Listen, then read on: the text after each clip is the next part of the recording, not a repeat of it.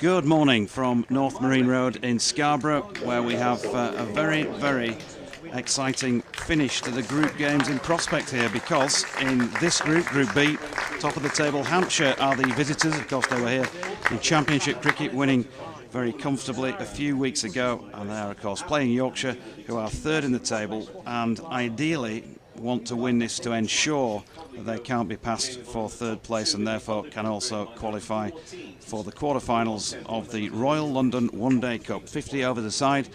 The two Hampshire batters are walking out onto the field because they have been asked to bat first by Yorkshire, who won the toss. One change to the Yorkshire side that beat Derbyshire in a tight one at Chesterfield on Sunday. Don Bess is back and he replaces Harry Sullivan. Hampshire unchanged from the team that beat Essex on Sunday, and the sun is shining. We had a bit of overnight rain, but we're set fair without any further rain forecast today for the full Monty as it goes. So we have a cast of thousands in the box to say. I'm delighted to say for the first time working alongside me will be Martin Spate, formerly of course of Sussex and of Durham among others, and a man who played against him and in fact got slog swept out of the ground I think a few times by him, is alongside my BBC colleague Kevin Howells is also in the building, and we're going to be dipping into his services as well as the day goes on. So lots of entertainment for you, hopefully, alongside the cricket. Yeah, thanks, Jonathan. There was the odd dot ball there, in amongst being slog swept out of the ground at Hove, but not many. Yeah, looking forward to this one. Hampshire are in a luxury position where even if they lose, they still have a guaranteed quarter-final at home. But as I said to the team as I walked past the dressing room when I arrived this morning, is have a good day, lads. Don't play any more games than you have to. Okay, I think there's a subliminal message in there from the former Hampshire man himself. Matthew Waite then is going to open the bowling from this Peasholm Park end of the ground. We have another Matthew Waite going to bowl his first over right arm over the wicket, which is cut to Johnny Tattersall at point. Nick Gubbins, the man on strike, and he's out there with Ben Brown. We saw Ben Brown in particular to good effect in the Champo game.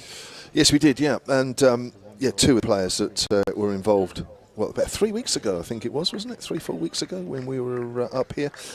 Contrasting fortunes with the bat for both sides in this for both players in this competition. Gubbins just short of 300. Brown well short of that. Here's Waite again, and the left-handed Gubbins pushing back up the pitch to Bess. In fact, Brown hasn't scored 100 runs yet. Brown's averaging 13 in this competition this season. Gubbins just under 40. How warm is it today? It is quite warm. Are you complaining about that now? No. Last time around it was complaining about the cold. Yeah. I remember you coming back in after a stint off air at one stage with a couple of jumpers on and just totally, beautiful. Totally hamming it up as a southern softie. Here's Waite, good delivery, has the beating of Gubbins, and there is an appeal, but not out. It's done a little too much, I think. Great delivery, great shape on the ball coming into the left-hander. If you're watching on the live stream, you'll see a replay now. It's going down. Yeah, it's going down. It's done too much. It's going down up the incline. Strange. Yes. Which isn't easy to do sometimes. No, slight incline from left to right. Of course, Martin Spate would have slogged that over mid-wicket for 6. Probably would have been on a catamaran out there in the North Bay at this stage. So Waite again. In he comes, and Gubbins has a little push at that one through to Harry Duke though. And there's no run. Yorkshire with a slip in place. They've got a third man off down the far end of the ground. The north. No, let me get the angles right. The southwest corner. That is Tom Loughton. Tattersall at point. Finlay Beans in the covers. Don Best just catching as it goes round the ring. He's at mid-off to the left-hander. Mid-on, that is Jack Shutt. George Hill has just been taken out of his position at a straight mid-wicket, and he's been brought in at second slip here. Revis at mid-wicket. And down at long leg, Ben Code has Waits in, and that's flicked into the ground to the leg side by Gubbins. There's no run. Decent crowd in, as you'd expect. The last chance to see cricket here at this level at Scarborough this season. It's been well supported throughout the previous 9 days that we've had here. We've no idea whatsoever, sadly, at this moment in time, what the format's going to be next year, how much cricket we'll see here. But always a joy to be here. Well, for most of us anyway, JMO apart, as waits in, and that's pushed into the offside by Gubbins. And there is no run. Dot ball to complete a maiden over to start the day. Hampshire none for none after 1. Well, that's a good over that. You're watching that on the live picture feed. 2 or 3 balls swinging into the left-hander. I think it was a second ball that threatened to swing in, bounced, and actually, if anything, went across the left-hander. So a decent start. New ball at both ends, of course. So a chance for Ben Code to get some movement as well. There's some tinge of green out there. There's no doubt about it. You can understand why Yorkshire have decided to bowl first. And I don't know about you guys, Jonathan, but in at least 2 or 3 games that Hampshire have played in, and probably a couple more, there's been a lot of wickets fall early on. Yes. Oh, at this venue? Well, generally in this competition, yeah. Oh, in the competition, yes. Yeah. It does. It's a bit like the red ball, isn't it? The white ball seems to. At Chesterfield on Sunday, wickets just kept on falling. It wasn't just early on. Good wicket for you guys. A good win, wasn't it? As Coke comes in, right arm over, comes back at Ben Brown, takes the bottom hand off the bat as that goes behind square on the offside. Yeah, they needed that. I mean, last week at Chelmsford, it was a bit of an aberration, just batted poorly, trying to chase down 240 and got themselves into a bit of a pickle before Duckworth Lewis. Well, rain ended the match, and Duckworth Lewis, they were miles behind on that, so they were well beaten on the day. And then, of course, the last ball defeat by Kent at Canterbury on Friday. I think we've got a bit of an echo here, haven't we? The volume on this television set needs turning down somewhere. There'll be a manual control. It's on my side, unfortunately. As Code bowls full edge past a diving second slip. That's gone down to third man. The fielder there, just to the right of the sight screen, is very, very fine indeed. Matthew Waite that fields that one. And the score, well, Hampshire off the mark, aren't they? 1 without loss. Right, let me find this volume button then on the TV. I think that's the one that says, I think there's a --/V. That would that's minus volume, isn't it? That would suggest. Yeah. Can't see anything turning up on the screen or down, but let's hope it's working. Is that working? Well, if you can hear yourself back a little, then no. I couldn't, if you can't, actually. I could hear myself back, and it's never a good thing. Well, no, on the contrary. Between the two of us, it's probably the ideal combination. Here's Code round the wicket to the left-hander. Gubbins just stabs that away on the leg side, and there's no run. That ball didn't seem to come off the pitch very quickly at all. No, and we do get, quite often get that trampoline bounce here. There's a bit of grass on. It definitely bounces more than most pitches here. Yeah. And we talk about that though in the 4-day games. Bowlers getting a bit excited and maybe dropping it on the wrong length to start with until they get used to that. I think in the Surrey game here early in the season, somebody, for example, as good as Jamie Overton, got it wrong first innings. Goes around the wicket again. Gubbins forward, pushes that towards mid-wicket. And then bowled really well second innings when he finally got to grips with where he should be landing it by comparison to where he would at the Oval, for example. Well, yeah, I always felt Jamie Overton's a bit like that, isn't it? He bowls one length, generally, no matter what the pitch is, and then it seems to take him a while to maybe adjust. Just bowls it into the pitch no matter what it is. I'm looking forward to Spaty's excuses when we get him on air anyway, because he's got a lot to answer for among the Yorkshire fans. Has he? Not going to see much of Harry Brook, however, for the next few seasons. Here's Code outside the off stump, and Gubbins leaves alone. Yeah, are you blaming him for actually coaching him to be a too good a player? Yeah. I've not heard a coach being blamed for coaching somebody to be too good. I've got a book of questions from that been asking the spectators for months now. Have you? If we get Martin Spate on, please send us your questions in, and that question is just top of the list. Keeps coming back to me. Yeah. Why is he so good? What are you doing? Yeah.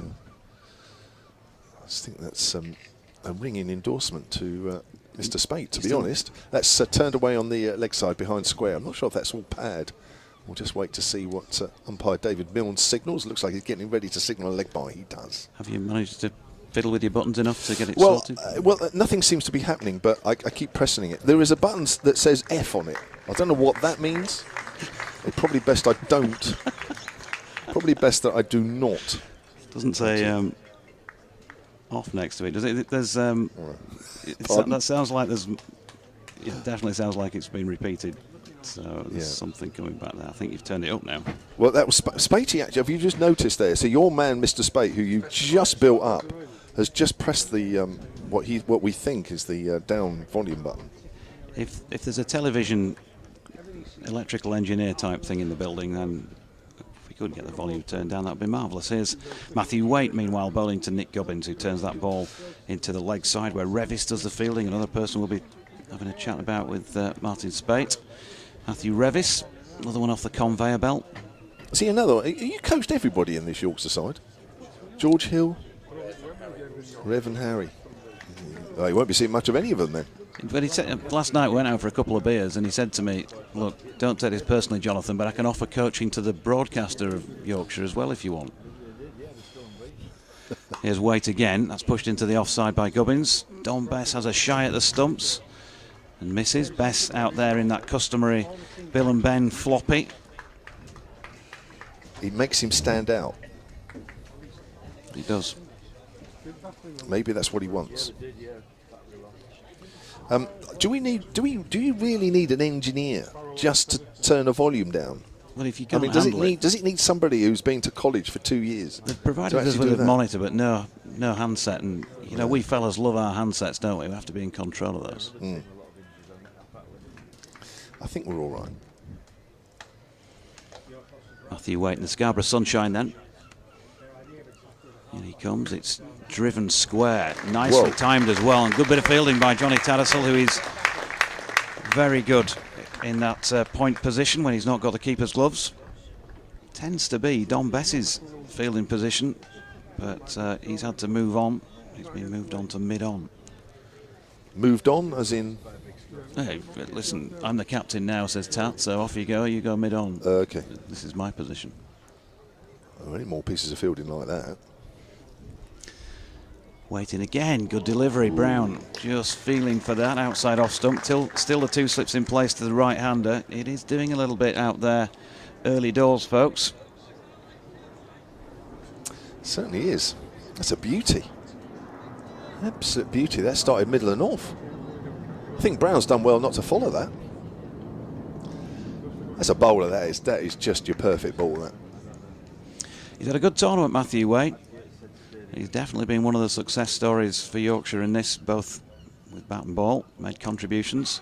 He's in again, and that's pushed out to Tattersall at point once more. And he's on his way, of course. He's not going to be playing for the county next year. On his way to Worcestershire, 3-year deal. Yeah, they'll get a lot out of him.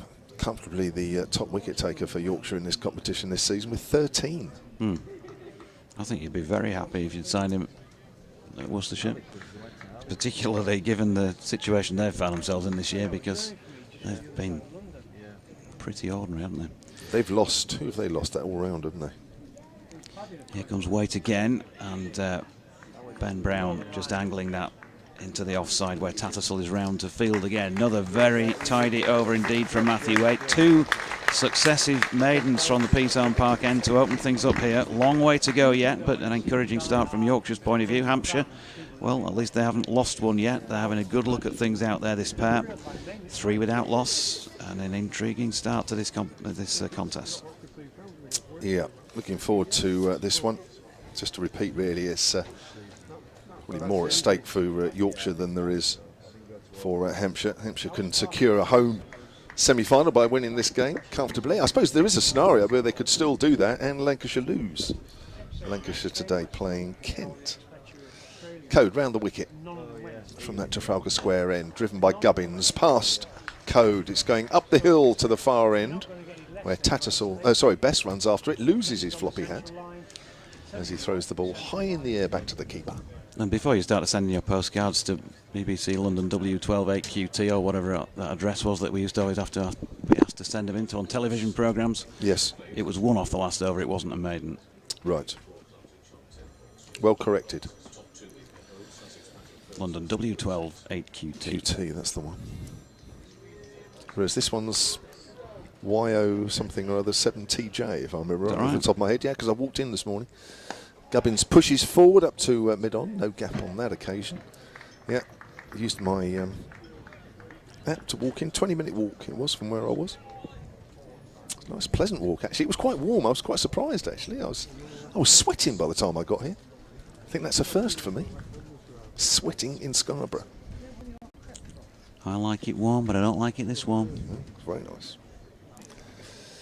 Even though it's overcast, it's still lovely. As Code comes in, got the 2 slips to the left-hander Gubbins. Gubbins forward, pushes that towards mid-wicket. And there is no run there. Fielded by Finley Bean. Looking forward to seeing him bat, Finley Bean.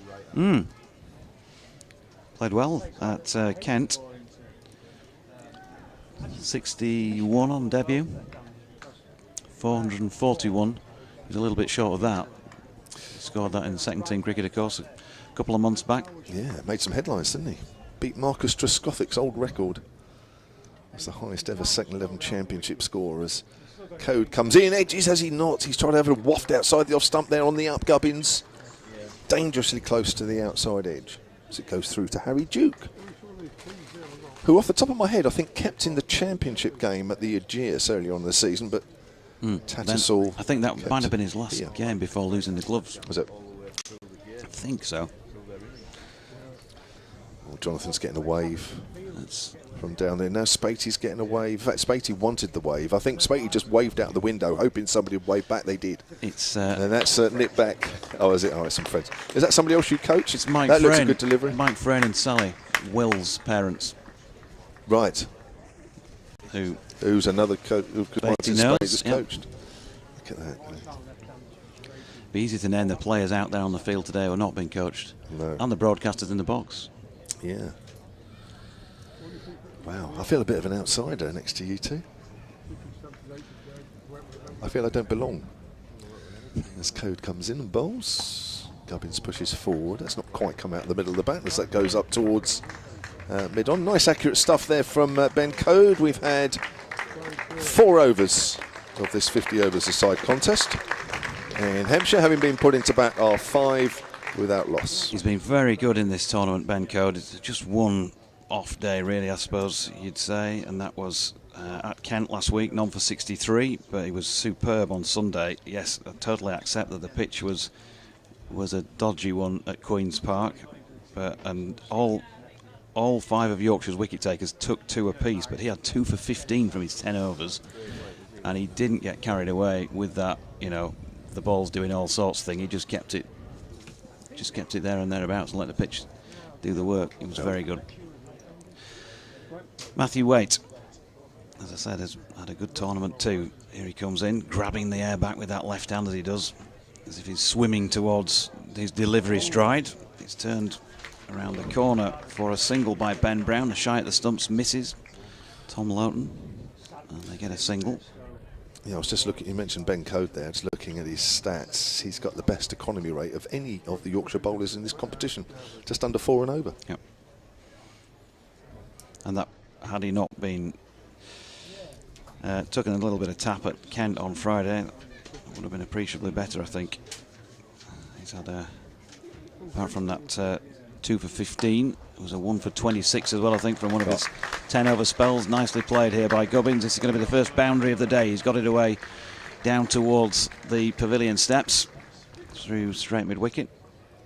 So first boundary, Hampshire into double figures in the 5th over, 10 without loss.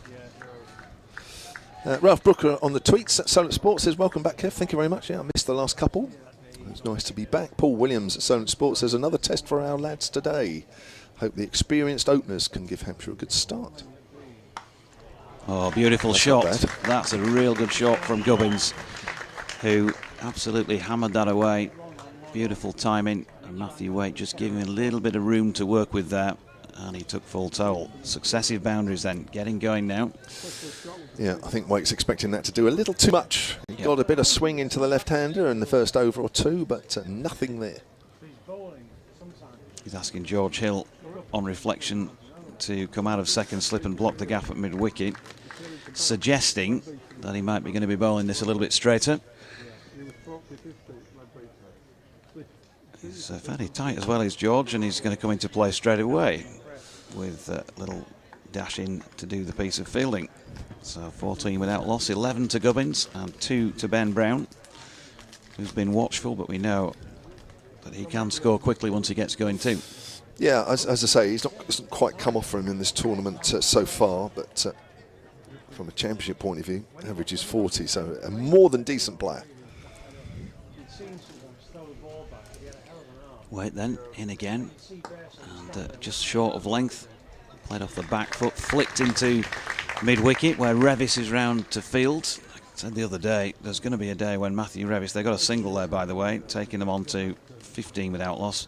There's going to be a day when Matthew Revis picks the ball up and affects a run out from a fair distance. He has got a great arm, flat arm, and even when he's just, doing that routine thing of pinging the ball back into the keeper when there's nothing doing, it travels. Yeah. So I'm just waiting for one day when somebody takes him on. Well, he's got 45 overs left today to do it. In comes Waite. Brown turns out to leg where Bess, who loves to roll in the mud, doesn't he? He's just dived there to take that just so he can get a bit more green stains on his navy blue kit. End of the over. Dot ball to complete it means it's 15 without loss after 5. I'm not sure I'm a fan of the sun hat, if I'm honest. Were you a cat man? I didn't really wear much at all. I was quite vain in my young days. I liked my hair to go a bit blonder. So I used to expose my hair to the sun. You were quite vain just in your younger days. Are you limiting that? No, I was. No, to be honest, I mean, obviously, as Spatey would probably tell you, in our day... during the war. It was quite nice sort of playing all year round in the sun, and I did find my hair go quite blonde for a while. That's a nice drive by Gubbins, backward a point, and add his 4 runs. I think that's, is that Tattersall there? Who did a great piece of fielding off Waite in the first over. There, tried to attempt the same. I'm just wondering, actually, he dived to his right there. Was it a catch as well? Spatey, see, he's got good eyes. Spatey probably still play. But he was diving to his right there, whereas the great stop that he made off Waite was diving to his left. That's 19 without loss. As Gubbins pushes forward, plays and misses outside the off stump. That looked as though it just straightened as it pitched. Code coming round the wicket, so the angle of the ball is coming into the left-hander. Nice delivery. Yeah, as I said, he's been superb, barring that one match in the tournament so far. The one thing I guess you do, if you're ever concerned about Ben, is that at his pace, later on when he comes back for the death bowling, he can be, got after, and we've seen it on a couple of occasions, not many. There was a late over at York in one of the matches there, where somebody hit him for about 18 or 19, something like that. Yeah. Here comes Code again. That's a nice line and length. Gubbins just pushes forward quietly towards mid-wicket. Still coming in here at North Marine Road, 20 minutes into play. Maybe the trains were a little bit delayed this morning, but it's a good crowd. I hesitate to say it's a healthy crowd because I said that when DT was with us before, and he asked me if I'd checked them all with a stethoscope as they'd come in the gates. What? Here's Code down the hill. Gubbins in behind that one. Bit of extra bounce. No run there. Really? Well, DT and his pedancy. Yeah. He'll be listening now. Will he? Yeah. He'll pick me up on that. For me, it wasn't a stethoscope. No, that's a bit unkind. Am I right in saying that it's probably about the same sort of crowd we had for the championship? Yeah, I think you'd be there or thereabouts, yeah. Nice atmosphere as Code comes in again. A bowls to Gubbins. Gubbins plays and misses outside the off stump. There is definitely a spot there for Code. And Gubbins is pushing forward at that more out of hope than anything. Very difficult to play when Code pitches it in that area. Here's the replay on the live picture feed. It just bounces, doesn't it? Gubbins looking at the grounder, then looking at the bowler, just nodding his head of approval. Spatey always did that to me. Just as he slog swept me over to the pavilion, he always nodded at me as a note of approval, saying, "That's right in my area, thanks, Kev." Here comes as Code bowls. That's bounced again, hit high up on Gubbins' bat as that goes out to point, fielded by Tattersall. 6 overs gone, Hampshire 19 without loss. Yeah, so good crowd in. You sort of slightly disappointed. It's not a 4-day game, is it? This is the first day of 4. You know, great time of year to be playing it. The kids are in, and what an amazing idea, playing Championship cricket in August. I mean, radical that, wouldn't it? That would. What child wants to come and watch 4-day cricket? Surely they'll want to come in and watch the 100 or all this. Who wants to come in and watch a 4-day game in August in your school holidays? No. Just doesn't work, does it? Here's Waite into Brown, who plays that quite nicely, actually, because there's a little bit of kick off the pitch again. Drops it into the offside with a bit of control. George Hill in to do the fielding. We've not seen George bowl in this tournament. He told us himself on the record here at Scarborough a couple of weeks ago he wants to bowl. But I think the club physio is not quite as keen as he is, having been whacked on the toe by Jamie Overton here a while back. He's not bowled since in competitive action, and he can do the job. Here's Matthew Waite, and that's Ben Brown dropping into the offside and stupidly thinking about taking on Johnny Tattersall there, who was in whippet like as usual, and he was quickly sent back by Gubbins. He's lively there, Tattersall, isn't he? He is. What's he doing standing motionless behind the stumps with the gloves? He looks much more threatening there. Well, it might be something you see in Championship cricket later in the season, possibly, or next year. We'll see how that one pans out. But for the moment, Johnny Tattersall, the man in possession of the gloves in red ball cricket. Away in, and that's angled down the leg side. Now, did he get a pad on that, or was it? Yeah, it was pad. Not bad. So 4 leg byes down to the Trafalgar Square end of the ground. It's the way I walked in this morning. Yeah. Yeah, up that road. Quite nice. Saw the gap between the flats there as I walked past. I thought, there's some garages there, isn't there? Behind that stand at the back. It's like an alleyway, isn't it? And then some garages that obviously serve the flats. You can just see the top of the street lamp to the right of it as we look, as Waite comes in again. Short, pulled 4. Yeah, Matthew Waite's worst delivery of the morning so far, without question. It was short and wide, and it got what it deserved. He pulled down to the west stand for another boundary, the first one for Ben Brown in the match. 27 without loss. Yeah, lovely shot. The sun's coming out. Really hot here yesterday. On the beach yesterday in Scarborough, it was beautiful. His Waite again, flicked off the legs this time. A little fuller. Finlay Bean's been dispatched out to the mid-wicket sweeper spot, and so he keeps them to 1. So I make that 9 of this over so far. Yeah, there's not so much happening for Waite now, is it? No. First couple of overs, he some beautiful shape on the ball, but very quickly, I guess this ball has already lost a bit of shine, a bit of hardness, and he's finding it a little harder. Matthew Revis just being sent out to sweep on the mid-wicket boundary on the popular side, the C side of the ground. Ben Code coming up inside the circle at short. Fine leg, and Revis brought into play then, as this is flicked in that direction by Gubbins for another single. Still haven't... Oh, we have now completed the over, in fact, at 29 without loss, so including that 4 leg byes, 10 runs coming from it. Yeah, good over for Hampshire. Mike Martin has emailed silentcricket@gmail.com. He says some thoughts on the kids, he says, who have played in the One Day Cup this season for Hampshire. Not only have they performed really well, their post-match interviews with you have been really noteworthy. Prest, Albert, Turner, etc. have spoken extremely well. You should have added a line there that there's a skill of the interview as well. No hint of arrogance, delighted just to be playing for Hampshire and seem like real team players as Code comes in round the wicket once more to Gubbins, who leaves that one alone outside of off stump.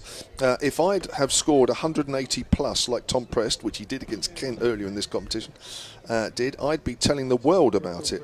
He said he owed the team runs after his efforts last season. Great maturity, says Mike. The only worry is how long are they going to be happy just playing in the Cup and the second 11. Hope we top the group after today. These kids deserve a home semi-final in front of a big crowd. Here's Code As the sun gets a little stronger, he's beaten outside the off stump as well. Code is causing some Gubbins some problems there. Just found that spot. And Gubbins is not quite sure what line to play. No, he's just very good, sort of usually unerring accuracy type of bowler, isn't he? That's his forte, isn't it? Really, isn't it? He's not the quickest, as you mentioned earlier, and maybe later on in these one-day cup games just suffers a little bit. But in this situation, and of course in four-day cricket, he's ideal, isn't he, with the red ball? As Code comes in again and bowls, Gubbins gets one a little closer to him, works that to mid-wicket. He sort of reminds me, I know he's different stature, different bowler, but he reminds me a bit of Keith Barker, really. You know, he just keeps, you know, dropping it there in that respect. Yeah. Wouldn't be the quickest, but he's always asking questions. Bowl accurate, you'll always have rewards. Unless, of course, you're bowling at batters that slog sweepy from straight all the time. Fortunately, I never really bowled at anybody that did that. Here comes Code round the wicket. The back foot turned up to mid-wicket, and there's no run. I'm sure Spadey's going to spend the next half an hour, because I'm going to have to go off now. He's going to tell you how many times he hit me into the pavilion. I'm only going to say I remember 2, but he said he's got a great memory, and he's probably going to come up with at least 20 times.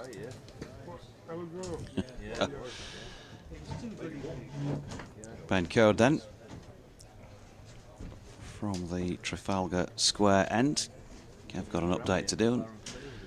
Have a bit of a breather. There's Code round the wicket. Good delivery again. Angled in towards Gubbins. You've got to play at that. He doesn't really have to play at it, but he feels like he needs to play at it because of the length and the line that Ben Code's bowling. It's missing the stumps. He's going over the top of about 3.5, 4 stumps. Something like that. But you're just human. You just feel the need to be going forward and thinking about getting some bat on it. 29 without loss, and Code in again, and that's a little bit shorter and punched back past the diving Dom Bess, and looks like it's probably just about going to have the legs to bobble over the boundary rope. It does. Nicely played by Gubbins. Code will be disappointed that the final ball of the over, he gave the batter something to work with there. Just those 4 runs coming from it. 8 gone, 33 without loss.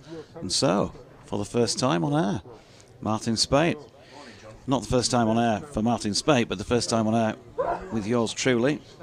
There we go, we'll turn your microphone on as well. Welcome along. Welcome. Nice to see you, Jonathan. What have you made of the first 8 then? I think typical Scarborough pitch, your length, if you get your length spot on, you're a handful. As soon as you're a fraction full or a fraction short, then batters can get on top of you. See, Ben Code there's bowled 5 balls. The length's been absolutely perfect and challenged Gubbins every time. As soon as he dropped foot 2 feet short, ball sits up, gives the batter something to work with. Yep, change of bowling at this P-Zone Park end then. Tom Loughton coming in to replace Matthew Waite. And they're going to stick with the one slip by the looks of things. Just a little bit of chat taking place between Tattersall and Waite, and Loughton, who's just going through his practice run-up. Now Tom he's had probably what you describe as an inconsistent tournament so far with the ball when he's had his opportunities, and that's not been every match. Yeah, but he's a young lad coming into the game, and it's a big learning curve, isn't it, for a lot of these young Yorkshire bowlers. They've missed a lot of senior bowlers all summer. So been a really good opportunity, but you can't expect the same consistency with young players coming in. Here he is then, that javelin thrower's run up that I keep talking about, and he throws a full delivery up first up, flicked to leg by Ben Brown. I tell you what, he timed that better in the end than I first thought he had done, because that has raced away. Finley Bean is not slow from what we saw of him the other day, but he couldn't get anywhere near that. 4 more to Hampshire. Again, looking at that, how quick's the outfield down the hill there? I mean, that's fairly much a Yorker length, and he's managed to pick it through mid-wicket. Yeah, unfortunately, whatever happens to Loughton again.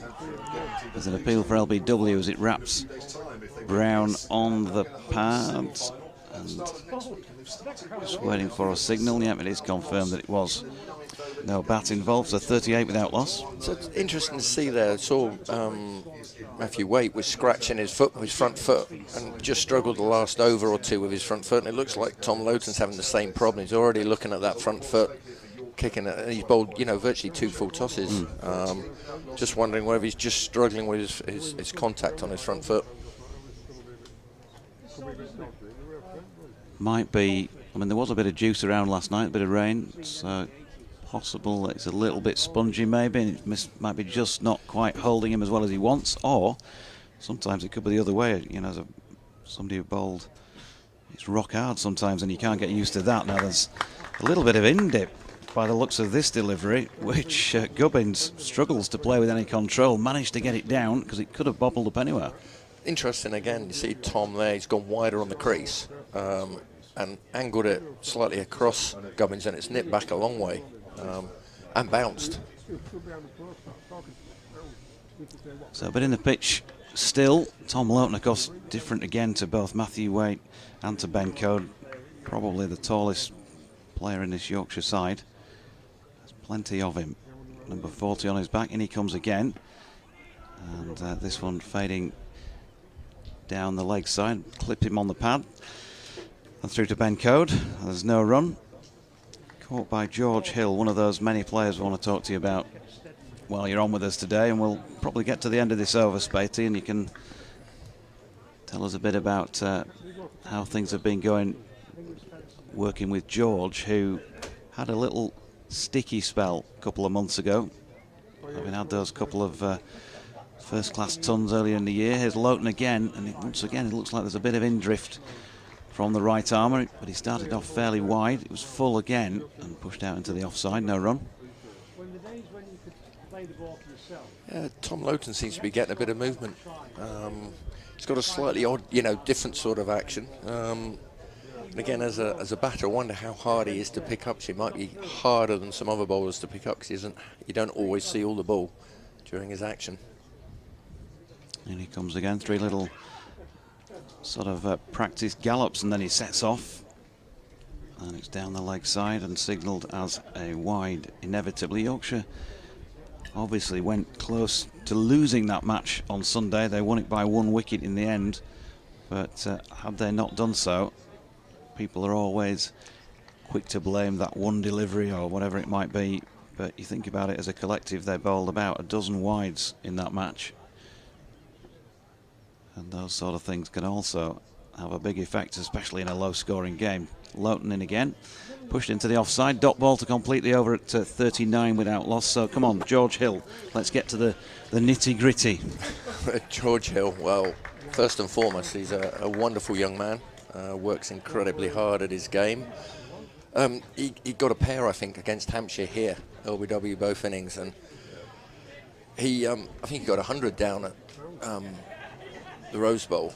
And same as with Brookie and Rev to an extent, we've always tried to teach them to play the ball really late.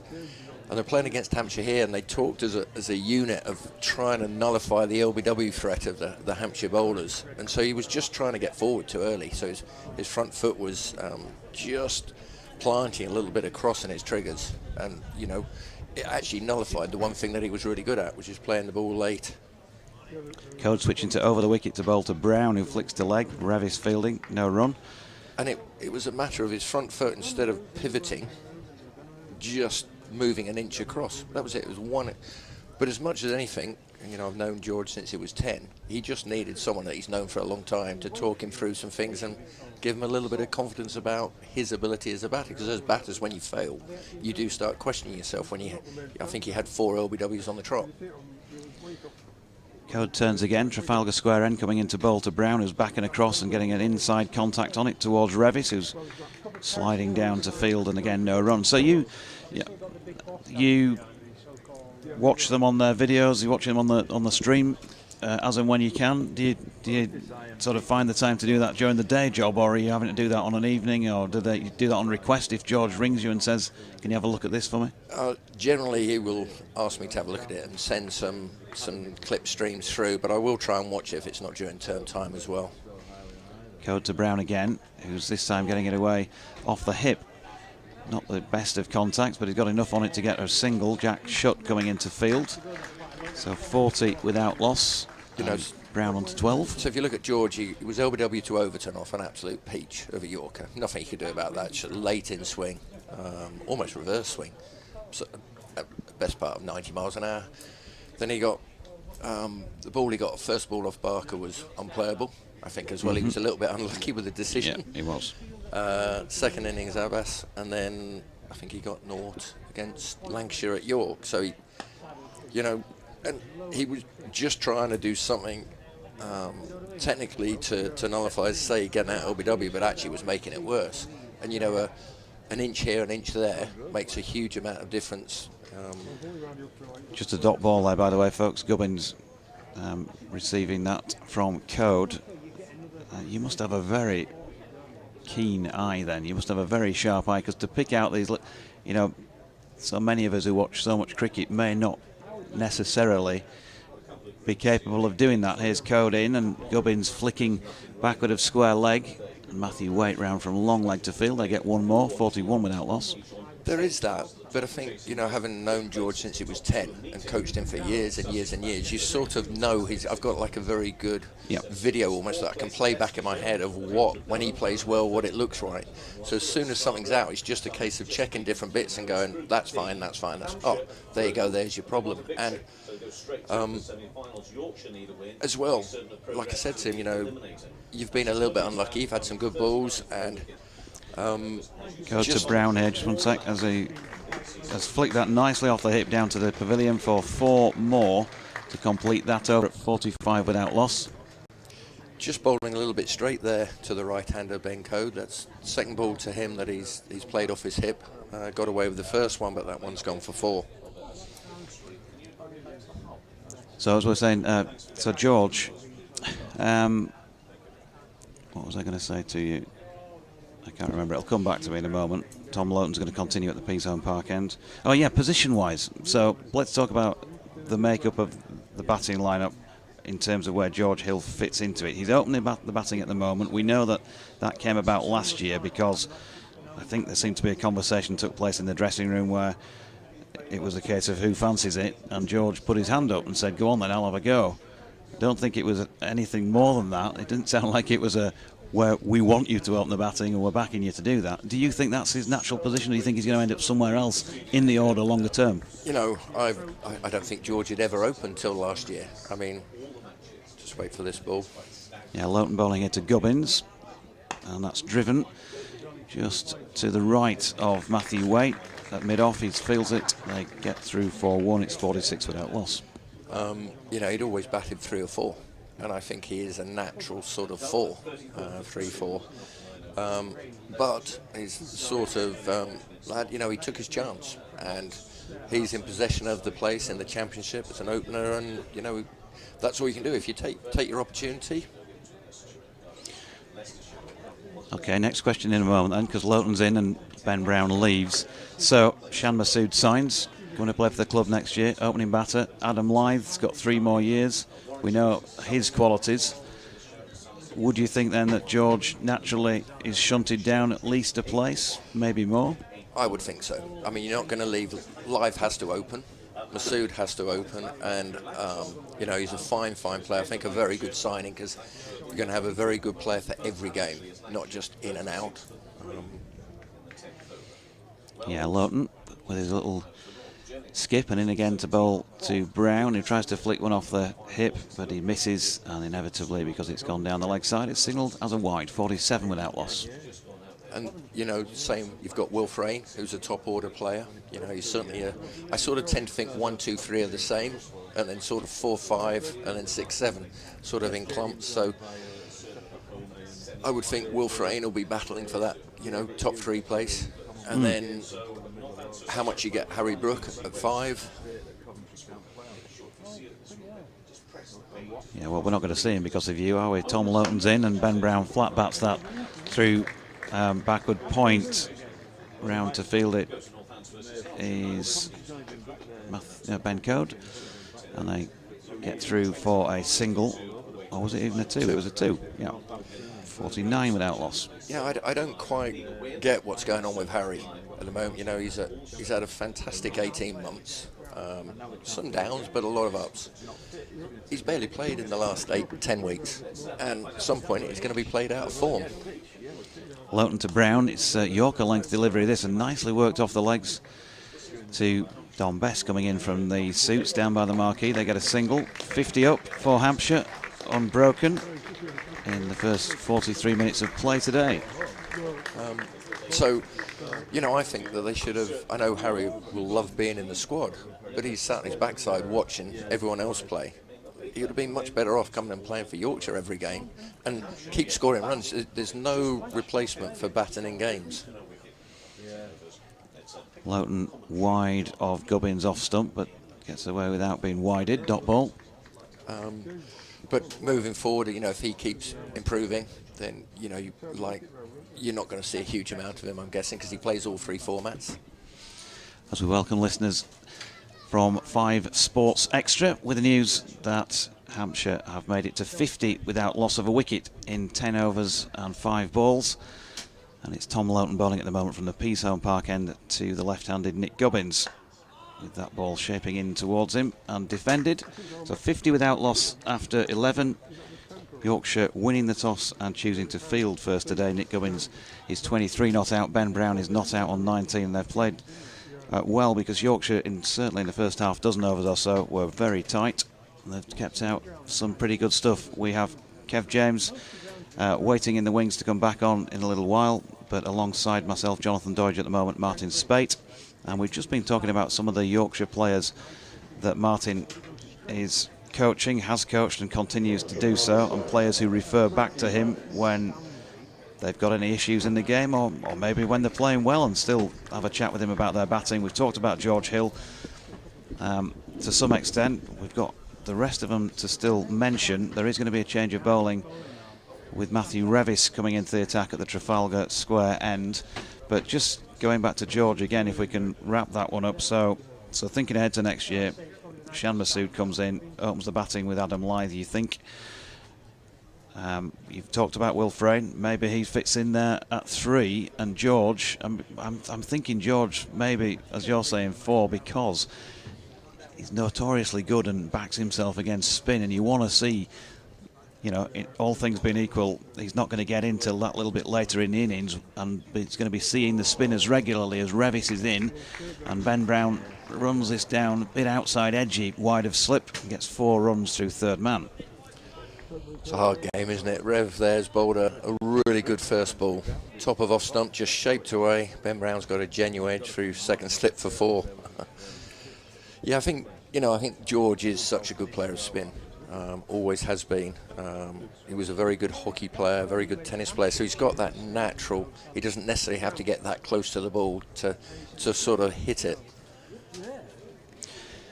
Revis to Brown again, and flicked beautifully off his legs this time out to the man himself, George Hill, coming in from the east side boundary. They get a single. So, I mean, if Harry Brook is available, is he batting 4 for you or 5? Which way out? Harry's got to bat 4. He's got to bat 4. Yep. And George 5. You know, how much is Milan going to play? That's another question. If he plays, I believe this year he wanted to bat 4, didn't he, rather than 3, Milan, in the championship. Yeah, I think he said to us after his first innings down at Gloucestershire, as this is a firmly struck drive by Gubbins. Don Best probably regrets the fact that he's in the way of that at short extra cover, because he's wringing his hand now, but he meant that there was no Hampshire run. Yeah, he said on his interview, with a smile on his face, I'll bat 6 in Championship cricket anytime you want, sort of thing, because, you know, it's easier there, much easier there than it is in 1, 2 and 3. Revis again over the wicket to Gubbins, who's flicking off his legs. Finlay Bean out squarish on the leg side will keep them to 1. Yeah, so, you know, there are more top 3s than there are 4, 5, 6. So someone's going to have to play. And I think, like you say, George is such a good player of spin that, you know, he would be a natural 4, 5. And I also think he could quite easily do the 4th seamers role in Championship. Here's Revis again. Driven by Brown out into the offside. Bess again. He does a tumbling dive and miss, and it's picked up by Tom Loughton, dot ball. You know, and then even Matthew Revis at 17, he made his championship debut as an opener, and I know he's struggled a little bit of late, but he's shown signs early on in the summer of being a very solid player. Obviously, a few other players throwing their hat into the ring. Yeah, we'll come back to Rev in a little while as he's flicked off the hip there. He just got that one wrong, hasn't he, line-wise, and it was there to be picked off by Ben Brown, and he's got it away for 4. So, having started the slower of the pair, he goes in front in the personal race to 50 stakes, or whatever you want to call it. 60 without loss after 12 overs, 10 coming from that Matthew Revis first over, 28 to Ben Brown, 24 to Nick Gubbins. Let's talk Harry. I mean, the Yorkshire supporters, the Yorkshire listeners in particular, want to know what it is that you see as a coach that makes him so good, because he is an incredibly good player. Well, obviously he's a very talented player. He's also probably the hardest working player that I've certainly worked with. George, Rev were the same, but he was probably the first of the group to set that precedent. Here's Loughton bowling to Gubbins, who gets an edge, but they've taken the slip out. Would you believe it? First time in the match, I think. And it's 4 runs through third man. And he, to me, he's typical sort of old school player, where if he knows mentally, if he knows that his setup and his balance and his rhythm and is perfect, then he makes really good decisions. You know, and he's got all the shots. As soon as his balance or his rhythm or his setup slightly wrong, then he makes poor decisions. Loughton to Gubbins, gets a ball again, looks like it's tailing in towards him, and he flicks it to leg. George Hill can't quite reel it in, they get a single. And it's taken him a couple of years to get that, you know, and even now he's still tinkering, and he'll still send through, what do you think about this, what do you think about that, and we'll just fiddle around a little bit with his head position or his feet. But he's also got and learned through some failures and some successes to really trust in what he is doing. Yep. And that is the key. There's been a definite change in the last couple of seasons, more in a moment, because Loughton's bowling to Brown here and is dropping it into the offside dot ball. From watching him play for those first couple of seasons, sitting here and watching him every match and every ball, if you like, you knew that he was a really good player and that had loads of time from the minute you first saw him walk out to the middle, and that was exciting, but there was an unreliability about it in those first couple of seasons, and you were hoping that he would go in and score runs, if you like. Whereas as a Yorkshire supporter, you know, you talk to the guys out here just below the box and they talk about him. Loughton bowling to Brown again, and he drops that into the offside, no run. There's now not a hope, it's a confidence, it's a feeling of security. When Harry Brook walks out to the middle, you're going to be surprised. It's cricket, so we know he's going to fail some days, but you're going to be surprised more than delighted, if you like, that he gets runs, because you're expecting it now, because there's much more assurance, if you like, about his game. Yeah, he's learned, hasn't he? You know, the key thing is he has learned.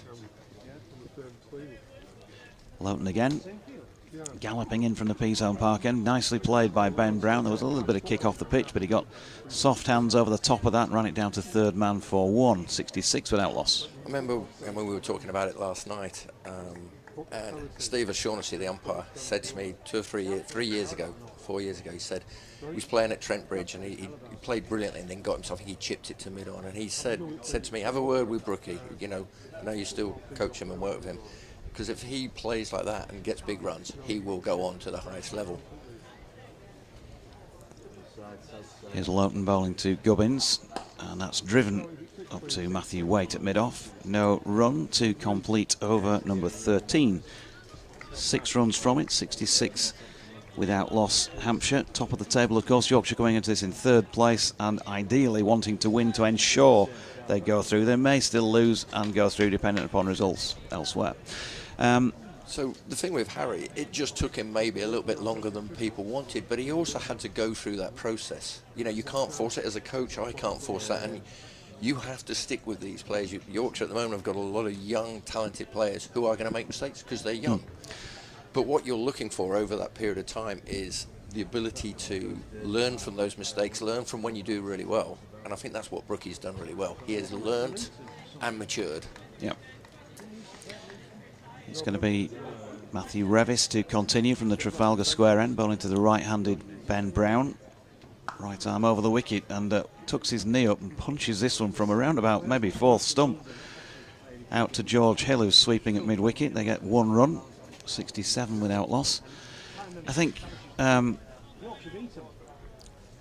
I was going to say was about Harry. Yeah. You know, it's like the other night in the 100, he's gone out and absolutely nailed one to deep square leg first ball. And I spoke to him in the evening and he said, well, I'm sticking to what I want to do, which is when it's there, I want to hit it hard. Revis to Gubbins, who's flicking this one into the leg side. Loughton fielding, but can't prevent another run, 68 without loss. What I was going to say was, these players, and we've not got on to talking in more detail yet about the Revises, and I know you've done a bit of work with Don Bess as well, and Will Frayne, but we've got time during the day to talk about them.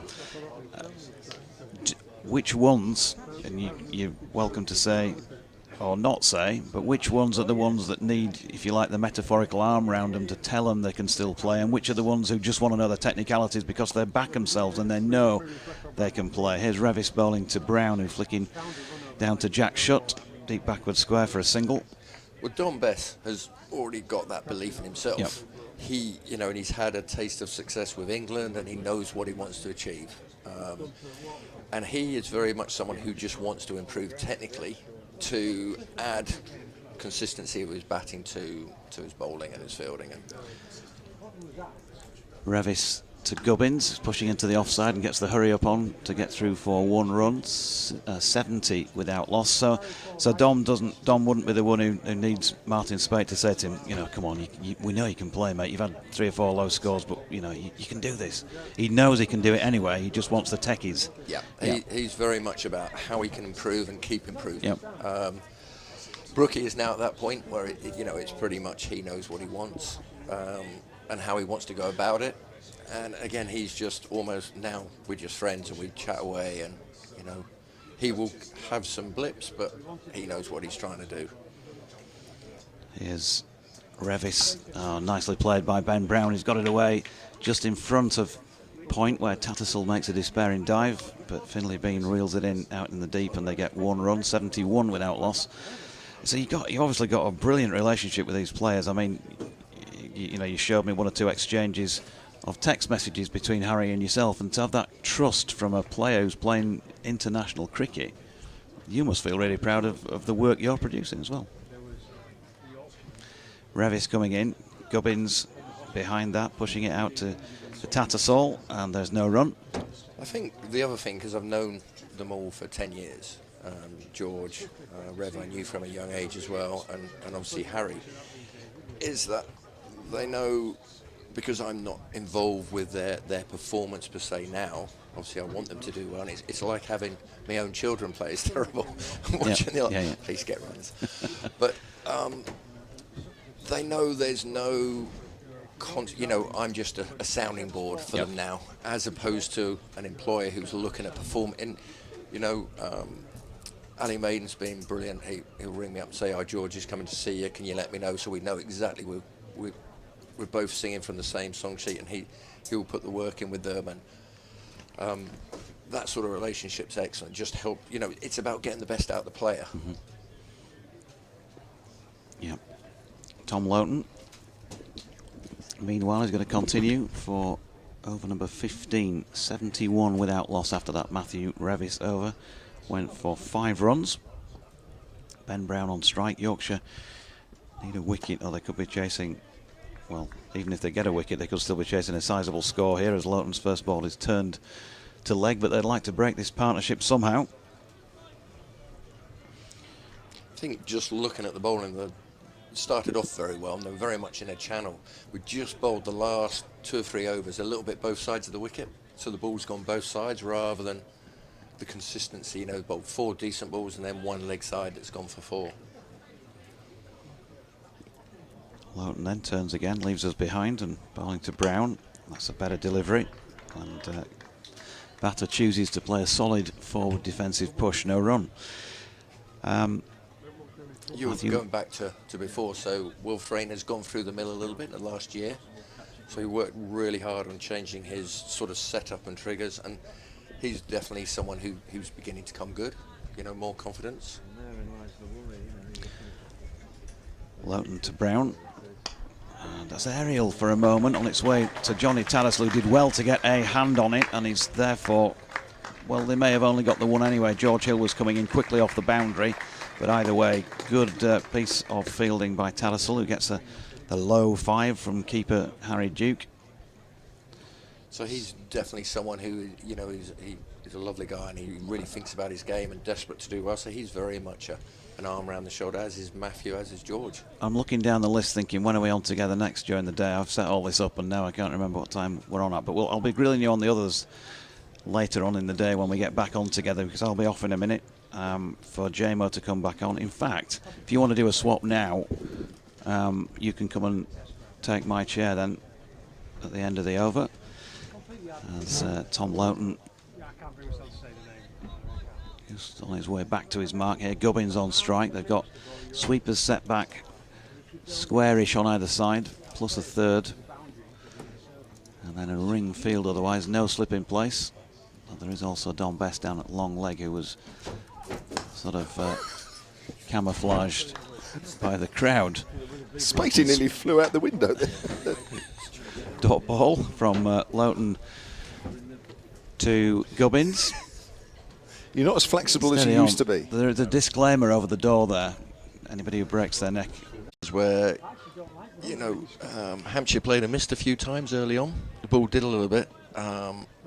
You could pick up 2 or 3 wickets and limit a score, but I think if batters get in, it's very difficult to stop them, because there is a bit of bounce that you can use as a batter. Oh, that's gloved past a diving Duke, down to third man, where Shut Fields. That's a bobbly ball. He does well to get his body behind that, although he doesn't pick it up cleanly. And there's exactly what you were saying. Where'd that come from? You know, if you look at Matthew Revis there, and also Tom Loughton, in the last 3 overs, they've edged 3 balls through first slip. If the slips are in, you're 3 down. And, I mean, there's absolutely nothing the batter can do about that ball, is there? You know, it's walk-off time. Well, you'd have slogged that over mid-wicket for 6, I know that. No, I think I'd have top-edged that. You would have top-edged. You would have top-edged that one. Mind you, the bats we had with very thin edges, it went straight. Now they go flying miles off the top edges. They're enormous, the bats now, aren't they? You don't have to get it off the middle of the bat anymore. Do you know, it's funny, we were talking before the game started, and I also spoke to David Milnes, one of the umpires, of course, former Leicestershire fast bowler, and very much in our era. Yep. And that sort of thing. And during the war. Yeah, well, that sort of thing, yeah. And we've all said the same sort of thing, that, and I know you're a very modest man, as start of a new over from Loughton, right arm over on the leg stump as Ben Brown turns that away behind square on the leg side. They'll pick up a comfortable 2. Hampshire move on to 79 without loss, and this partnership of course worth that 79. Is that I mean, all these shots we see played now, and the slog sweep, of course, is one that we've kind of got used to for quite a while, but you really were the front runner of that shot, weren't you, on a regular basis? I used to play it a fair bit. You did? I did. It was something that we weren't used to seeing batters do. As Loughton comes in again, and that's on middle and leg this time. Ben Brown turns that away, dead square on the leg side, and Hampshire move on to 80 without loss. But you were kind of the first man to really do that on a regular basis. Yeah, it was. I mean, I never did it as a young kid, and then I was sort of 20, 21, and my game changed. But I played a lot of hockey and a lot of squash, so that sort of shoulder swing shape was sort of fairly natural to me. Yeah. And I was very lucky at Sussex when I did get going, that you had the likes of David Smith and Bill Affey and Alan Wells that would chew up balls and get big scores. Loughton comes into Gubbins. That's way outside the off stump. He's trying to cut that, can't reach it, and that's called a wide. And so, you know, I think 93 was the first year where the white ball came in on the Sunday League game, and they had fielding restrictions, and we decided as a team that myself and Franklin Stevenson would, and there was only Ali Brown at Surrey who also played that role, that if I could go out and win 3 or 4 games and Frankie the same, well, the rest of them could get themselves in a position to win the others. comes at Lotus, cut away a little closer to Gubbins this time, hits it into the ground, fielded by Dadzershaw back with a point. And so having that licence, you know, you had good players who would get hundreds in, 150 balls, meant that I could play a certain way. And it was the same in the Championship. They said, right, go in at 5, and if you get in, cash in. And, you know, I was inconsistent, but if I had a good day, I had a very good day. Yeah. Funny, you mentioned Ali Brown there, and I kind of thought that him certainly, and you as well, that you were kind of two of the batters most difficult to bowl at. It's a drive on the up by Gubbins, fielded at extra cover. Well, I suppose it was a bit like you look at players now, and you look at it, and you know you can get them out. But at the same stage, you know if you don't, they're going to score that quickly that they take the game away from you. And so that's where the game has changed a lot, hasn't it? You know, players are so much more aggressive, and they just don't let bowlers bowl anymore. No, it's a bit of a nightmare. I'm not glad I don't bowl now, actually. If I'm honest, at least you had a few players to bowl at from time to time that you knew could keep the runs down. There's a good diving stop to his left by Donny Tattersall, and that's appreciated by this crowd here as well. Great athleticism. You know, it's amazing when you look at keeper. So I was a keeper, and I always used to field in that position, a backward point in one-day games when Morsey was keeping at Sussex. But you look at keepers, because they train catching, diving all the time. They are amazing today. You see some of the keepers at field. I mean, Bairstow's the same. Yeah. Amazing diving, stops and catches. 81 without loss here as Lowton bowls. That swung a bit, and that's worked to mid-wicket by Gubbins. And that's a good piece of fielding by George Hill this time. That'll be the end of the over. 81 without loss, 17 gone. If you're watching the live picture feed, you'll have just seen a picture of the ground and the clouds above it. I think it looked a little bit more threatening on the live picture feed than it actually is here. The sunshine is out. The clouds are quite high. I don't think we've got any worries in terms of the weather. But you're right. But do you sort of look at the way cricket has gone now, and all these players now can play slog sweeps and they do lots of other things and that sort of thing? And do you sort of think, do you know what? I was one of the forerunners of that. Do you actually think that to yourself? I don't really think that much myself. I think more that I was a player that played that sort of way, and the game has developed that way.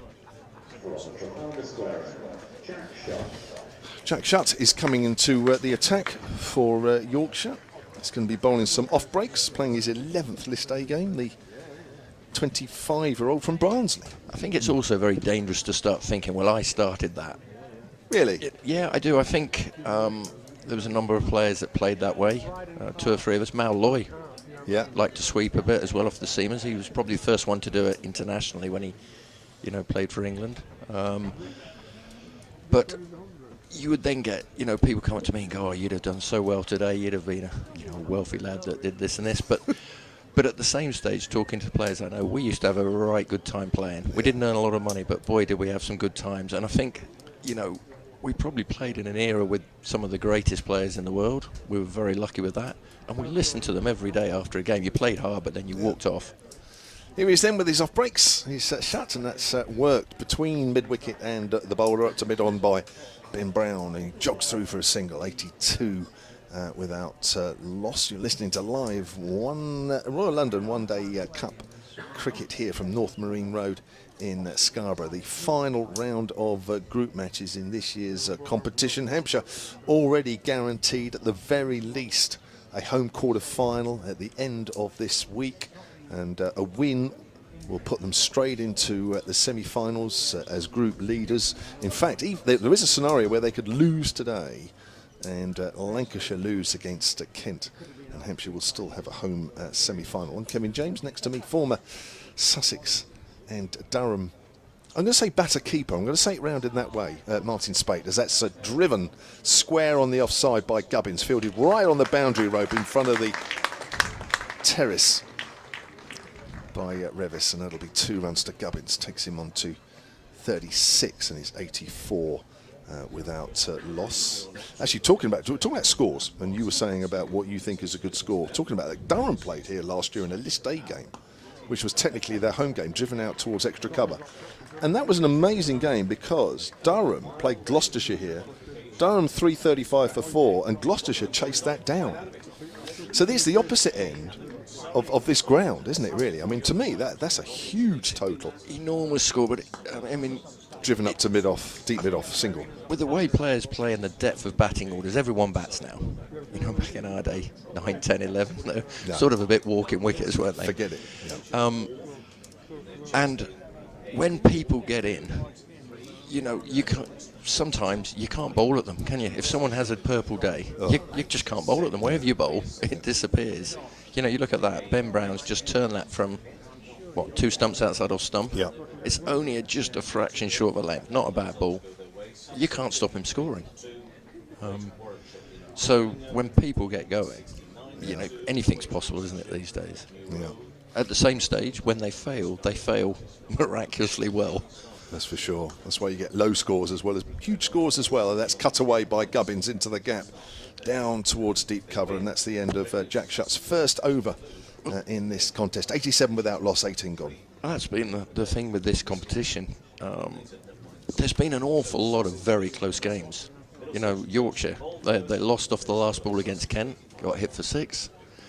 And then they win by 1 week. You know, fantastic games. Sometimes low-scoring games are real, you know, nippers, and they're brilliant to watch. But I think probably that's been the one disappointing thing with the 100. There's been too many one-sided games that, you know, one team's just dominated so much with the bat or the ball that it hasn't been as exciting as maybe last year. Warm on the terrace here at North Marine Road. That's a view just to our left if you're watching the live picture feed, which is going on the Yorkshire Cricket website. That's being back to the Hampshire Cricket website as well. We're also on 5 Sports Extra as well as the BBC Sport website and app. And that applause is for the England off spinner Dom Bess into the attack. So we got off spin from both ends. Yeah, Yorkshire have gone with 2 off spinners and they've left out the left arm orthodox. So slightly, you know, strange to go with 2 off and not 1 of each. Round the wicket now, he's hit on the pad there. So he's trying to work that on the leg side, Gubbins. Interesting, the ball just looks like it just held in the surface there a bit. Yeah, it didn't come on quite as much as he thought, did it? Bess, who's picked up 7 wickets so far in this competition. Economy rate of just over 6 and over. Down the wicket comes Gubbins, works that away very fine on the leg side. Good piece of fielding. And there is no run. It's getting warm all the time here in Scarborough. Very warm here yesterday. Even went down to the beach, which wasn't something I was planning on doing when I came up here. Did you have fish and chips as well? I did have fish and chips the first night I was here, Sunday night, yeah. Got to do that, and it was lovely. And that's a attempted sweep, but that's going down the leg side as he gets wrapped on the pad. Must mention a couple of emails. Bill Seeger, who emailed just a little earlier, solentcricket@gmail.com. He says, nice to hear you again, Kev. Who let you have a break? I know, it's outrageous. I had 2 games off. Absolutely outrageous. Here comes Bess again, runs away from us, and there's another. Oh, it's given this time. Trying to sweep that one, Gubbins, and he walks off quite quickly. I thought that was quite leg stumpish. I have to watch that one again. But Gubbins goes for 38, 87 for 1. Well, he's had a couple of goes at every ball from Dom Bess has slid. Looks like it's slid leg side. Again, onto replay, can't see whether that's a fraction straighter and just sliding onto Midland leg or leg stump. I think I might need to see that again. Yeah. Gubbins doesn't look well. Actually, Gubbins is shaking his head as he makes his way off. Whether he's shaking his head because he knows he's got that wrong or whether he feels that's not a great decision, I don't know. I can never work it out these days with players. No. So 87 for 1. Yorkshire make their first breakthrough, and the young 19-year-old Tom Prest comes out for Hampshire. You will have seen a lot of this lad. He looks, from his scores, like very much a modern-day player. I think we were talking about 6s hit, and he's hit the majority of the 6s, and looks like when he gets going, he really gets going. Yeah, he's had a good competition, Martin, to be fair to him, and got that big 181 in the win against Kent at Beckenham. Mind you, Beckenham is quite a big scoring ground when the sun's out and conditions are right, but nevertheless, you've still got to get that many. You still got to score them. You certainly have, and then followed that up with a half-century against Northamptonshire on the Isle of Wight, and 76 against Essex in the most recent game that Hampshire played as well. So, yeah, He's missing the under-19 test at the moment against Sri Lanka, one of several players who have been allowed to play for their counties. But I think the window and that series against Sri Lanka allows him, I think, to come back into the side for some one-dayers a little later down the line. Yeah, he's one of the lads from the World Cup. Again, it's, Tom Aspinwall, lad that's just left school from Sedbergh. He was in the World Cup. Very good bowler. He's from Lancashire. He's actually playing in the. He is, yeah. Best comes in and bowls. It's way outside the off stump, and Press plays and misses, and it's called a wide. I have to say, I don't really quite get that. He's played under the ball. He should be able to hit that. You think so, don't you? Yeah. So should that be a wide, technically? Bess again runs away from us and bowls to Prest. Again, it's outside the off stump, and he plays and misses, and there's a shout for a stump in there from Harry Duke. A lot of bounce.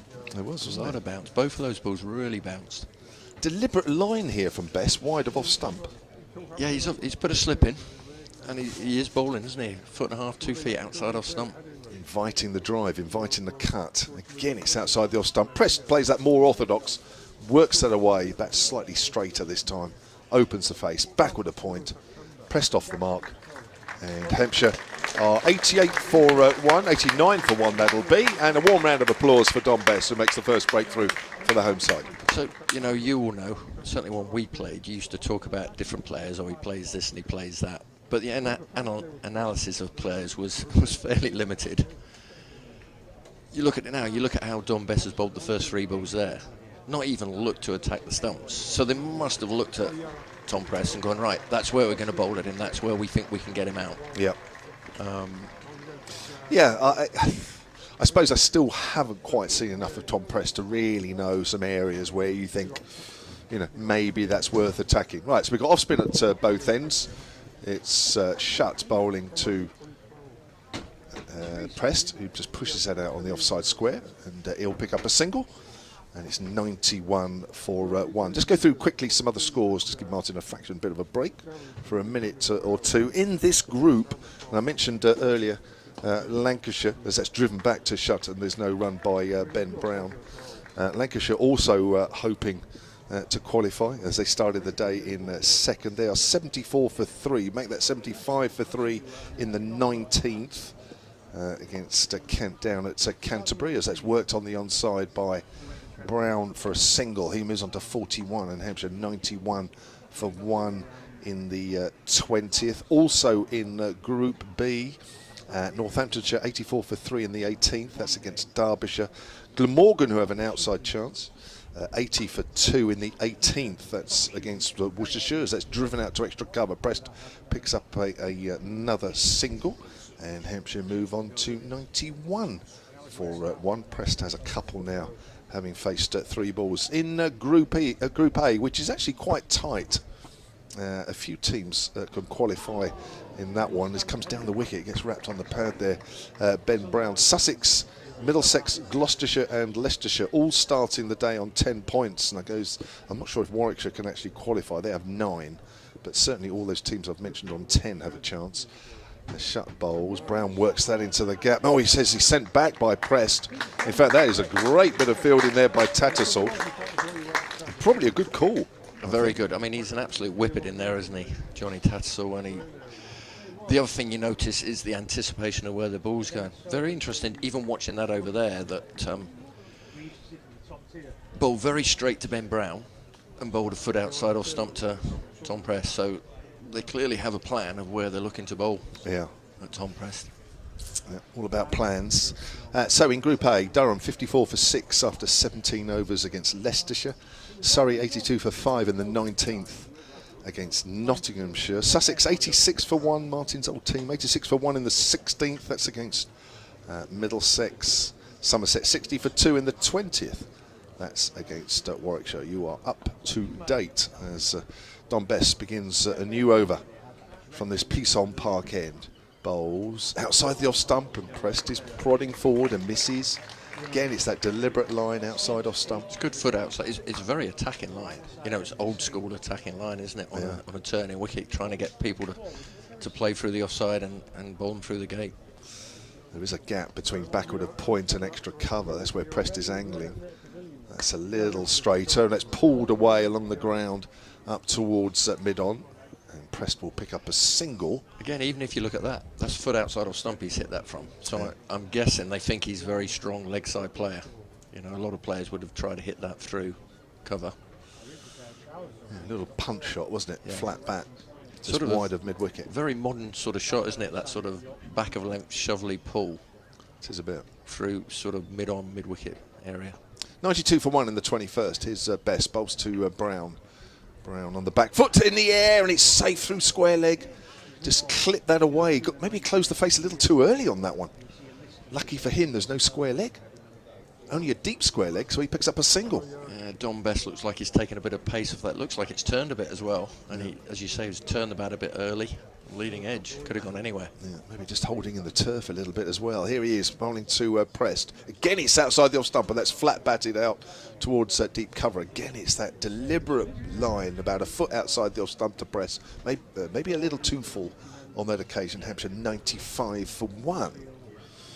So Nick Gubbins, the only wicket to fall in the 19th LBW, sweeping Don Best for 38.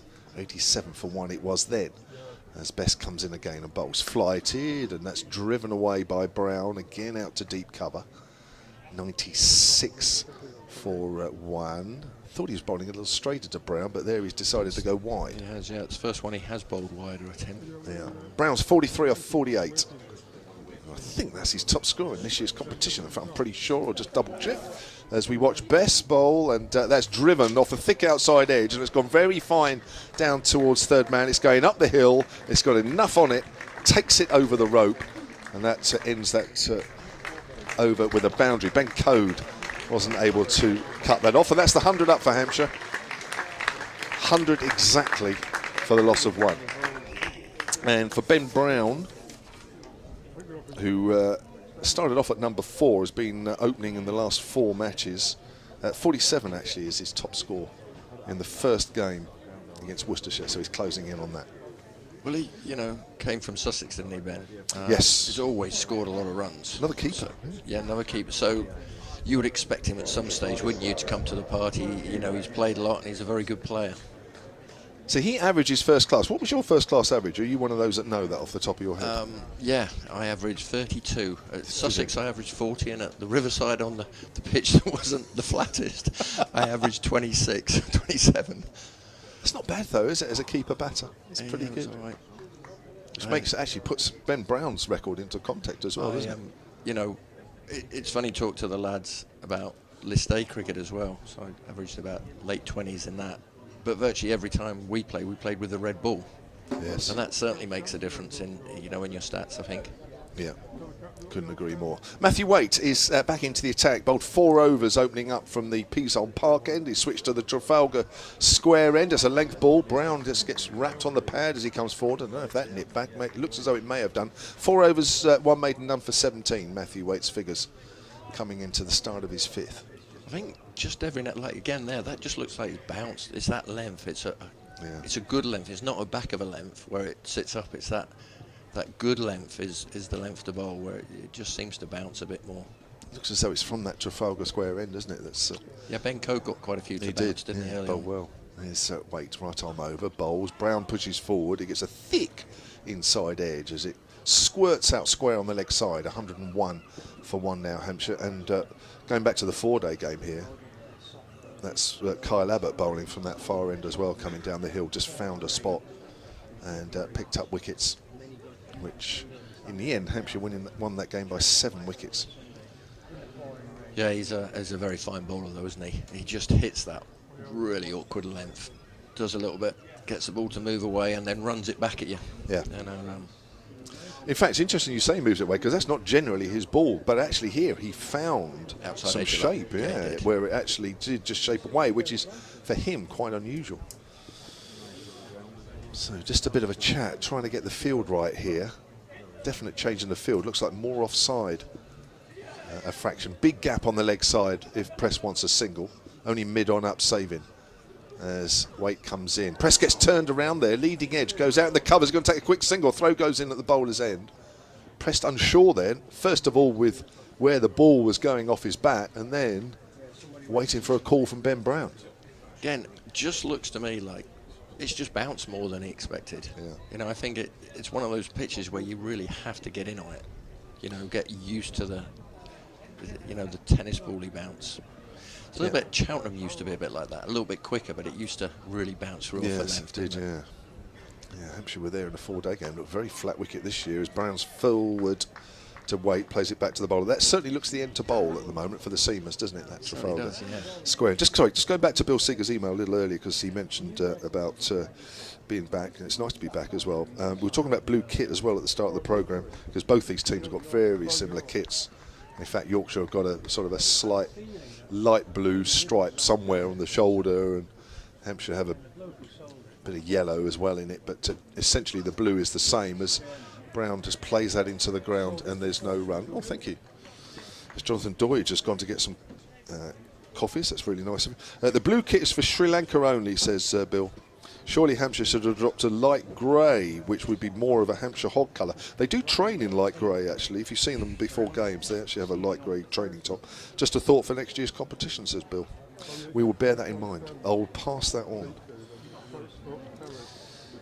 As Waite comes in for his next delivery and bowls, and Brown gets another good delivery, which he just plays quietly out on the onside, and that's the end of the over. 22 overs gone here, and Hampshire, good over actually from Waite, just 2 runs off it. Hampshire 102 for 1. I think if you were to analyse Waitie's bowling, I think he's only bowled 1 leg side ball. They got hit for 4, 1 short one they got pulled earlier on. He's bowled, he hasn't given that release ball in all his overs. He's been very tight off stump, just outside, and hit a consistent length that it's difficult to get at. And I think it's one of those pitches, if you can be really consistent where you bowl, it can be quite hard.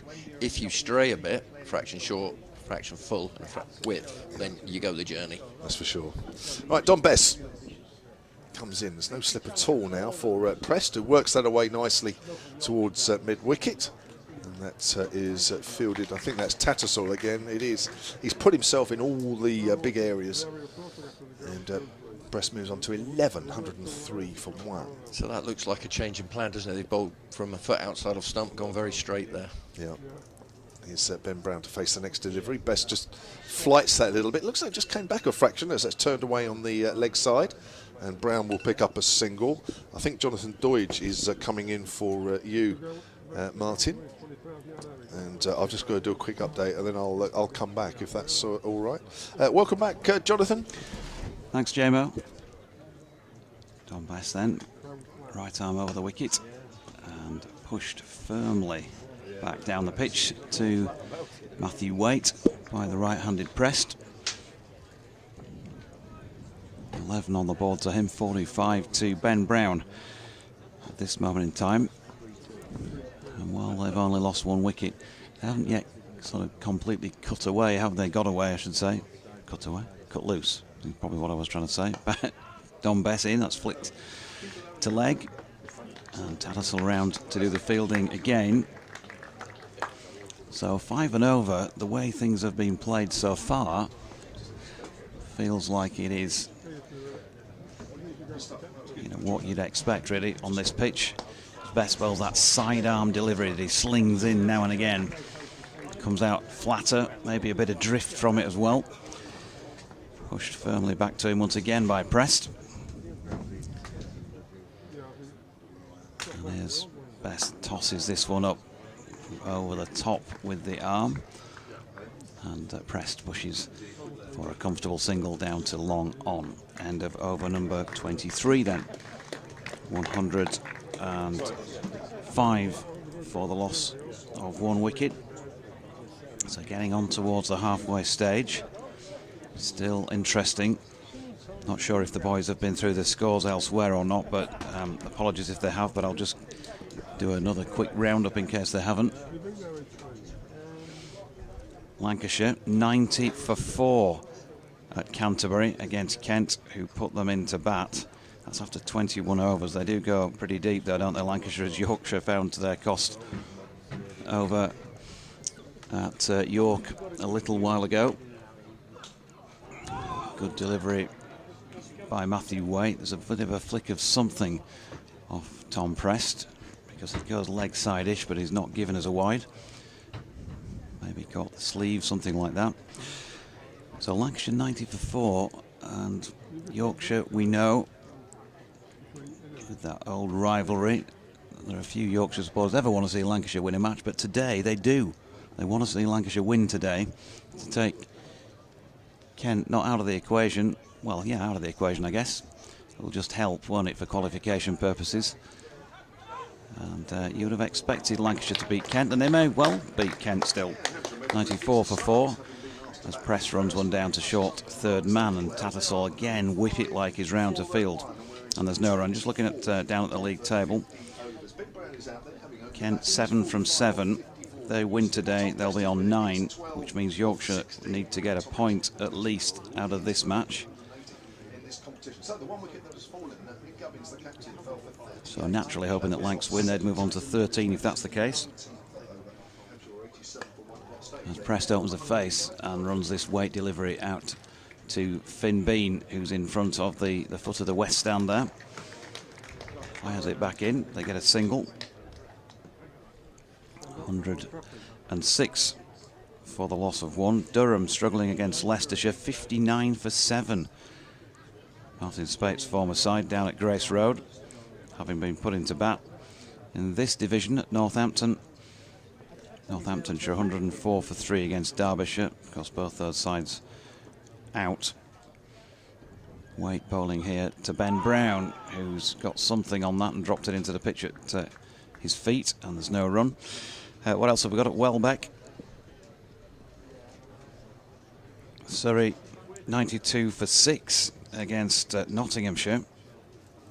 So they're in a bit of strife as well, having been put into bat at Hove. Sussex, this is a vital game, isn't it, in the other group. Sussex 117 for 2 after 21 overs and 4 balls, having been put into bat by Middlesex. Now, Sussex are top of that group on net run rate going into it. Middlesex second on net run rate. Ben Brown pushing this weight delivery into the offside where Hill fields, and there's no run. So they're going to be deciding on who's finishing where in the other group in that match. Somerset also playing Warwickshire, 80 for 2. Somerset at Edgbaston. They won the toss and batted, and at New Road, Worcester. Glamorgan, who are not technically out of this either today, if they win, they're 111 for 2 in the 22nd over, having been put into bat by the home side. That Waite in again, cut, nicely cut as well by Ben Brown, right over the top of that. Get the textbook out if you're looking to learn how to play the cut shot. That was a good example of it. Finlay Bean fires it back in. They get a run, and that takes Ben Brown on to 46. And with Prest on 13, they're 107 for 1 after 24.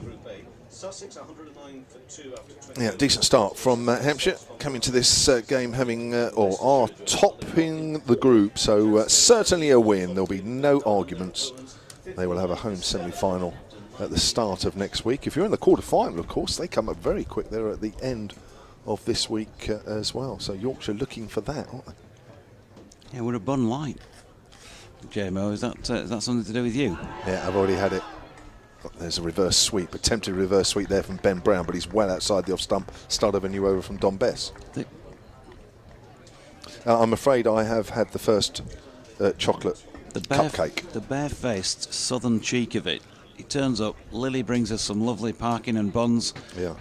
And JMO's stuck in there straight away. I didn't waste any time. That's flighted, driven by Brown out towards extra cover. I couldn't resist. You know, when you look at those, they are screaming at me, eat me. I mean, I'm just wondering who it was who said help yourself, because I can't remember saying that myself. No, I didn't wait. Here comes Bess. Length ball. Brown works that towards mid-wicket. They have to hurry here. A little bit too much for Tattersall to do on that occasion, even though he was quick. And they'll complete a single. I must admit, I was looking at you for the cue. You weren't accepting it, so I just thought I'll go for it anyway. Apologies. How rude. I know. We're like that down south. We don't wait for an invitation as that's driven back to the bowler. You're much more polite up here. We just go for it down south. We are. You even lapsed into a bit of a Londonism this morning, didn't you, when you said my one with regard to our extension leads in the, that's right, the commentary kit here. That's my one, right. Is it? Pushed everybody out of the way, saying, no, that's mine. Like you do. Here comes Bess. Oh, it's a little bit round-armed, that one. So that's driven towards mid-wicket by Press, no run. It's one that he bowls. It just throws Really? it in maybe once and over, once every couple of overs. Yeah, really slinging round-arm delivery. Bowling in sunglasses there, you'll see as the camera pans in on him. If you're watching the live picture feed, that's on the line of leg stump, and that's turned away by Prest for a single. He moves on to 14. Hampshire 109 for 1. At the end of the 25th, we are exactly halfway through the Hampshire innings. We are indeed 109 for 1, and welcome back, listeners, to From 5 Sports Extra with the news. 109 for 1 Hampshire, just that one wicket that Yorkshire had taken. Nick Gubbins, LBW to Don Bess for 38 when the score was on 87. So they've been making further progress since then, with Tom Prest not out on 14. And Ben Brown has been in there throughout. The first half of this innings is 47 not out, and we'll be looking, I'm sure, to kick on, having got himself well and truly in. Here's Matthew Waite bowling from the Trafalgar Square end to Prest, who works that off the hip backward of square. Both these batters right-handed. But a bit of correspondence to catch up on as well. Jack Dudman a while ago says, morning JD, looking forward to coming to the ground today. Said I needed to come to Scarborough, and I meant it. Got some rocky road with your name on it as well. How do I get that to you? Well, Jack, the way to do that is our waistlines are really going to be struggling at the end of this season, I think, with the buns we've got in here, some pork pie as well. But thank you very much, Jack. You're welcome to bring that up to Cali too at some point, as Matthew Waite is in again, and one-handed this time. Ben Brown takes his hand off that. Where's the pie? Pork pie down here. Well, you never told me about that. I offered it earlier on, but you just turned away. Yeah, you were too busy to acknowledge me. I can't do two things at once. And actually, if it's a choice of pie and looking after the programme, of course, that would have been dangerous, because it would have been pie first. So it's a good job I didn't hear, actually. I should say this is the voice of Kevin Howells, who's just joined us for the first time today. Sorry. Very rude of me. Sorry. So Matthew Waite turns, coming in here to bowl to Ben Brown, who steps in that trigger movement across. There's an appeal for LBW here. It's not the worst of shouts, but also from this angle at least didn't feel like it was the best either. They've got a leg by from it. So yes, Jack Dudman, wherever you are on the ground, we are in Cali 2. I'm not sure whether you're familiar with that or not, but there's the two little greenhouse-like buildings to the right of the duck egg blue painted press room. We're on the back of the Is it the Trafalgar Square end? back of the terrace. Well, I'm not sure, but if you're looking from the Trafalgar Square end, that's where we are. This is important. If he's got food, this is really important. He knows where we are. We're at the Pease Home Park end of the ground. It'll be good to see you. Here's Waite, and that's flicked through the leg side. Don Bess has discarded the floppy, and he's round to do the fielding, and they get one. Claire Sanderson says she'd have the comms on at work as much as possible. I said I'd whisper that out just in case the boss is listening at the same time, obviously. So I hope you didn't get in trouble there, Claire. It's slightly spooky hearing you whisper, though, Doiji. Rawani has responded to my "in the misty morning on the edge of time, we've lost the rising sun, a final sign." It just felt like that when I opened the curtains this morning and took a photograph of the morning mist across the North Bay here. He's followed up after that dot ball with "as the misty morning rolls away to die, reaching for the stars, we blind the sky." What's that from? I think I should know it. I know it. It's a song called "Children of the Sea." Okay, well, no, I don't know it then. And it's by Black Sabbath from the album Heaven and Hell. All right, well, from your Just dark my youth, from your dark heavy metal days. Yeah, I didn't have long as a dark heavy metal fan, but I did like that one. Wait in, and that's cut away. Square on the offside, one-handed by Ben Brown in the end. They've got a single from it, so they will complete that weight over with 4 having come from it on 113 for 1. If I can just, Kev, before we set you on the road with your next over. Yeah, you do what you need, yeah. get to one or two more of these and we can catch up with the day's correspondence. And of course I've lost my thread. Come on Yorkshire, says Claire Sanderson. Andy Walker, hoping that Yorkshire have a good one. David Coleman says, sorry I can't be at Scarborough today, we'll be listening around family commitments. Kev doesn't like that. JMO, I should say, doesn't like the Scarbados. You know, he's shaking his head, that sort of dismissive. You're joking. Next delivery, this one, pushed into the offside. There'll be no run, 113 for 1, 26th over. Carry on, Dodgy. Alex W says, still a chance to sneak through with a close defeat should Lancs do the business and not a hammering by Glamorgan. 4 and 4 record potentially finishing third shows how Next tight the rest of the table ball is. Defended and no run. Martin Rowe, good morning. Looking forward to the endless wit and repartee and of course the portraying of lookalikes walking behind the sight screen at your end of the ground. Sadly, it's only a one-dayer, so no references forthcoming of Speckies leaving early for their tea. Oh, I don't know. Next delivery is best bowling from this Piers Home Park, and LBW appeal not out, says the umpire. And as much as the umpire may have been tempted, he would have felt that shake of the head, quite vicious, from my friend JMO here, who's saying that's not out. Don't be so daft. So Bess is bowling his fifth over at 1 for 15, and he comes in now with his spin and bowls and leaning back and finding a bit of space out there on the offside. Nicely played by Brown. He moves on to 49 of 68 and 114 for 1. Is this as you move into a commentary position, you just try and get the pace of the board and everything. I think that board might be, not literally, but figuratively speaking, on fire this morning. It's terrific stuff. Worked away onto the onside, and there will be no run. But yeah, there's some crazy scores coming in from around the country, and tend to be involving the crazy scores, the teams who are out of the competition. Next delivery in bowls, and again driven straight through the legs of Brown at the other end, so it'll be Prest who will pick up a single, and he moves to 17 of 24, and that's 27 overs gone, 115 for 1. But and applause there for that over. We're going to obviously keep a very close eye on all the other scores, because it's quite something, from a Hampshire point of view, to be able to come here today, enjoy the fact that they haven't got that fear of not going through. But gosh, if you can make sure you don't get in an eliminator, and never mind the home tie business, but you actually miss out a game. Mind you, the sort of form they've been in, I know they've slipped up, but what a run that was as well of victories. So perhaps they wouldn't have minded to keep that momentum going. But anyway, to go straight through the semi-finals, that's a big thing. Lancashire would have loved to be really challenging for them, and they may still well be. But 101 for 5 in the 24th over, away to Kent, who of course Kent a team hoping that Yorkshire slip up. I think this is just a brilliant final day of group qualifying for the knockout stage. And JMO obviously hoping that Hampshire go through without needing to play in a qualifier, so that he can extend his stay in Scarbados because he loves it here so much. Well, he's got a couple of extra nights booked in at the wherever it is.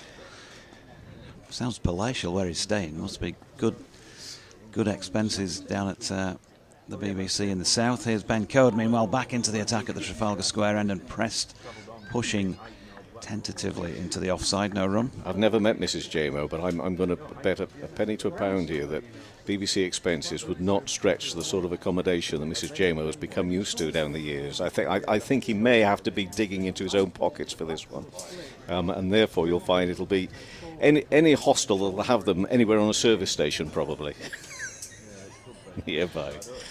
And very fine they are as well. Yeah.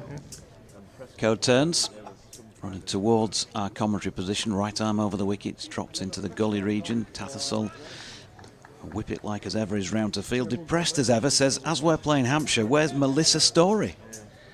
Well, I can tell you where she is, actually. She's in 100 territory today, I think. I think she's part of the team down there at the Oval today. Neil Allison, I like these sort of tweets. Neil Allison says, sat on a plane watching the stream in Sofia, waiting for a flight slot. Could be 90 minutes. Looks nice in Scarbados. It is. We're being corresponded with from an aeroplane in Sofia. That's one of the great things, isn't it, about this job. Here is Code to Prest, who pushes into the onside no run. Hearing from people who are having a much better time than you. Yeah. Yeah. Yeah. Hope it takes 4.5 hours It's to funny get off the because ground. he's saying that he wants to be here, and actually I want to be here as well. But in that situation, I'm thinking, really, that sounds quite nice. But you want, doesn't it? Here's Code again, fairly wide on the crease, pressed. Oh, it gives him a bit of a charge here and misses. I love that crowd noise. Inside edge onto his pad. Do you know what? Hey, look at these numbers in here today. I'm going to ask Jamo actually off air before I put him on here about this sort of thing as to the sort of crowds he's been picking up. But for all the talk about what goes on during the 100, it seems to me if this competition's holding its own, really. Good support here today. Code to Prest, pushing into the offside. No run. He's just got no out at the moment from Ben Code in this over. Very good over from Ben Code. To say we're in over number 28 here. 115 for 1. Prest looking just for that release. Even a single, but can't find it at the moment. You're right, Kev. There's been good crowds, I think, wherever Yorkshire have been. Think back to what there was at York here when they played against Worcestershire. And the away games as well.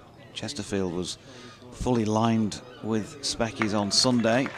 Code's final delivery is pushed back to him. That's an excellent Ben Code maiden, would you believe, in over number 28 here. Neil Dutton says, morning Doidge, Scarborough, an absolute picture. Only got into the ground just before ball one, but loving every moment. And he's also going to come and bother us at some point from his position somewhere near where we are by the sound of things. Good to hear from you, Neil.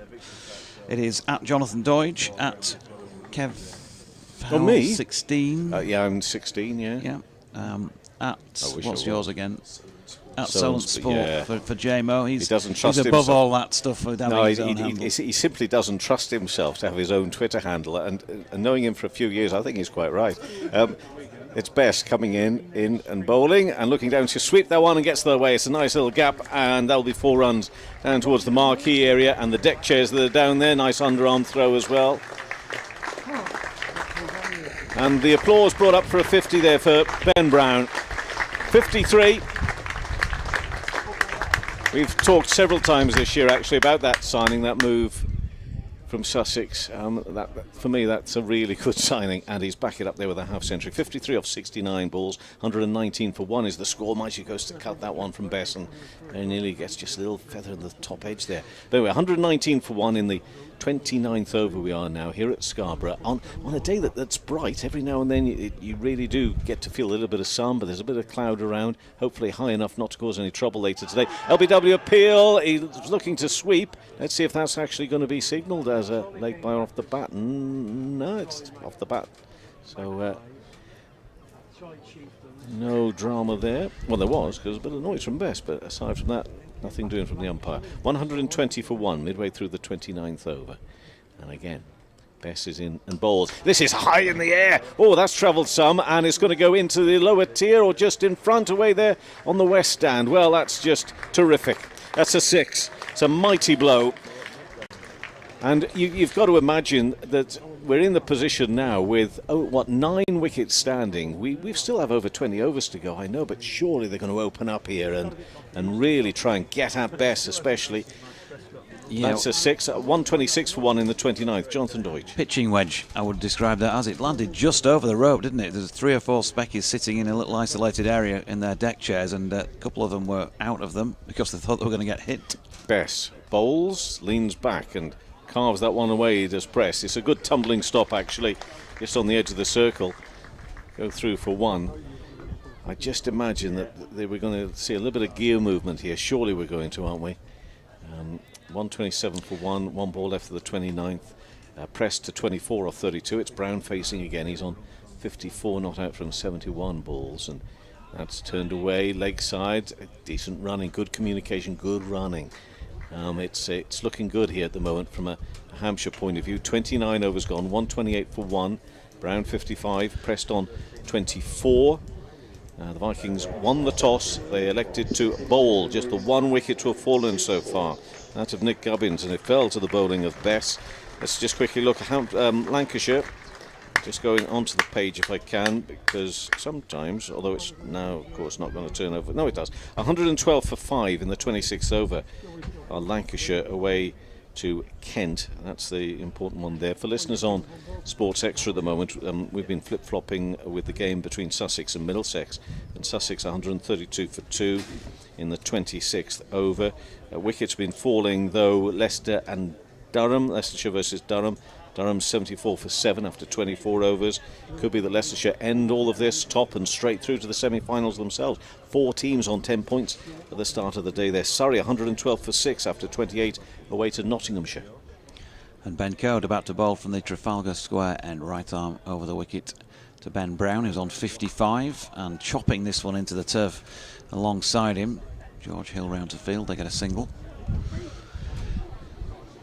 Breeze has got up. It's a beautiful day here though in Scarborough. I say that actually looking up, and there is a bit of cloud cover, but the sun is poking its nose through at the moment. It's high, isn't it? You think, gee, it doesn't. Yeah. It looks a bit dark, but it looks plenty high enough.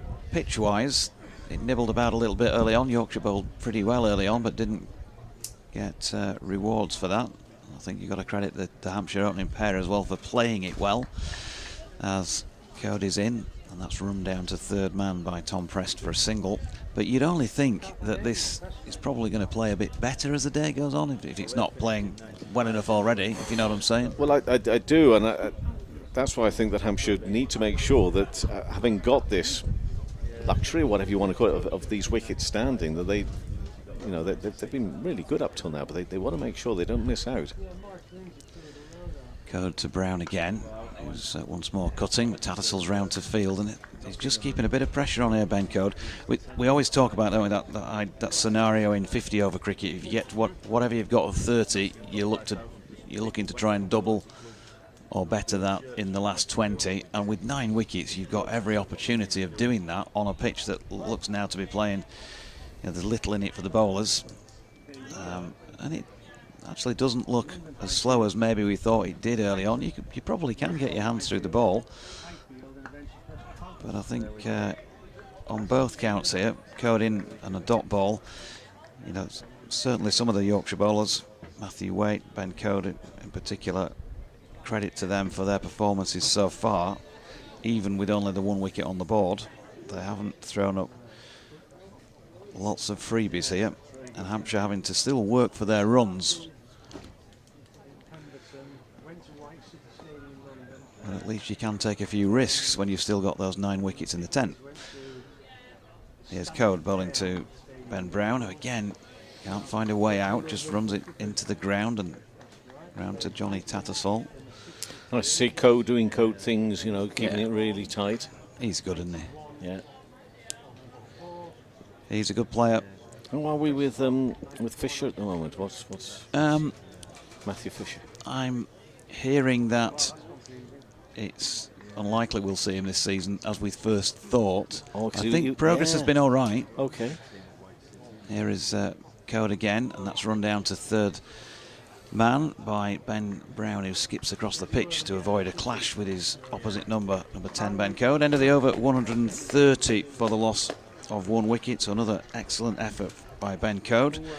And so if they're going to double this, 131, my apologies, 262, you would think, looking at the pitch, they're going to need more than that, and I think they probably will get more than that if they take a few risks in this final 20 overs. They could have a fair few more than that yet. But yeah, so there was talk, I think, of, I think Matthew Fisher in particular was keen to play some cricket before the end of the season. You'd never totally rule that out, but I think the ECB would probably want to, the England setup would want to err on the side of caution there. And there's a theory that, if you come back for 1 match, why would you? Because if you do any damage in that 1 match, then you've got another winter of rehab. Whereas you're already on that rehab road, you might as well just continue that build-up. But when is he going to play some cricket again? Is the question. Yeah, when is your first match to find out that actually you weren't right? Well, there is a winter where you can maybe go. I don't know what the situation might be. Maybe goes away and plays a bit of club cricket to try it out, something like that. Bess it is bowling, reversing. Oh, and that's down into the ground, not too far from playing it right on. I'm only guessing these things. You know, he may get taken on a tour party instead, which is a totally different thing altogether, and just be, you know, nurtured on that. I just don't know. I don't know. Is the answer. If you're fit enough to play a game of cricket, isn't the idea as a cricketer you play a game of cricket? I don't know. Bess in bowls and worked away through mid-wicket. He'll get a single there. Brown, he'll move on to 58, 132 for 1 in the 31st. There may be a plan of which I am not aware, Kev, but that's I think the latest sort of stuff I've been hearing. I think they should run it past you, Dorji. Make sure you're happy. Well, they should do that. It should be. But I'm sort of disappointed to hear that you say that there's even this question mark, because I think Fisher, when he was with us, he was quite hopeful, wasn't he? Just a month or so ago that he might get a bit of action before the end of the summer. Bess bowls. Driven along the ground here to long on, so that'll be another for Prest. He moves to 26, a score to 133 for 1 in the 31st. This is players versus physios in a sense, isn't it? You know, I don't know what J-Mo was like with injuries when he played, but you know, when you play the game, you just want to play the game, don't you? And somebody else might be advising you not to because of this or that. Sweeping this and swept really well. There is a man out there. It shouldn't get past him, and it's just one. And that was a nice controlled sweep shot from Brown. On to 59, 131 for 1 in the 31st. I mean, my physios, when I played, you know, my level of cricket, used to tell me to play because they knew that I'd be injured again the following week and I'd be back to see them and it'd be another 50 quid in their pockets. So, you know, it just depends on your take on these things, doesn't it? And Bess bowls full in the air. It's out here on the offside. It's going to fall safely. And is it going to run all the way to the boundary rope? I think it might do. Oh, and now I think that did go onto the rope, sadly. Good effort there from Revis to try and pull it back in, but I think all he did was he sort of just stopped it from going over the rope, but actually just touched the rope there. But when I see the effort like that, I'm regardless of who's the team, I want it to be just the 3 or the 2. That was a good run, good effort that from Revis, but it is a 4, and it does mean the score's moved to 138 for 1, with 1 ball left to the 31st over. Great to have Martin Spate with us today as well. Delighted he should be here from Sedbergh, as we see again. Bess in bowls and works away through square leg, and he will get a single. Will Prest. He'll move to 31 or 36, 139 for 1 after 31 overs. If only for the fact that I've lost my favourite piece of clothing at Sedbergh last summer, and I still haven't found it. And I'm sending Martin back there to forget all the classics and the history and all the lessons.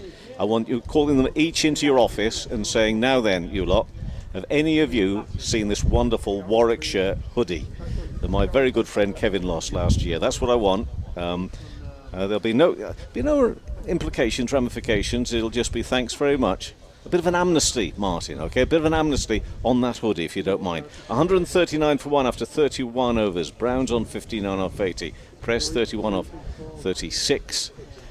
Jonathan Deutsch is still alongside, and it does actually feel a little cooler with the cloud that's come across here now, Jonathan. It does. Ben Code into Prest. He's got that one wrong. Unusually for Ben Code, he's slanted it down the leg side and inevitably given us a wide. It's taken us most of the season to get Martin Spate in the com box. He's got his agent, I tell you what, he is some man to deal with. I get the impression he's a busy man. How much was that again, sorry?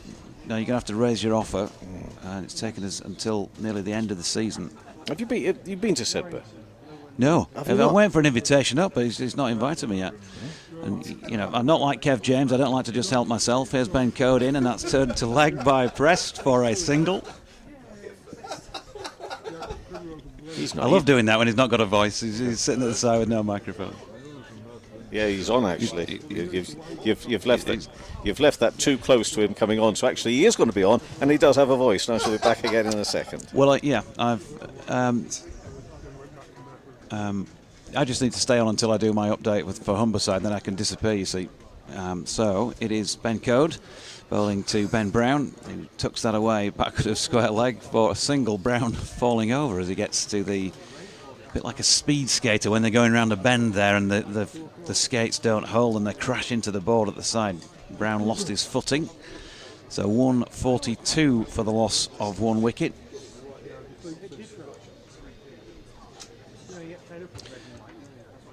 And lunches are out now. I can see a gentleman right beneath us with some salad sandwiches. Look, big chunky salad sandwiches as well. But there's been a bit of pride put into those on the breadboard back home this morning.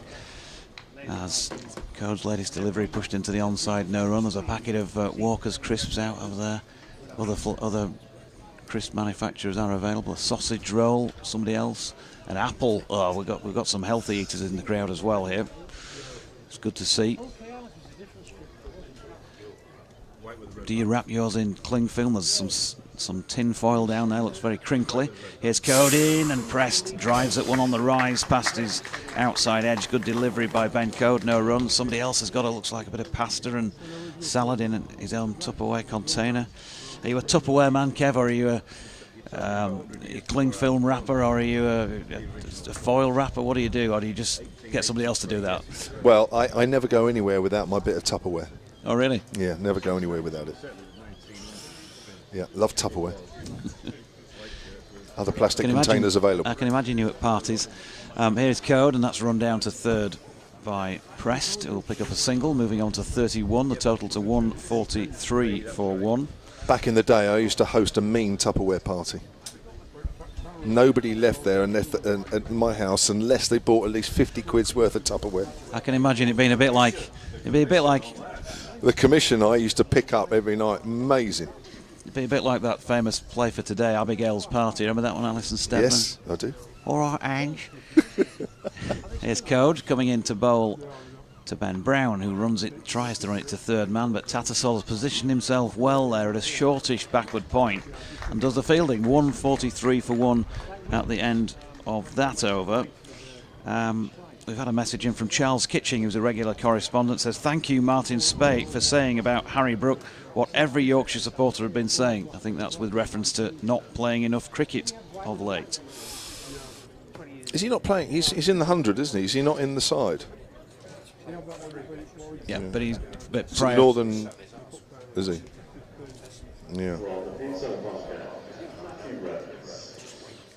I think is he Northern Superchargers, isn't he? Those who heard Martin saying that, then I think he was actually saying he sat on his backside. Yeah, pass. Yeah, he was looking for his pass. Sat on his bottom. Yeah. We didn't talk about his art this morning because he is an artist. He was certainly an artist last night of some description. Was he? Yeah. Dear. Before the curry. He's a very good drawer. Is Mr. Spate. Matthew Revis back into the attack. He has 3 overs, none for 20 so far. The right arm medium pacer. And 32 overs have been bowled, 143 for one. He's bowling to Prest. It's a length ball. Prest pushes it out square on the offside, and there's no run. The other thing that Martin Spate is very good at, we were just chatting before I came back on air, and Yorkshire bowled particularly well, haven't they, in this last half an hour or so? They haven't really let Hampshire get away from them. I know you and Kevin Howes, Doidge, were sort of saying about what might or might not be a bit later, and how perhaps Hampshire should be kicking on. I don't think Yorkshire have allowed them to. As Revis comes in and bowls, Prest comes down the wicket, hits that high over wide mid off, and that is 6 into the members' pavilion, and that's gone very close to where both sides are changing. That's a good shot, isn't it? Super shot. He's taken a little bit of a risk, but it's a calculated risk, isn't it? And there is nobody over there. He knows if he gets it over the top, he's going to get at least 4 runs. And he's just starting to try to turn the pressure back on Matthew Revis. And we've seen Matthew Revis bowling well under pressure at times, and also been found wanting at times this season. Yeah. So he's trying him out. Certainly is. Second 6 of the Hampshire innings, and both of them to Tom Prest, the 19-year-old, who moves on to 39, 149 for one, as Revis comes in again. They kept the same field on the offside, slightly shorter, and Prest just works that nicely off an open face, down to third man. And he moves on to 40 now. That's off just 43 deliveries, and 150 up for Hampshire, which will get a warm round of applause from this home crowd. No. So we continue. I don't think anybody's even noticed. I'm not even sure anybody in the commentary's noticed. I think I better just take over the comms as I've got cue from Humberside for this bulletin. I've got to do wicket. Revis has come back again. He's so good at doing this. With a bit of pressure applied, finds an answer in the form of a wicket, and that was Ben Brown smacking it straight to short extra cover. And the catch taken by, I can't remember now because they've suddenly grouped round in a into a melee of players. Anyway, he's out and he's gone for a well-played 60, but at this stage, having been in for so long, probably going to be a little bit disappointed to have got out in that way. It was Jack Shutt. Apologies, Jack, for not picking that out straight away. And so Revis takes the second Hampshire wicket, and they are 150 for the loss of 2.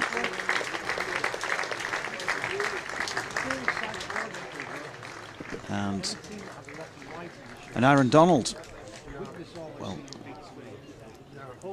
probably poisoned his mind doing a bit of commentary with him at Glamorgan the other week.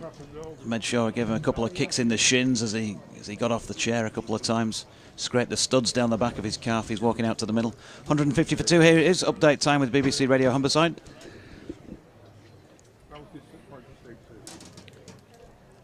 Yeah, 32.4 overs in here.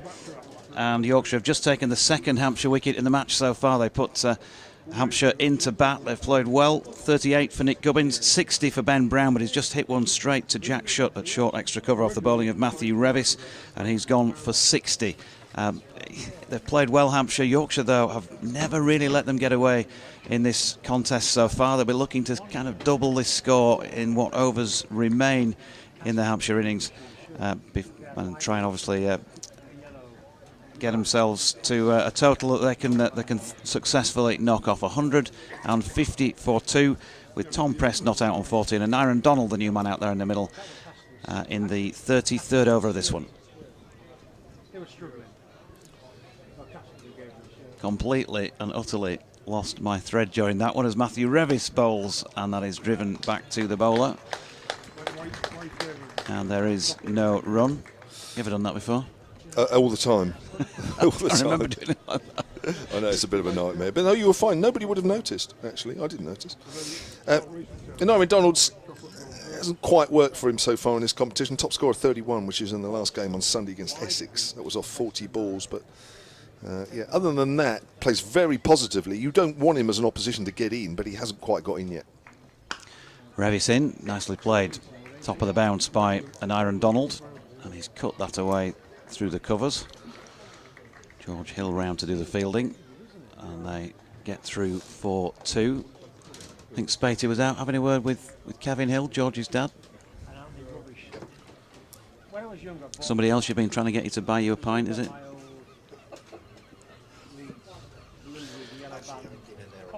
Oh, dinner there on Friday night. Okay. End of the over, 152 for the loss of 2 wickets. And I was just saying, Kev, before that aberration of an update, that Matthew Revis, he's performed well under pressure at times. It's just that inexperience, isn't it? So sometimes he's not got it right, sometimes he has. But he's just got this knack of, even when things don't go well, he picks a wicket up, and you can kind of live with that. Yeah, not everybody's got that knack. So whatever it is, you'd hope he doesn't lose it. Here's Ben Code from the Trafalgar Square end, bowls to Prest, who pushes that towards mid-wicket, and there's no run. Well, he's still only 20, and you know, whatever happens from here on in this season, he's made a mark, hasn't he? And that's what it's all about. And, he looks a good all-round player. As we mentioned earlier, he got 100 in the championship game down at the Aegeus earlier in the season, so he can obviously bat. Don't get hundreds in the championship unless you can play. Bowls well, bowls nicely. I think he's going to be a good player for you guys over the years. As Code comes in, that's down the leg side. That'll be another wide. Spot a couple of those as Ben Code, and that will take the Hampshire total onto 153. I think that'll be for 2 if the scoreboard moves, as it already maybe it has. 152 for 2. He's in his 9th over here, and he's only gone for 24 runs. Yeah, that's all right. He's steady, isn't he? He's always steady. Here's Ben Code, who comes in again and bowls to Prest. And Prest gets one. It just comes back at him a fraction. He's trying to find the angle, can't find it. Ball just goes out, a couple of yards out on the offside. And there is no run. So 153 for 2. In the 34th, Gubbins for 38, Ben Brown for 60. The 2 players back in the pavilion, and Hampshire coming into this game top. Oh, there's a couple of fish and chips there. Look at that. Martin Spater's got his eye on those fish and chips. He's not worried about the game. He's just worried about if that guy might offload one of them his way. As that's turned away into the ground. Well fielded by Tattersall as the ball bounced high. Can't pick it cleanly. Prest will pick up a single to backward a point. Moves on to 41 from 46. 154 for 2. Yeah, the fish and chip van is back on the hill away to our left. If it's as good as the fish and... You can smell that, can't you? Can you smell that? Yeah, he's only just in below us, isn't he, that guy? I wonder if he's brought one back for somebody else or he's actually having both portions. Well, that's cruel. That is so cruel. I don't know. I haven't looked. I didn't actually see where he sat down. He's got a partner with him, a friend with him, son or daughter or whoever. Maybe he's sitting on his own. And then so one portion for tea as well as one portion for lunch. Here comes Code and Bowles, and that's played late by Nyrin Donald. It's gone down towards third man. In fact, there was more of an outside edge than it was guided down to third man, but it was along the floor. There is a slip in for the new batter. Donald moves on to 3 of 3, 155 for 2 in the 34th. Welcome back, Kevin Howells. You have a lot to learn about the North. What do you mean 1 for now and 1 for tea? That's 2 for now, and there'll be 2 later for tea. That's what's going to happen. Is that what happens up here? I'd say they look good, full portions, don't they? They do look good. They smell good. Yeah. Here comes Code, Bowles, and that's a length ball. It's bowled well at Prest, especially. Really tucked him up. And it's just played out on the offside, and there is no... Well, if it's anything like the fish and chips I had a couple of nights ago here, he'll be a happy man. Good. Yeah. Very good. You are going to struggle, and there's a bit of a cliche element to all this, but you genuinely are going to struggle to find bad fish and chips here. I mean, because that is a cliche. Yeah, well, it may be, but the quality. I'm sure if I went round all the fish and chip shops in Scarborough, as that's driven thick outside edge by Prest, wasn't aiming there, that's for sure, as it goes down to third man. Tom Lowden can't field cleanly, but it's only a single. Well, yes, I think fair enough. But if they're not, right on the nail, you're going to go out of business around here because there's a high benchmark. There's so many. Yeah. Oh, yeah. And there are a lot. There are. Are there a lot of people eat takeaways up here? Well, not more than because that. Because there's a lot of takeaways around. And you have no takeaways in posh Southampton. Don't give me that. I wouldn't say Southampton's that posh, but I know what you mean. Yeah. Well, there is at the seaside. I mean, that's what you do when you go to the seaside. Yeah, that's right. Yeah. And hearing the seagulls constantly is you're not going to moan about that. Oh, gosh, they're all Next delivery, start the next over.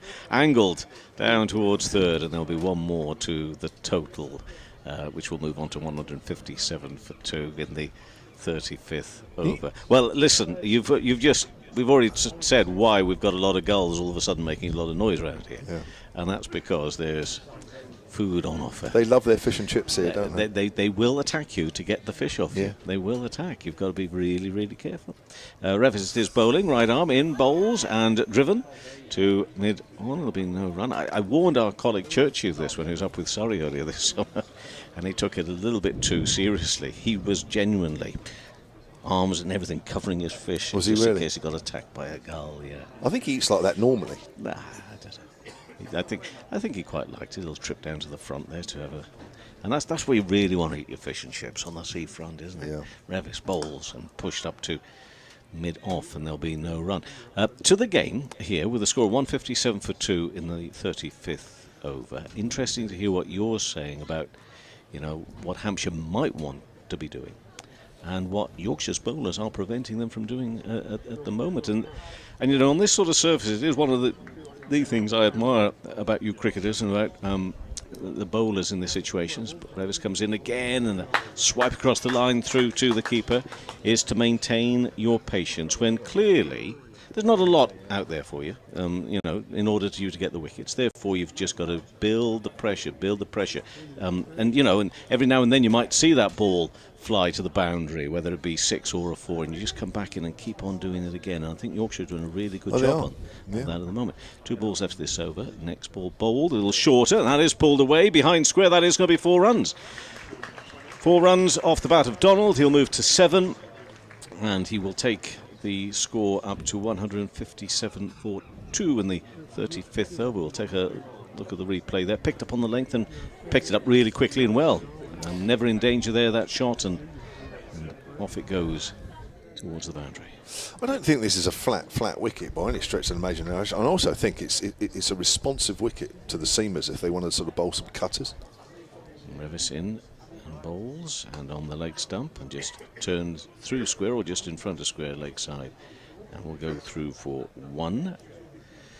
So that is the end of that over. 35 overs gone.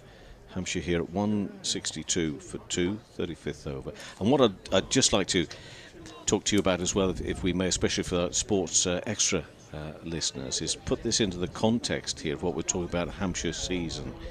You know, you've already won 1 trophy. You are here going well. You know, when things resume for the championship, the start of September, and yet, you know, you lose, you know, your bowling attack for one reason, either because they need a rest or they're off to the 100 and whatever, along with other personnel that are missing. And look here, where you're contending in this one as well. I mean, couldn't you really have sat down before the start of the season and thought you'd be so strong, have so much depth? Well, I don't think anybody can quite envisage the situation that Hampshire find themselves in right now. His code from the Trafalgar Square end, driven by Nyrin Donald down the ground. I think he came a pace down the wicket as well, just to get closer to the pitch of the ball. Beautifully timed shot, 166 for 2. I think to come into virtually where we are now, the last month of the season, you know, Hampshire are going to have a quarter-final at the end of the week at the very least. They might have a semi-final at the start of next week. So we are basically getting towards September, and Hampshire have a chance of a treble. Now, you know, all the talk before the Royal London One Day Cup was about how well Surrey are doing and this and that sort of thing, but, you know, not even they are going to have a treble. And I'm not saying Hampshire are. There's a little sweep shot over the shoulder, ramp, 1 bounce down to fine leg, 4 runs. Great inventiveness from Nyrin Donald. Probably just what Hampshire need here at the moment. Yeah, you've got to have a certain bravery as well. I mean, how long has he been out there to be playing that? Or was it just his 10th ball faced? Yeah, well, he's like that, isn't he, really? I mean, as I say, he hasn't really got going in this competition, and I think that's one of the reasons why, where if he's out there for a while, he will change the momentum of the game, that's for sure. But, of course, if he doesn't come off, it does look a little bit village at times, if I'm honest. But he is a talented player, no doubt about that. The 25-year-old, but, of course, has suffered from injuries greatly. It is amazing. I think, you know, when you go back to the stats, and we alluded to it right at the start of the game as Code comes in, Donald works that length ball down towards fine leg. Orthodox shot, that one, 171 for 2, that single. Is that up until the loss against Glamorgan in this competition a couple of games ago, that ended up something like a 14-run winning streak by Hampshire, which I couldn't tell you what other counties have done, but Hampshire before, the most they'd ever achieved was 8, and that was back in 85. So that will give you an idea of just winning 14 on the trot in all competitions is an amazing feat. Yep. Bit of bounce, and that's cut by press down to third man, who'll move on to 44, 172 for 2. But it was something like 21 wins out of 23. Yeah, up to that point in all comps. The three different formats you see as well. The mixing, the changing. You know, I'm not saying you're a lot about at this, but you know, players will make a thing about the fact how difficult it is to change from one format to the other one. Well, Hampshire seemed to go quite that well. bad, does it? Yeah. I know. I mean, you can make any stat, any argument, you know, go your way with the right stats. Now he's gone for another little ramp shot. Hasn't quite got it, but I think it's going to outrun Duke the ball, and it does. It's gone very fine. Didn't quite get the same contact as he did earlier on in that over with the same ramp shot, but he's got the same result, and that is 4 runs. And Donald is already beginning to make his mark out there in the middle. But Hampshire have lost 8 players to the 100 now. I know Yorkshire have lost 9, so you know most teams on the whole are losing around that number. But if you then add in Abbas, Abbott, and Barker, who are all not playing the 100, so Hampshire are effectively 11 men down. You know, and they're playing. And they're playing in a competition where they're top of the group. I mean, it's quite incredible. It really is. Well, I wanted to set you up for that because I think it genuinely is incredible. It's a really good story this summer. And as most people are finding throughout the country, and this is any county, he's down the wicket there, Donald. I think Code saw him, just banged it in a slightly short as Donald plays it out square on the offside. As always, Tattersall is in quickly. End of the over, 176 for 2. But I think what the enjoyment everybody's getting, and I think the crowds are proving it as well, is that people that love their cricket are enjoying watching players that they wouldn't otherwise watch in this competition doing well. And it's, for me, that's been a massive feature of this competition, and we've had this argument so many times, haven't we, over the last 3 weeks. Discussion, not an argument. Well, argument, discussion. Oh, I think me, some yeah, people, yeah. well, not us, but some people have made it into an argument that at the end of the day, the 100 and this competition go nicely side by side. You take your pick. What do you want to see? Do you want to see the 100 and everything that brings, or do you want to watch the Royal London One Day Cup with its uniqueness? Ben Code has bowled 10 overs, 1 maiden, no wicket for 42. The briefest on that at the moment, because I think we're moving into a real fascinating stage of this game as well, aren't we? The briefest on that is just the fact that if you're just playing one-day cricket at this time of the year, that does give you very few days of cricket locally, of professional cricket to watch in some areas. It gives you perhaps no more than 4 in some cases. If we did play maybe 1 round of red ball as well.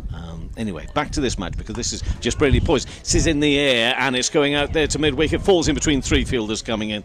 So maybe a little bit fortunate there. This partnership between Prest and Donald survives there.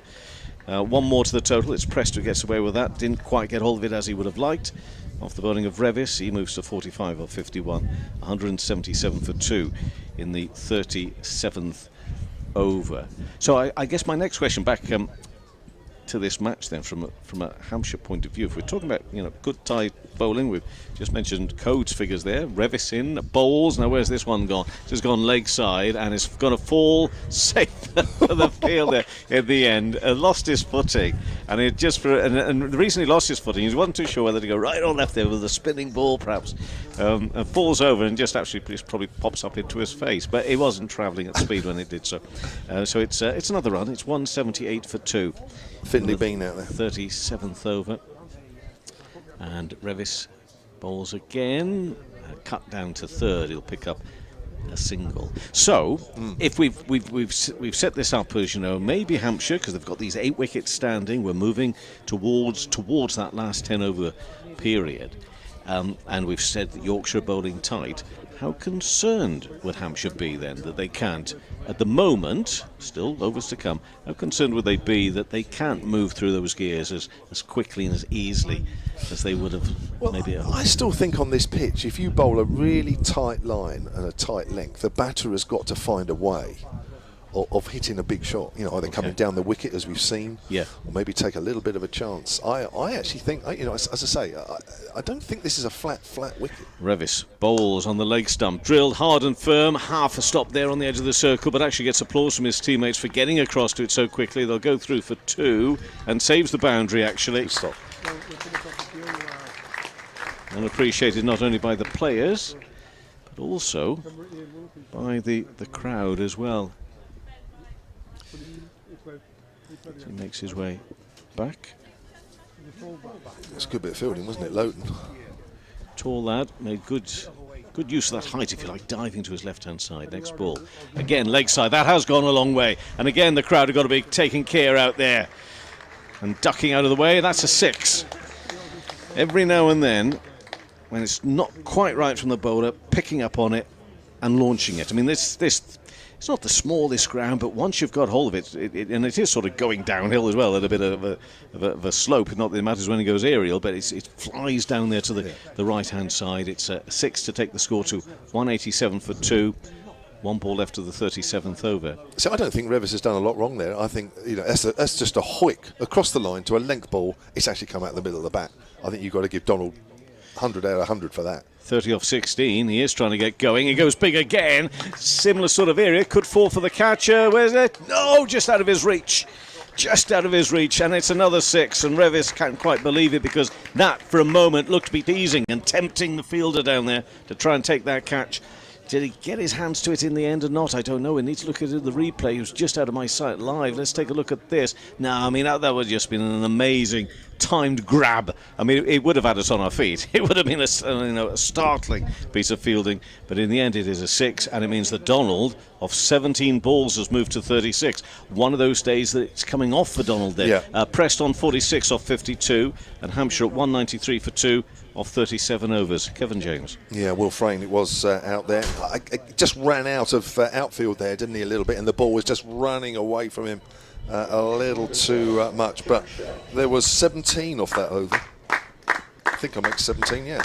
Yeah, So a big easily over, done. but again, that's not quite out of the middle of the bat. That last shot from an Dollar, but he's taking the bowlers on, and at the moment he's coming off. But you just feel there's a lot in the air, a lot of balls he's hitting in the air. It's got to come out of the middle of the bat, otherwise he's going to be in trouble. But so far, he's just giving the Hampshire the impetus that they need. Yeah, a couple of sixes there. So 3 singles, 2, a couple of sixes. It's Royal London One Day Cup. Final day of group qualifying. We really must take, I say we really must, I really must, along with you, JMO, it's a joint responsibility to go through some scores here, because Yes. let's take a look at Lancashire away to Kent. Now, of course, Kent are hoping that Yorkshire slip up here, because if then Yorkshire lose and Kent get a win, they might get up into that top 3. But Lancashire have recovered to 170 for 5 now in the 36th over. Bohannon 73 of 100 balls. Balderson 37 of 42. Jack Shutt into the attack with his off breaks. He's round the wicket to Prest, who hits it back to him. They were in some bother there at one point, because they were 95 for 5 in the 23rd over. Big wickets: Wells, Jennings, Croft, Villas, Rob Jones. Reverse sweep there from Prest, and there's nobody out at deep backward point. And that is 4 runs. Again, for me, Shutt hasn't done a lot wrong there. It's just good inventiveness from Hampshire and from Prest, who reaches his 50 with that shot. And that continues young Tom Prest, good form in this competition. 181 against Kent, 51 against Northants, 76 in the last game against Essex, and now a half century here. The last thing you want to be doing is wishing any player in this competition to go to another competition. But gosh, he must be being noticed for the skills he shows. Well, he is, and I think there's a feeling that somewhere along the line he's got to be brought into the championship side. But with Hampshire going along so nicely in that, where do you find it? But captained the England under-19s in the World Cup during the winter. There's going to have to be a space found for him. That's down the leg side, well taken, but that's a leg side wide. Yeah. Does he offer anything else? I mean, they're working on his off spin. Okay. Yeah. But that's a little way behind at the moment. But that might be an option to get him into the side. Comes down the wicket, misses, hits on the pad, very nearly got stumped with the ball ricocheting to square on the offside, and Duke's quickly round. Durham 115 for 8 in the 34th away to Leicestershire. That's in the other group. Leicestershire, one of the 4 teams on 10 points, but currently in 4th, one of the team just outside top 3. Shut bowl, slightly short this time. Prest gives himself some room as he works that behind square on the offside, fielded by Lowton. And we have Surrey at 171 for 9 after 37 overs away to Nottinghamshire. If Nottinghamshire get a win there, other results go their way. They've got an opportunity, but it is outside. Top 2, Sports Extra Lessons will be off to Hove shortly, actually. But Sussex 198 for 2 in the 36th against Middlesex. Shut bowls down the wicket, and a heave from Donald. Doesn't get hold of it, but it goes along the ground out to deep backward square leg. And that is the 200 up for Hampshire, which might equally get a good round of applause as the 100 did. Oh yes, there's a bigger one. Bigger round of applause for the 200. I've just spotted my first Hampshire shirt in the crowd, so there is a Hampshire supporter here, as well as myself. I'm going to have to go in a minute after this delivery as Shut bowls, and that's played into the ground, and it's caught one-handed, is it? No, Shut is on the ground. No, he's put it down. I think as he fell, the ball may just have popped out of his hand. I need to see it again, because it may have fallen just short of him. It's really difficult to tell. I think that he got his hand to it, and it just popped out. Okay, right. Well, I'm just going to do some scores, and then one way or another we can hand over to the next commentary. But I just want to say that Pajara's not out 63, also up on 94. Sussex 201 for 2 in the 36. We'll be off there shortly. In terms of Leicestershire, we've given you the Leicestershire score there. What else have we just got to give you briefly? Northants 176 for 4 in the 38th. Glamorgan 186 for 3 in the 37th. Away there, Worcestershire. Okay, Martin Spate will be coming in again to join. Oh, no, JMO will be joining Dory G. So, Dory G, it is all.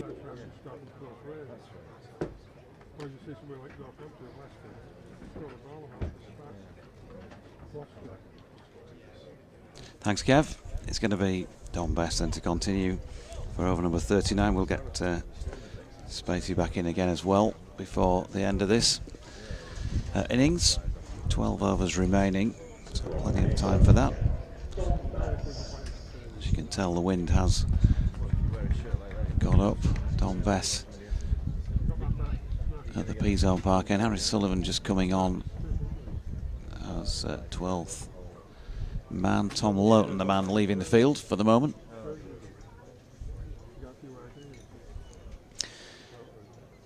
Bess going to be bowling here to an Aaron Donald.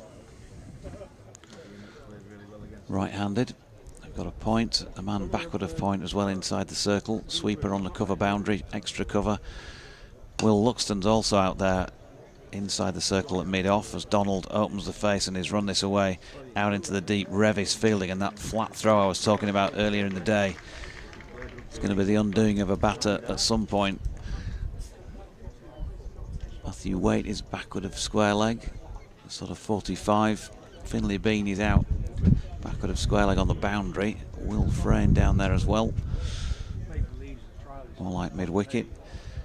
As Donald comes down the track and has managed to lever that away over the top of Sullivan, who's at point. They're going to get back for a second. There was risk involved, but they can take a few of those, and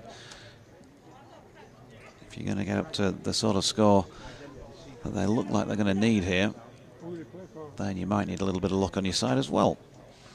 204 for 2 into the 39th over, and it's Best bowling to Donald, who tries to farm this one wide of George Hill, who's at long on, and he's got enough on it for the ball to skip on and into the crowd. And George was not the slowest, couldn't get anywhere near that. Best double teapot. It's gone right down in the corner, and in fact there's one of the spectators so close to the boundary rope that George Hill had to do a bit of a David Hemery for our older listeners. Colin Jackson for those who are slightly younger, and somebody else for those who are really young, who I couldn't name at this moment in time, as that is pushed up to long on by Donald for a single.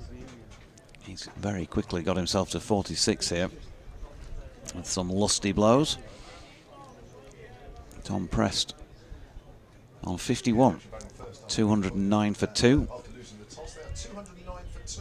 Best floats one up this time, played nicely by Prest off his legs to the incoming Will Frayne, and that will not complete the over. I thought it was. One to come.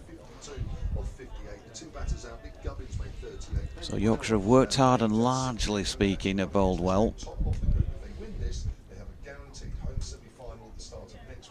Here's Bess, and again across the line by an Aaron Donald, and he's smashed that one over cow corner for 6 more. Will Frayne is down there, but he's able to clear the boundary, and with that blow has brought up a very quick 50 here. It was well outside off stump, and it has landed somewhere down near the coffee tent that JMO is so fond of. So 216 for 6 at the end of that Don Bess over. Sorry, 216 for 2 even at the end of the Don Bess over. 39 of them now gone. And an Aaron Donald is getting stuck in here to this Yorkshire bowling and putting some pressure on it late on in the piece. How will it withstand that? 11 overs remaining, 210 for 2, and that over went 2-2-4-1-1-6. 16 from it. And it's Jack Shuck continuing, and JMO's back. So some real injection into momentum in the Hampshire innings here. 216 for 2 at the start of the 14th. Hampshire have 8 wickets in hand, 2 batters going along nicely. A few problems here for Yorkshire. As Tony Tattersall was just having a word with Shutt here, trying to get the field right, because Aaron Donald, 52 off just 23 deliveries, has played so far just about the perfect innings for Hampshire in this situation. First time he's got past half century in this year's competition as Shutt bowls. Donald goes for the slog sweep on the leg side. That's 6 more into the terrace on our left-hand side, halfway up, and Donald is running riot here.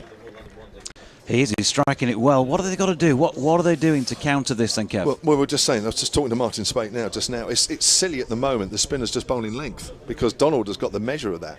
So they've got to find a different line, different length, maybe full outside the off stump. They've got to something different. All different, have a different bowler. Comes down the wicket. I'm sure that's 6. And that's gone into the gap at the Trafalgar Square end. There is a little gap between the flats, and he's found it, and it's gone over the stand. It's a length ball again, though. Yep. Yeah, good use of feet, but yeah, it was right there, wasn't it? Yeah.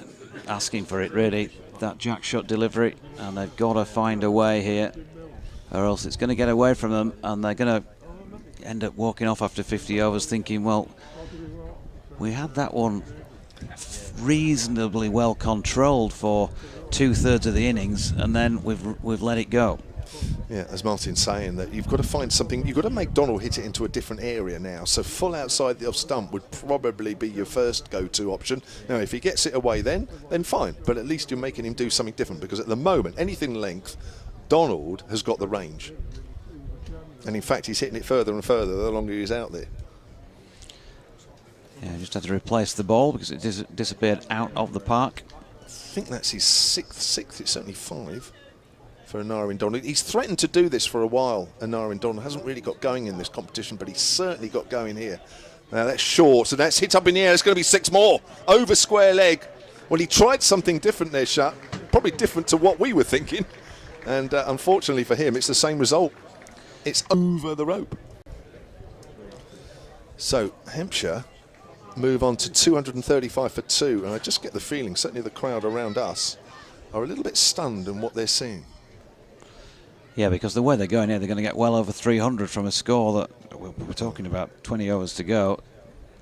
Doubling your score from 20 overs out, 262. They're not far off getting that already. And they've only had half of those 20 overs. Well, they had 131 after 30 overs. And here we are in over number 40, 235 for 2. Shut bowls leg. Donald goes over mid-wicket. He hasn't quite got hold of that. It's gone one bounce out towards deep mid-wicket. But again, it's a little quicker there from Shut. But Donald didn't get hold of that one at all. He moves on to 71 off 27, 236 for 2. The over's gone for 20 so far with 1 ball remaining. Yeah, 16 off the previous. As Shut comes in and bowls to Prest, he's probably relieved to do that. There's the full ball outside off stump, but it only goes for a single because he has insurance out there at deep cover. It's going to take a special shot to pierce that. So end of the over. The crowd amazingly quiet at this stage. Maybe it's lunchtime. Maybe that is one reason. The other reason is they probably can't believe what they've seen over the last 10 overs, because, as I say, after 30 overs, Hampshire were 131 for 1, and with 10 overs left, they're 237 for 2. 71 off 27 and Aaron Donald. Fabulous stuff from him for Hampshire supporters. And Tom Prest, well, he's been out there a fair bit longer, and he's not really playing an anchor role, but it just feels like he is because the ball's disappearing out of the park from the other end. Yeah. He's 54. Don Best then, what has he got? This is where your mettle is tested as an international bowler. I think the slightly annoying thing is that Anarin Donald gets get carried away at times. Well, I think that last shot that he played was probably a case in point, wasn't it? On another day that could have gone somewhere to hand. Here's Best bowling to him, and he's got it full, and that's the result. Donald not able to smash that one over square leg or over the bowler's head. He's just pushed it up to long on for 1. It was Prest. It was Prest, sorry. Donald's back on strike. Let's see what he can do. He's got to try something different here, Bess. Will he try that side arm delivery? No, he's over the top. He's bowled him a full bunger, and it will be, a good piece of fielding by Will Luxton, because it looked as though it was just going to kick on past his dive, and he's flicked that back in, and he gets a little slap of the hand from his skipper as a result, because he's saved 2 there, and anything Yorkshire can save at the moment is a positive. Well, Best did go full wide. He just overdid it. Where are we going this time? He's gone straighter, and Donald has flicked it away square on the leg side. He's coming back for 2. Bean is round to do the fielding, but it was a shot that split the gap between he and Will Frayne, enabled them to get back for the second. So 2 2s in successive balls by Donald, having seen the single by Prest 5 off the over so far. Well, it's not a bad ball either. It's very full. I mean, Donald's going to struggle to get underneath that. But I think Bess actually got disappointed. They actually came back for 2. I think he felt Bean could have done better. Donald then waits. Bess with that side arm delivery. And again, it's right up there. And all he can do here, and Aaron Donald, is push it out to long on.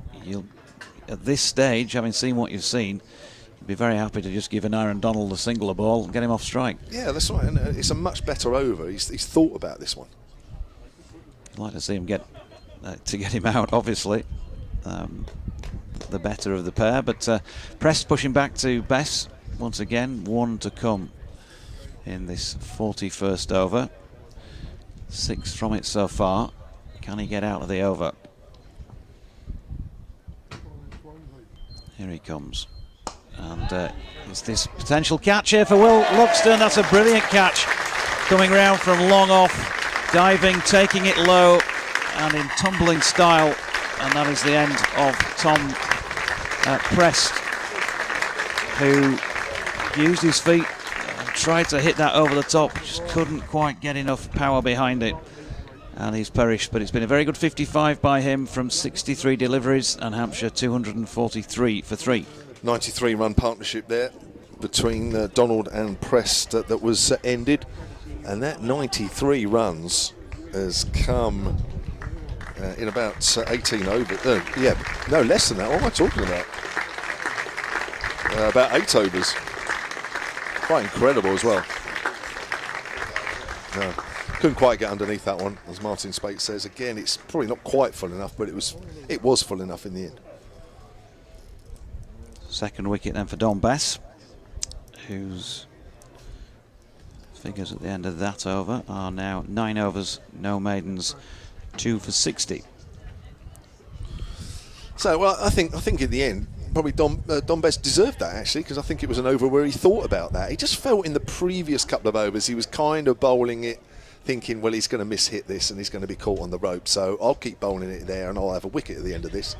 But actually it didn't work out for him, so he's had to change to a different plan, and it's worked for him. But probably really an over or 2 too late for him.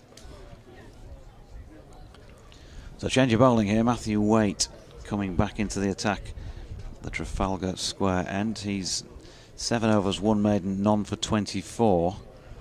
If he bowls 3 off the reel here, Yorkshire are going to need to find a couple of overs from the Trafalgar Square end to finish things off. And you would think, the way things have gone recently, they'll be turning to Matthew Revis, who's got 4 overs remaining.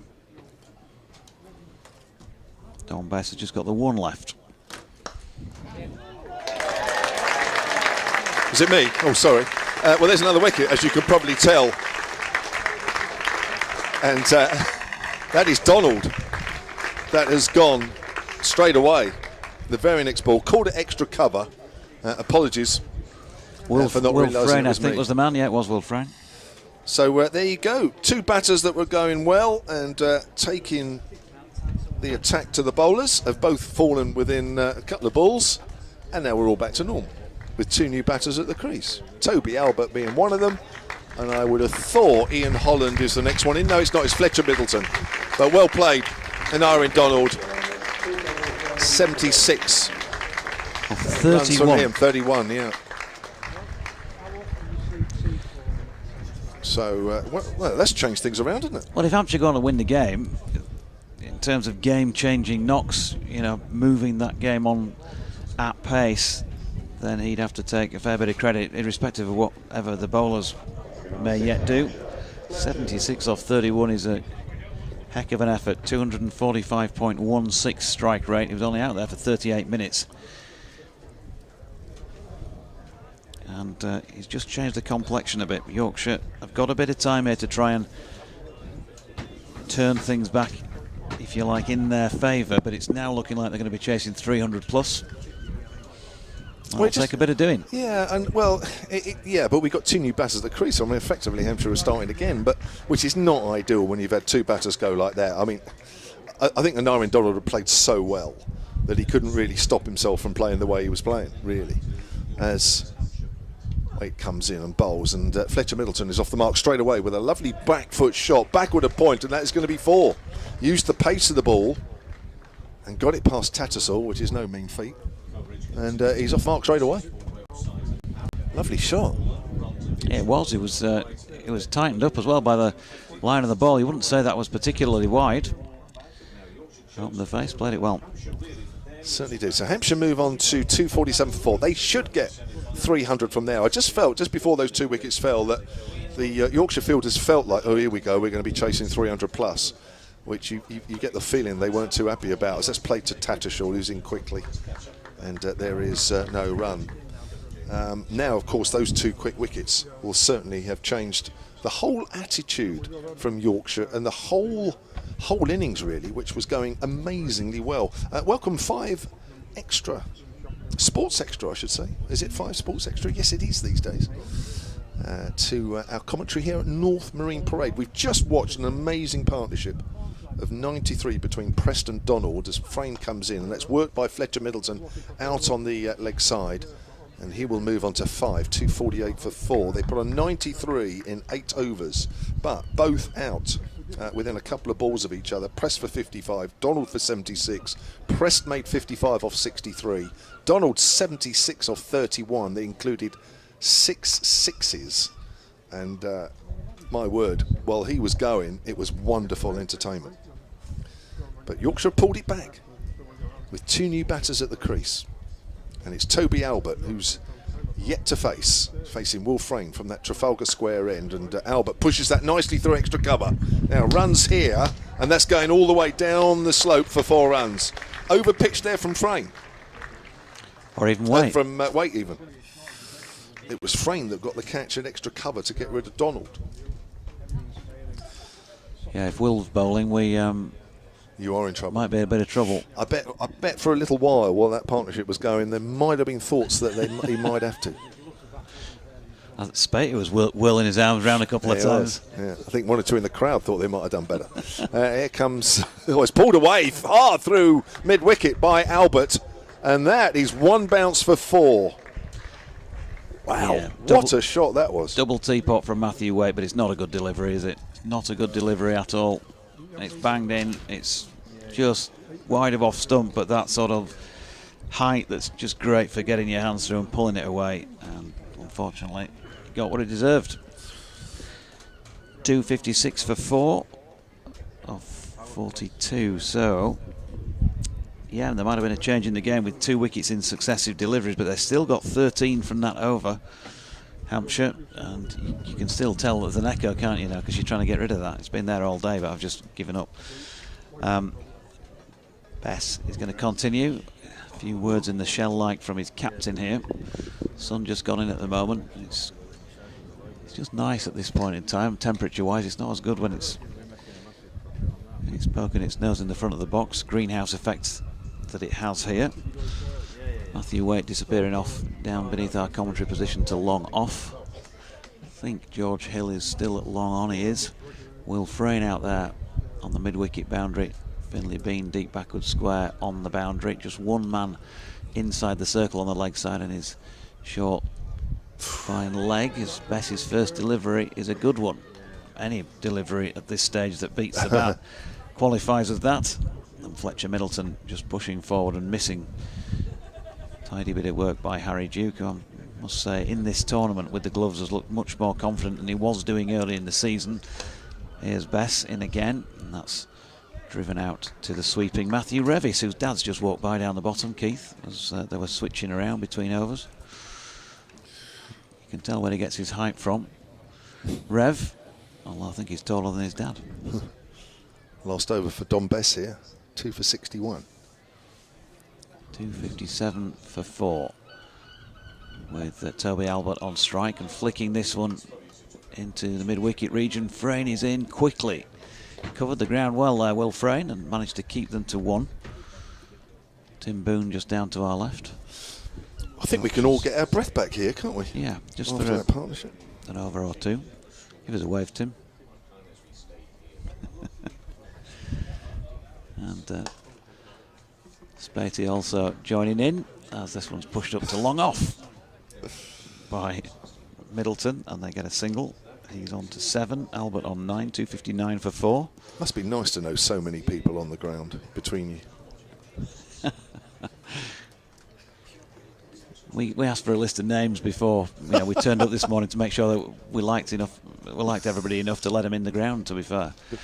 As Bess is in, and that's, well, a rude-looking shot, really. He tried to pull, he sort of, I think he'd planted his foot in the wrong position and couldn't get it where he wanted, and he's ended up clothing it really round on the deck to, I think it's Ben Code there yeah, it is.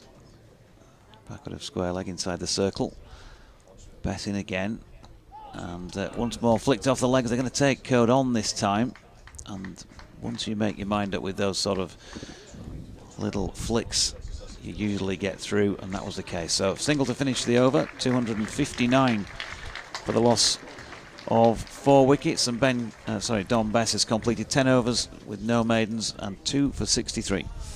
Well, it just looked there in that over. Dom Bess got a really good length, really full length, that he should have been bowling at a Narin Donald. I did mention earlier that it just looked like he was going to carry on bowling line and length and expecting Donald to miss hit one, but he didn't, and that's why his figures have suffered a little bit. But that last over was perfect. A couple of Yorkers, a couple of full balls outside the off stump, which is probably what he should have been doing.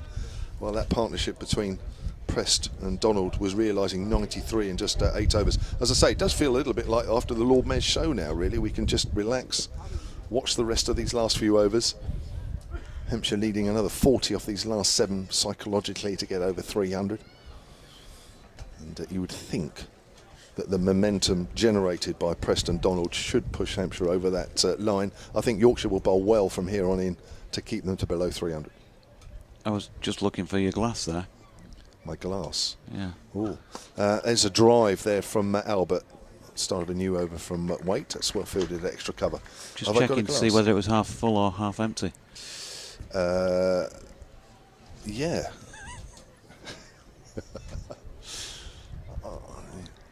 Am I a half empty kind of guy or a half full kind of guy? I don't know.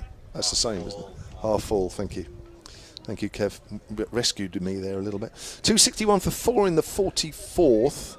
Kev, Albert has 11 off 6. Kev just wanted you to go buy one of those fancy coffees for him again before the start of the afternoon sesh. Can I just say that coffee that's away to our right is the best in the country.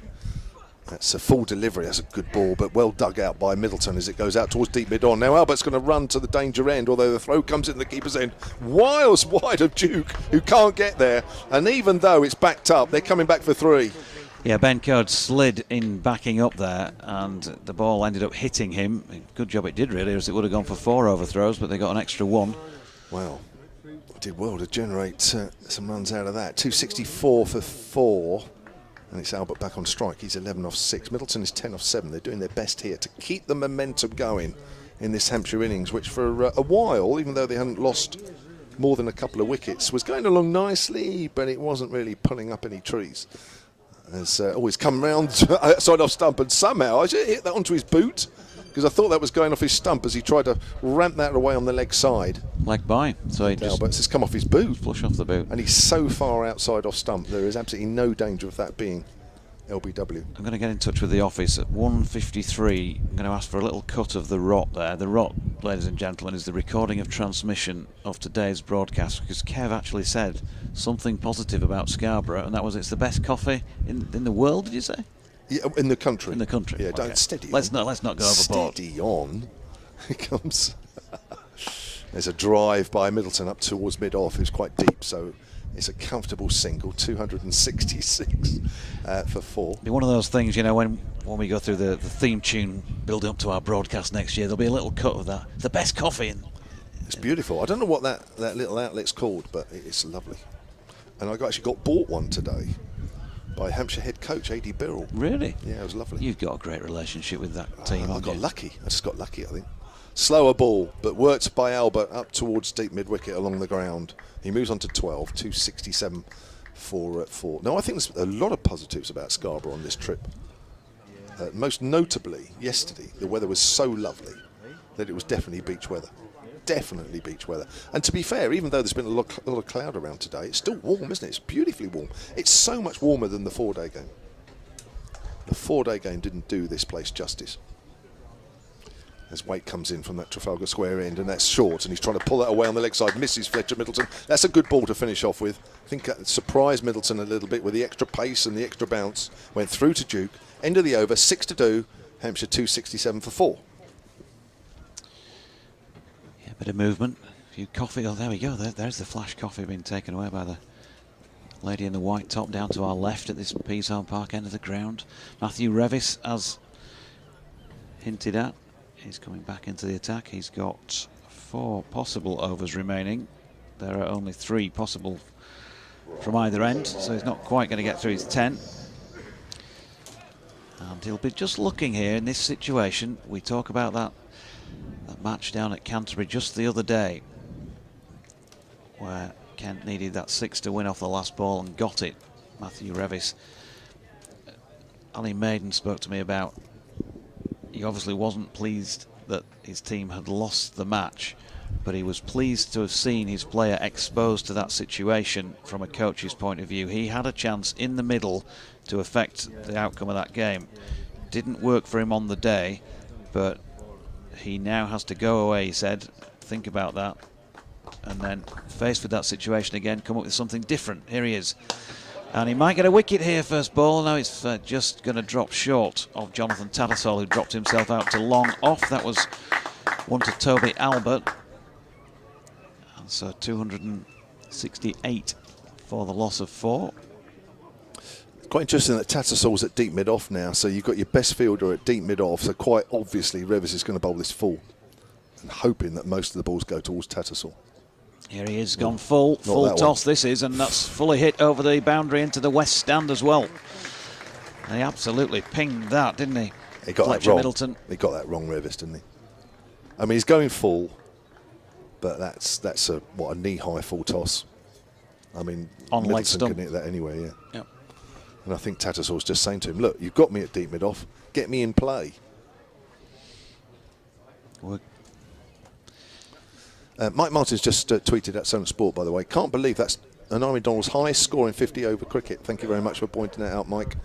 He averages just 17. Yeah, he's a better player than that. Of course he is, and he showed it today. So, just a protracted pause because Tattersall had run in to speak to Revis. Let's see what the result is here. He has gone full and wide, and lo and behold, we have a dot ball. Yeah, but a bit borderline, but that's better. That's better. He's got to be a little bit careful bowling that wide. Yeah, he's got the 2 men up on the back on the offside, but a little straighter, a little closer to off stump, and Tattersall's in the game. Yeah. Here he is again, Matthew Revis, tall figure of full toss. It's too hit high. Down the ground. It's going to be a no ball, and it's going to be a run as well to Fletcher Middleton.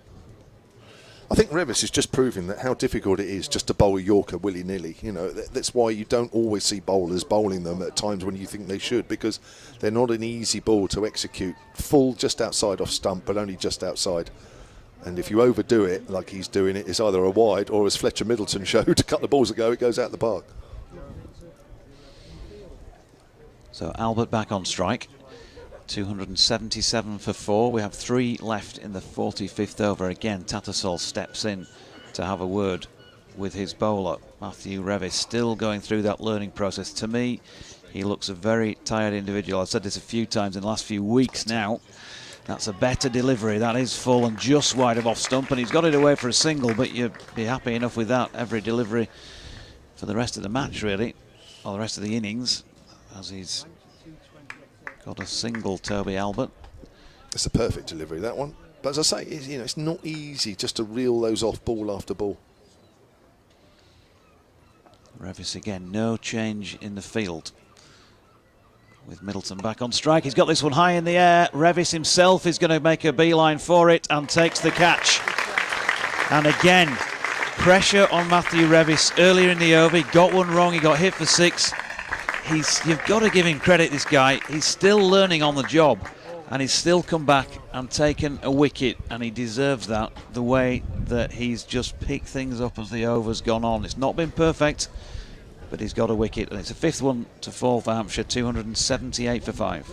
Yeah, and again, this is, I go back to the point, this is what this competition is all about. Putting players who perhaps wouldn't normally be in these situations under pressure, and you'll find out who comes through it and who doesn't. And this is the big thing about this Royal London One Day Cup. Other people would probably be bowling these overs, maybe your Jordan Thompsons and such like, but Revis has a chance to do it, and you find out a lot about these players when they're put under pressure. So, Fletcher Middleton caught and bowled Revis, 18 off 13, the wicket falling at 278, which means they added 35 for that 5th wicket in pretty good time. And new man out there at number 7 is Felix Organ, and Spatey. Spatey's doing well. You see, this teacher thing, isn't it? He's realised he's very much up to date with his times. The bell would have gone at the school there, wouldn't it, to indicate that's a change of lessons, change of pupils, and JMO's stepped out right on cue. The only thing is you have 5 minutes between lessons at our place. Luxury lad. Yeah. To get yourself from one classroom to the next, or the kids Children, move to pupils from one to the next. Yeah. So Revis from the Peasholm Park end continuing. He's gone full again. Good delivery to complete the 45th over. That's a single to get Organ off the mark. And so at the end of it, 279 for 5. It looked like, Martin, it was going to be 300 and plenty. It may still be. There's 30 deliveries left yet, but they've just managed to pull it back a bit. And I mean, again, thoughts on what I was saying there. Matthew Revis gets it wrong earlier in the over. There's something about him, he's trying his best to learn out there, isn't he? And he's shown that he's picked that up pretty quickly, and he's got the wicket. He's a gritty character, is Matthew, and it was interesting. The balls he got wrong at the start, he was trying to bowl slower ball, full ball, and he's got them wrong and too high. And then in the last 3, he's just gone full pace Yorker, full pace Yorker, full pace Yorker, and he's gone for 2 runs and got the wicket. So again, he knows he's got that in his armoury. It's just developing the skill to execute it time in, time out, and then of course that slower ball Yorker as well. Matthew Waite from the Trafalgar Square end, bowling to Felix Organ. Then we've got a single off the final ball of the over. He's taking on the field here. He's opened the face and running out to Tom Loughton at point, and they get a single. Tough life, this all-rounder job, isn't it? Because you've got to work on everything all the time. There's no let-up. Well, talking to Kevin James earlier on, back in the day you were a batter that could field. If you were an all-rounder, you tended to be stuck in the outfield somewhere. Now you've got to be a really good fielder. You've got to be a decent batter, even if you're at the tail end, and you've got to be excellent at your specialism. Waite now then steps right across outside off stump here, does Toby Albert, to try and get that away backward of square. You could see when he was shaping up to play the shot to flick it away, or maybe even get it in front of square to mid-wicket, but he missed it. And dot ball. It's an interesting one, that, because that's just missed leg stump. But because they brought that new rule in where if the batter changes his position by a long way, it goes back to where he started, and he should have played it quite easily from where he started. Waite in, and it's full. Good effort, driven straight back down the pitch. Oh, now then, has Matthew Waite run him out here? He's pulled the stump out with the ball, as is the right thing to do. There's furniture everywhere on the Scarborough pitch at the Trafalgar Square end, and no, it was not out, and Toby Albert did get through for a single. He struck it well, didn't he? But straight at the sticks. Yeah, I think the 3 bits of wood at the far end have saved 3 runs there, because that was going like a rocket. I suppose in a way, non-striking batter, how many times? I think Will Frame was run out in the championship game at the GS Bowl with a little flick on like that. You see that more and more these days. I think that happened to me once in my professional career. Simon Hughes, I think, hit the inside of his boot onto the stumps. Would have analysed all that, wouldn't he, before? Yeah. 281 for 5 then, with that one. 15 now to Albert. Organ on 2, he's back on strike. And Matthew Waite running towards us, and Organ gets that front leg right out of the way, but it was another good full-length delivery, and that's about as good as you could have expected from that ball, I think. A single up to long on. We've got 26 balls left. If you went for 26 singles, you'd be happy. So I think if Yorkshire can keep Hampshire to anything under 320, they'll walk off and go fair. From where they were, they could have been looking at 350, 360 quite easily. Yeah, Waite back at his mark. And in he comes towards us again, and Albert tries the same thing as he did before, tries to scoop this right across. When I said the same thing previously, it didn't look like he was trying to scoop it, it was more of a shot, definite shot square of the wicket. This time he gets right across, he bends that right knee and he tries to get it over his left shoulder but misses. Yeah, trying the ramp shot. And the ball's gone outside off stump. So it just shows you the sort of confidence and inventiveness that players have these days. Fearless. If they get out, they get out. Here's Waite, and this time he's got that away with a square drive to Finlay Bean, who will return it for the concession of 1. So good over by Matthew Waite, because it went for just the 4 runs, and at this stage anything less than 1 a ball is priceless, isn't it? 285, 23 for 5. But you look at that there, he's got 4 Yorkers in. 4 Yorkers last ball. Outside off stump, but really full. Batter going across the crease to try and look to access the leg side gap, and he's followed him and bowled full and wide, and the only place he can hit it's deep cover. It's excellent bowling from Matthew Waite. So Revis is going to continue at this Peasham Park end.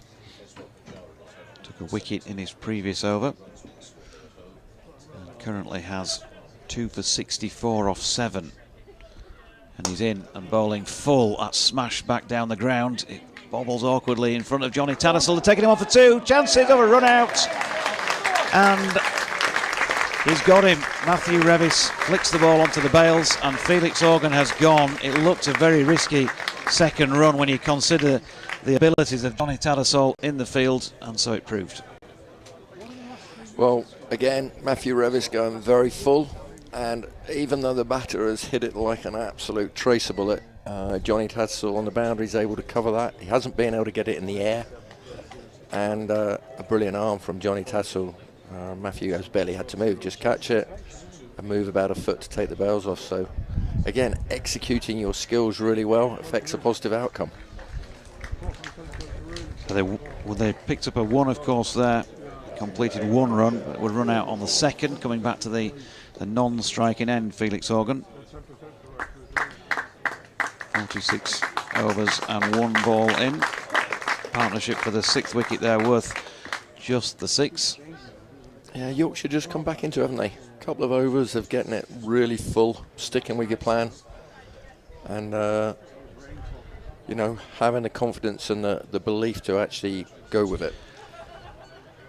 Yeah, and when I think back to the matches that they've played in this competition so far, more in a moment, because Revis coming into bowl here to Albert, who's got it away. It's a full toss. He's got this one wrong again, similar to the 6 in the previous over, probably about top of the pad height, that sort of height, maybe knee roll, and just swatted away square on the leg side for 6, which has kind of spoiled things as far as Matthew Revis is concerned in the over. So Full again, toss. You look at that from Matthew. That looks like he's tried to bowl a slower ball Yorker. And the 2 balls he's done, or the 3, I think it was a no ball, he's bowled it too high. All the other balls he's bowled foot outside off stump Yorker. Just, you know, stick with that. Stick with what works. It is again. Now then, he could have a wicket here. He will have a wicket here if Tom Loughton can catch, and he can.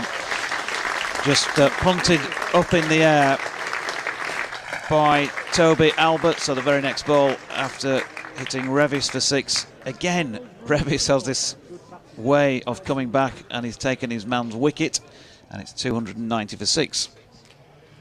Again, different line from Matthew Revis. For 7, my apologies. Different line from Matthew Revis. Again, instead of going too straight outside off stump, slower ball, and fairly straightforward catch you'd expect every time. Just maybe Hampshire a little danger here of falling a fraction short of where they should have been. You know, they've gone for broke and then lost 5 pretty quick wickets. Yeah, so 7th wicket goes with the score on 290. 3.5 overs remaining. That partnership worth 6, and Toby Albert caught Lowton bowled Revis for 23 off 17. Revis now 3 for 71, so he's going for a few, he's gone for a few, he's going over 9 and over, almost 10. But he has picked up a few wickets. Wickets are always crucial. The other thing is, like I say, he's a young lad. He's got physical ability. He's 6'4", 6'5", strong lad, gritty lad. You know, he's prepared to bowl the difficult overs in the power play and at the death, which is good. He's prepared to stick his hand up and say, I'll do that. And I just think another winter of him working really hard on his skills, he could be a really good performer. Scott Curry, I think, is the new man. Revis in and bowling to him. He has a flick at one outside off stump. Better delivery. Dot ball. They're all good at this stage. The dots. Remains 290 for 7. I'm watching Matthew Revis bowl. Obviously working with him with his batting. Here he comes again from the Peace Home Park end, and Curry just trying to run that one somewhere. I'm not quite sure where actually, because there's not too many places to run it. Backward of square on the offside, a couple of men inside the circle. Dot ball. Ian Holland just having a word with him. But talk to us about Matthew Revis in terms of his character, because we've seen him this year. At times he's suffered, and at times you've seen him with the double teapot and probably just chastising himself for certain things, and we've seen some quality from him as well. Yeah, I mean, he's a young lad. He's very resilient. Matthew is he's a tough cookie. And he's running into bowl to Curry again here after a word from Johnny Tattersall. This could be a wicket, is it? No, he's managed to. He's had a streak of luck there, which means the ball has gone over the top of short third man, Matthew Waite, and has run away for 4. So a little bit unlucky, Matthew Revis, off the final ball of the over. 294 for the loss of 7 wickets now, Hampshire at the end of that, with 3 overs remaining. As you say, that's very unfortunate. Nothing wrong with the ball, but the thing about Matthew is an opening batter, and he's used to dealing with the ups and downs, the failures, the successes. And keeps himself mentally fairly level. He doesn't get too high or too low. That goes with that sort of profession as a batter. And I think he takes that into his bowling. He accepts that he's going to get it wrong, go for runs at times, but is desperately trying to get it right. And like I say, he's only been bowling since he was 16. And he is used to, a bit like with Seba, we have some pretty average weather in the winter. And the kids there, they're resilient. They just get out, go and play the sport, run up the hills, snow, sunshine, rain. And they're faced with lots of challenges. And we like to challenge them, not just in what they're really good at, but also what they're not so good at. So they build that resilience and that determination to work their way through it and accept that life is up and down. That it certainly is. Tom Lowton then is back into the attack. He has so far 5 overs for 21 to his name. Hasn't yet taken a wicket. But with Matthew Waite having completed his 10 overs, 1 maiden, 1 for 47. Somebody's got to do the finishing here. Tom Lowton then from the Trafalgar Square end, bowling to Ian Holland, who opens the face and pushes it to Tattersall. Inevitably, he seems to be everywhere the ball's gone today in the covers, and gets a single. Be interesting to see what he'll bowl now. Obviously they're 7 down. Just the last few balls, they haven't sort of gone at it. They've sort of gone back to playing proper shots. So whether Tom Lowton will just try and bowl length like he did there, or Yorkers, interesting to see. But again, that's where you've got to adapt really quickly. You've got to work out what the batters are doing and what your plan is. Well, they're trying to make a plan by the looks of things here, because Tattersall having a word with Lowton, who's walked away from the end of his run-up, and he's bringing Jack Shutt up from long leg inside the circle. Matthew Waite also getting his fillings in. He's going to bring up Dom Best by the looks of things as well.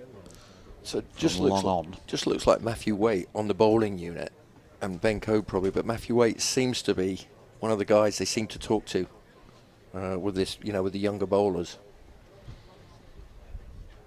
Yeah. So Scott Curry on strike, Lowton in. Well bowled, Tom Lowton The crowd think that might have been a catch. Not sure if he didn't hit it into the ground or not, but either way, yeah, it was a catch. Was a catch. Yeah, it was a great effort. I mean, he's a tall man, Tom, and in your follow through, he's dived to his left, got one hand on it. Yep. Great effort. They have a stick or they don't. And it's, it's as much luck as anything else with those, I think. I think the important thing from Yorkshire's perspective there is that it was a dot ball. Ultimately, 295 for 6 then. Into the 48th over, and here's Loughton again.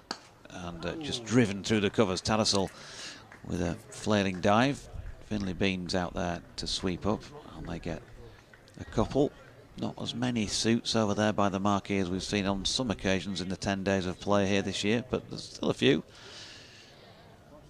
One or two probably Zedding after an early lunch, like Kevin Howells was here last time around. That photograph has yet to be released on social media, but I'm looking forward to the response when it finally does. It's amazing what people say when you can't reply. Loughton in, and that's aerial, and Yorkshire with a chance of another wicket here. Tattersall underneath it, and well, you'd probably put your mortgage on Johnny Tattersall catching that. Very good pair of hands, as we know, and it is another wicket, and it is that wicket of Scott Curry. So 1, 2, 3, 4, 5, 6, 7, 8 down now, Hampshire, and in danger here of not seeing out the 50 overs. Yeah, Tom Loughton bowling a heavy bouncer. And again, Johnny Tattersall, never easy running over your shoulder, but actually made it look fairly easy, didn't he? You've seen them drop before, but he, as you say, he's a wonderful fielder, and made it look very simple. 8 down, I think Yorkshire have come back very well here, really well. They'll be pleased with this, and I think the other thing is you have those momentum changes. If they can see out the next 2.2 overs, they're going to go in on a positive. At one point they were looking at 350 plus. And all of a sudden they're going to go in with a positive. Hopefully, Hampshire will walk in probably a bit deflated if they don't get the next 2 and a bit overs away for 20 or 30 runs. And Yorkshire then can take that momentum into their batting. John Turner, number 6, is the next man in for Hampshire. There you go, the golden voice makes the announcement much more clearly than I've ever been able to do, or will. He scratches his guard. What have we got here field-wise? Shut back down on the boundary edge at long leg. We've got is it George out there? Yeah, it's George Hill, isn't it? Out at Cow Corner. And good first delivery by Loughton, which climbs on Turner. And he just has a little flick at it outside off stump. Through to Harry Duke. Don Bess is inside the circle at mid-on. Yeah, Matthew Revis is square ace. I'd lost him in the crowd. So 3 back on the leg side. Bess inside the circle. Will Frayne at mid-off inside the circle. Tattersall also inside the circle at extra cover. Matthew Waite on the one as well at point, and Finlay Bean is sweeping in the covers. And Loughton galloping in again from the Trafalgar Square end, and off the hip of Turner. Might be in a literal sense. We'll see what the umpire decides here. David Milnes. It was a run. So he's off the mark, and warm applause for Tom Loughton, because again he's a bowler who's had a few tough times in this competition so far, but he's picked up a wicket there. 6 overs, no maidens, 1 for 24. You look at that field, he's got mid-off and mid-on up, extra cover, backward point. There, your 4 men in the ring. The one thing he can't do with that is bowl full and get the ball hit past him. So he's got 3 men out on the leg side and deep cover third man. He's going to bowl back of a length heavy and say to the batter, well, go sideways. You're not going to hit me back over my head. And then committed to it. Every ball has gone through there at chest high rather than that sort of waist high where you haven't really put it in and you can get your arms through the ball. And the other thing, Spatey, is that this word opportunity is thrown out there a lot. The young players are getting an opportunity, which is often just taken to mean that they're included in the side. But there are different forms of opportunity, and Tom Loughton's getting the opportunity to bowl at the death now in a match that against a good side. I know these are lower order batters, but Ian Holland certainly can do the job. It's still an opportunity in front of a crowd in a situation that he's probably not had to deal with before. Exactly, and like Jamo was saying earlier on, who stands up? Revis, and that was almost played off the face of the bat through to Harry Duke for a catch by John Turner, but he misses out. It's another dot ball. So those wickets, we talked about the runs that they've gone for, but Matthew Revis, the fact that he's been able to come back and take a wicket or two. Tom Lowton now as well. It's just taking Hampshire deeper down that batting order, and you look at John Turner and think, well, yeah, that ball would have been presented to somebody earlier. That's probably 4 or 6. Correct. And again, look at the field, mid off, mid on up, extra cover, backward point. He's got to bang the ball in here. He can't afford for the ball to be driven hard back past him. Tattersall with a word to Revis, who's running in from the Peasholm Park end again. Turner does get this one away, but only to the man at point. And that is a 9th Hampshire wicket that's gone. And, well, Jack Shutt, he'll be telling the grandkids about that one someday. What a rip-roaring catch it was. It was absolute dolly, wasn't it? I'm going to say, normally at backward point they come flying at you. But again, Matthew Revis, no width. Straight over the top of the middle and off, heavy ball. He's trying to give himself some room, and all he can do is spoon it to backward point, where, as you say, it was an absolute dolly. Mind you, I saw it at Derbyshire the other day. Yeah. I know what you're going to say. Absolute dolly to mid-on. He then caught him with a really good diving catch a little bit later on, but you very rarely see them put down. I think the worst fielder I've ever seen or played with was Neil Lenham. Neil Lenham at Sussex used to be a great slip fielder, and then he had lots of problems breaking bones and what have you. And I have seen him drop some absolute dollies in my time. He used to catch the blinder and drop the absolute sitter. Jack Campbell is last man. What's your thought on this new rule with the batter coming in, not being able to, if they cross, no, you're on strike? I think that's a really good rule that's come in. Yeah, no, I agree. I think it's better for the bowler, yeah. He's always going to get a new batsman on strike. And you've got to give plenty of credit here to Matthew Revis, I think. He's gone for a few. When he gets it wrong, it tends to be spectacular, and it's going for big runs, 4s and 6s. But he's taken 4 wickets here, and if anybody's done anything to slow this Hampshire momentum down in the closing stages, it's been him leading that. Single there to Jack Campbell, out into the offside first ball. Campbell with no number on his back. You talk about experience, don't you? Banking situations, and you'd hope, wouldn't you, after this year, that some of these young players, both sides, are going to bank the experiences and be able to use that to make themselves, A, work harder over the winter, work really hard to improve their skills, but B, in games in future. Revis then to Holland, who has a big swish to one just wide of off stump and misses out. Another welcome dot from Yorkshire's perspective. They started this over on 298 for 8, they're 299 for 9. So just 1 run and the loss of 1 wicket in 4 balls so far. Can Matthew Revis get out of the over unscathed? He's been pulled here, but he's only going to get 1, Ian Holland. Will Frayne is out on the cow boundary to do the fielding. Again, you look at that, totally different plan of bowling there. He's pushed mid off and mid on back, and then he's bowled fuller and straighter and said, well, hit me down the ground, that's fine, hit me to mid wicket. And then you see the field change again. He's going to go heavy and short against number 11, against Campbell.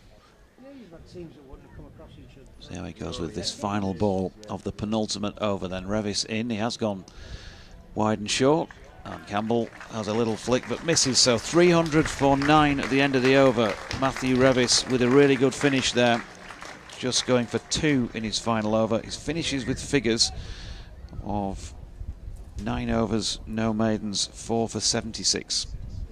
And again, the really, good thing about it is that the last 3 overs under pressure, they've sat down, or they've had a bit of a conflab, they've come up with a plan, and he's been able to, more often than not, execute that plan. And as you say, every time he does that, you hope he banks the experience and repeats it in future. So it should do him a power of good, that, after what happened down in Canterbury on Friday, when he looked inconsolable for a few minutes after the game, walking off. All the lads went across and patted him on the back, and I seem to remember him just standing there on his own and wandering off again before he decided to leave the field of play. In the moment, here's Tom Loughton then to bowl the final over, and he's getting the opportunity to do this at Scarborough today, and it was good because that was full and a roundabout off stump, and Holland has got it away square on the leg side to Revis, and it was a dot. Yeah, it was interesting talking to Matty after the Kent game. And he said, I said, why didn't you go York? And he said, well, I was going to, but I was, the team decision was to bowl heavy back of a length. I remember David Toffler in about 84. Loughton then, with his little diddle at the start of his run, and comes charging in, and Holland drives him straight. Got the front leg out of the way. Could go. It has gone for 4.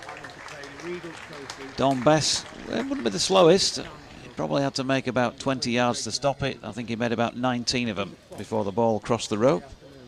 Well, it's not a bad ball. He's got it full, and the long on's fairly wide, I think. Normally you'd expect a normal long on to save there, but I think they're expecting to drag it a little bit. So 4 left in the innings, 304 for 9. And Holland pulls this ball short of length. Jack Shutt is running round to try and stop that, but misses with his dive. And so successive boundaries. So Tom Loughton, we talk about, he's getting that chance to bowl the final over. Can he limit the damage here after successive boundaries? Surprising ball.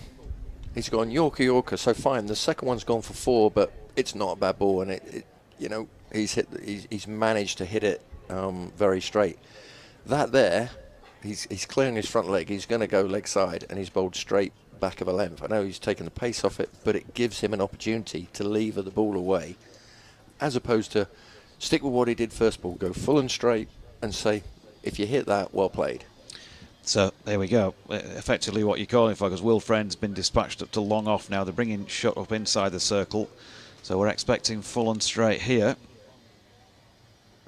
And we get full and straight. And Ian Holland tries the ramp shot, tries to scoop it over the top of Harry Duke, but misses out. So dot ball, welcome dot.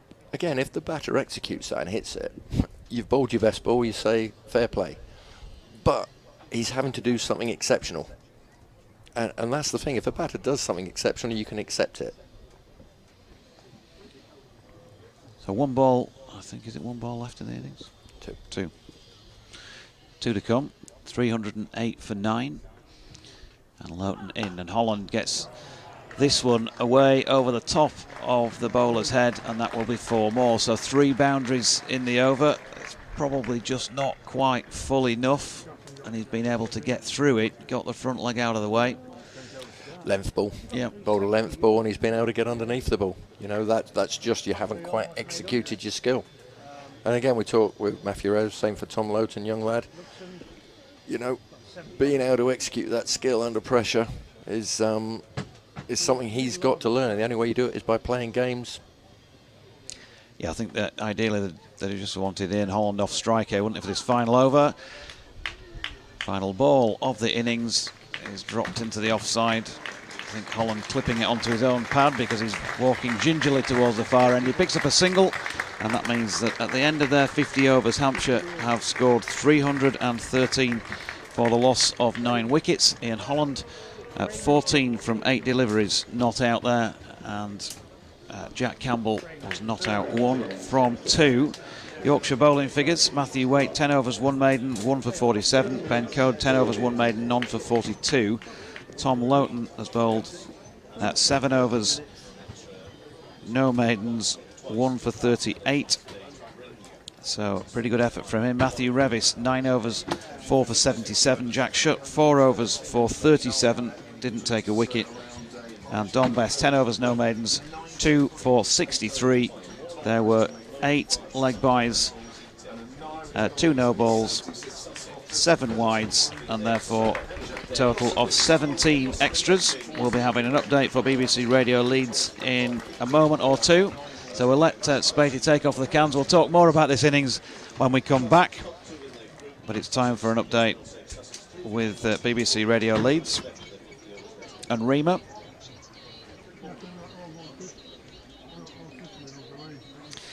Good afternoon, Rima. How are you?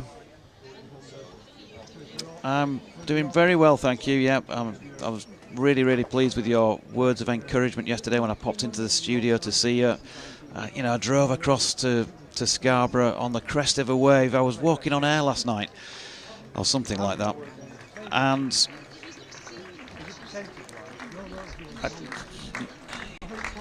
you said you'd keep that as our little secret.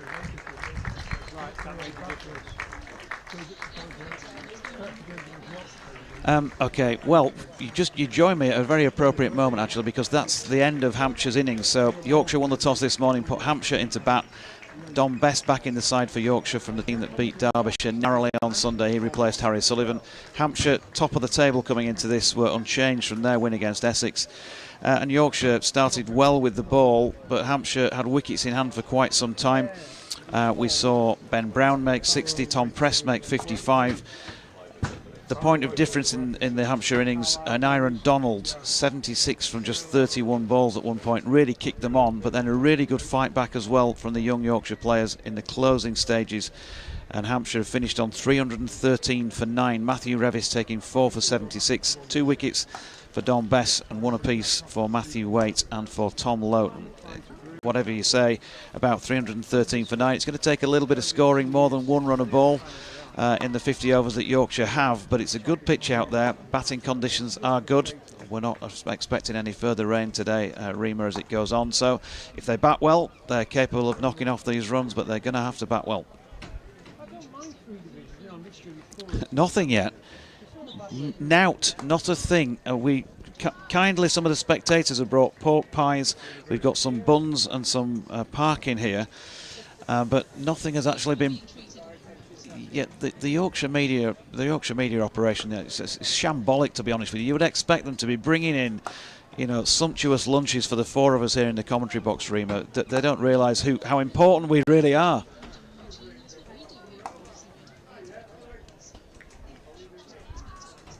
Will you have a word, please? Will you write to them?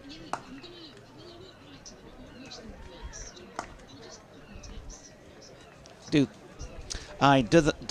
that then, lass. Aye, do that then. Bye.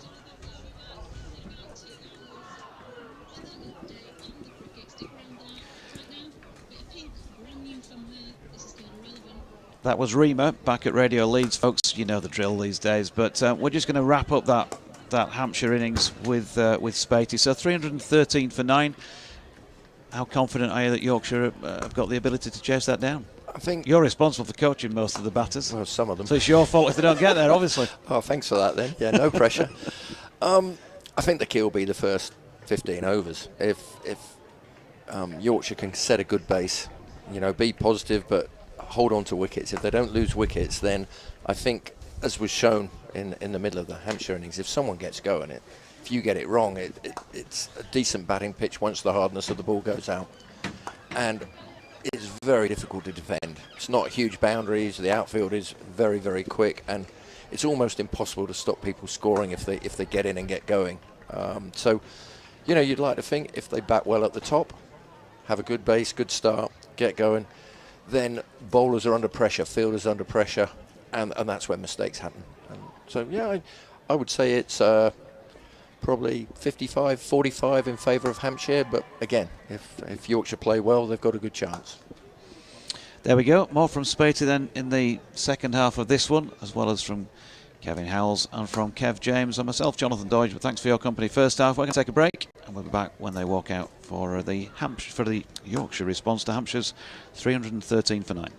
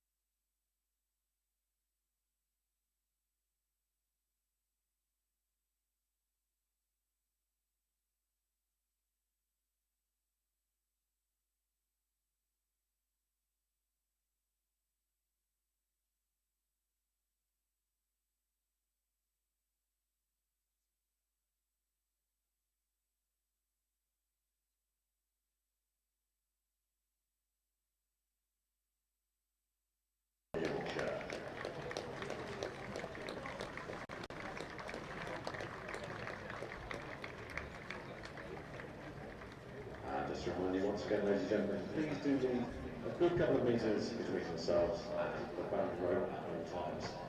Please also do watch the ball. It may well be coming your way.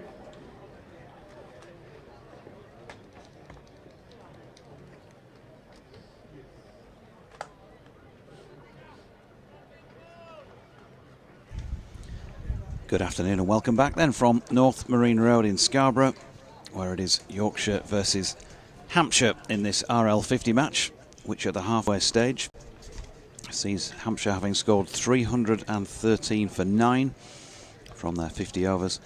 Very good 76 off 31 for an Aaron Donald, being the main feature, but 60 as well for Ben Brown and 55 for Tom Prest. 4 wickets for Matthew Revis, 2 for Don Bess and 1 apiece for Matthew Waite and Tom Lowton, plus a run out for those 9 wickets. It's just got a little bit cooler at the moment as the sun has gone in, and Yorkshire, who have relied upon Will Frayne and Harry Duke throughout this competition so far, at the top of the order, are doing so again. They've had a 200 opening partnership and a 100 opening partnership as well, and both have good numbers, as they say, in this comp. So it's going to be Frayne on strike. It's going to be Ian Holland. I nearly called him Ian Donald then for some reason. Ian Holland to open the bowling at this P-Zone Park end. Number 22 on his back. 2 slips in place. And in he comes then for the first ball. Right arm over the wicket. Will Frayne solidly behind it. There's no run. Kev James is alongside. We'll have a bit more Kev Howells dipping in, as well as Martin Spate as the afternoon wears on. It's going to be interesting while some of these players are actually out there in the middle doing the job that Martin Spate coaches them to do, to see what comments he's got to make. Be interesting to see how much he's on this afternoon as to how well his batters are batting. Yeah, he might go AWOL. Holland in again, and a thickish inside edge from Frayne, but he gets it away for the first run of this Yorkshire response, down to deep backward square leg. And so he's off and away with a single. And that brings Harry Duke on to strike. Well, Frayne's having a good competition, isn't he? Just over 320 runs at 46 apiece this year. Duke 322, also at 46. So, and I know they've had a couple of good opening partnerships, these two, haven't they? Certainly have. 209 in the first game against North Ends. Yeah, Holland in. That's flicked off the legs by Harry Duke. He's making its way down to the boundary at fine leg. There is a chase round. I don't think... Has he got it? What's going on here? We've got a signal of leg byes and 4 at last. So it couldn't quite reel it in down there. It was the numberless Jack Campbell. So Yorkshire have their first boundary off the legs. 5 without loss. Is it me or has it dropped 20 Definitely degrees? Dropped quite a bit, hasn't it? Yeah. Maybe a change of wind direction or something. Holland is in. It's pushed into the covers by Harry Duke. And there is no run. I was sat outside 2 minutes ago thinking, gosh, this is warm, I need to get inside. And then when I got inside, it's suddenly about -10. Never one given to exaggeration, my colleague. Holland again, leaving our commentary position behind. And he comes bowling to Duke. Good delivery. They're appealing for caught behind here. Not given, and Harry Duke's not interested either, just scratches away at his guard. I think that flicked the pad on the way through. If I had to try and give us some assessment of that, it looked a great nip backer. It certainly did nip back a long way, didn't it? But Harry Duke certainly didn't feel like he'd got anything on it. Good decision from umpire David Milnes. Was it not David Milnes at this end, is it? It's Naeem Ashraf. And once again, Holland pulled this time by Duke. He plays that shot well. He got a 6 with it the other day, and really did want to remind his teammates that he did have the power to hit a 6. Well, on this occasion, he gave it everything, but it dropped just short and 1 bounce for 4. Yeah, I'm afraid Ian Holland, at the pace that he bowls, has got to get it arrow straight and also bowl a very tight length as well. And for me, in that over, it just wasn't quite tight enough. Just allowed the batter a couple of let-off deliveries there. So 9 without loss at the end of the first. Well, it's a good start, isn't it, really? It gives Yorkshire some great momentum early on. Remember, 314. It's gettable, there's no doubt about it, but they'll have to play well, the home side here. But that's given them a great start.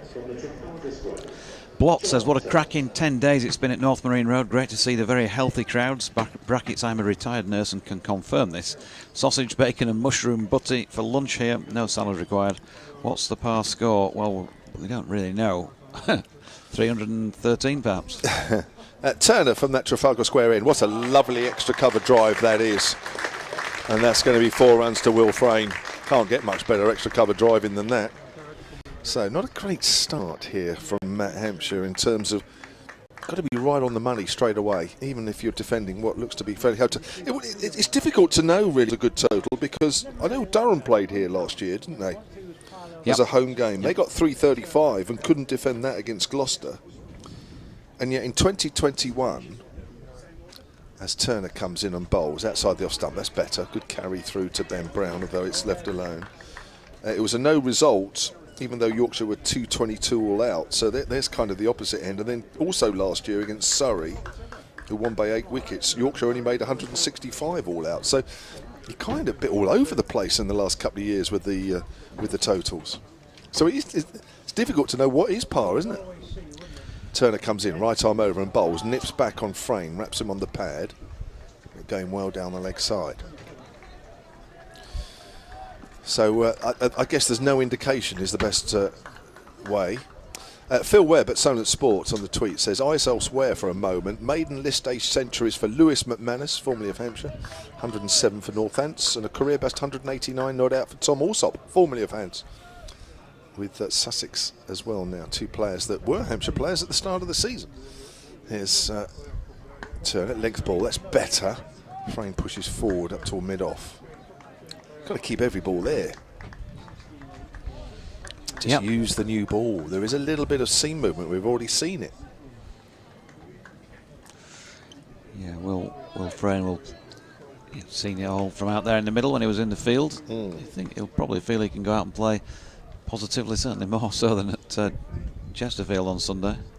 Length ball, which is pushed out square on the offside. That's Fletcher Middleton field in there, a familiar position for him in this competition. But yeah, Will Frayne and Harry Duke, 209 for the first wicket in the win over Northants at York, and he also got 68 in that defeat to Kent.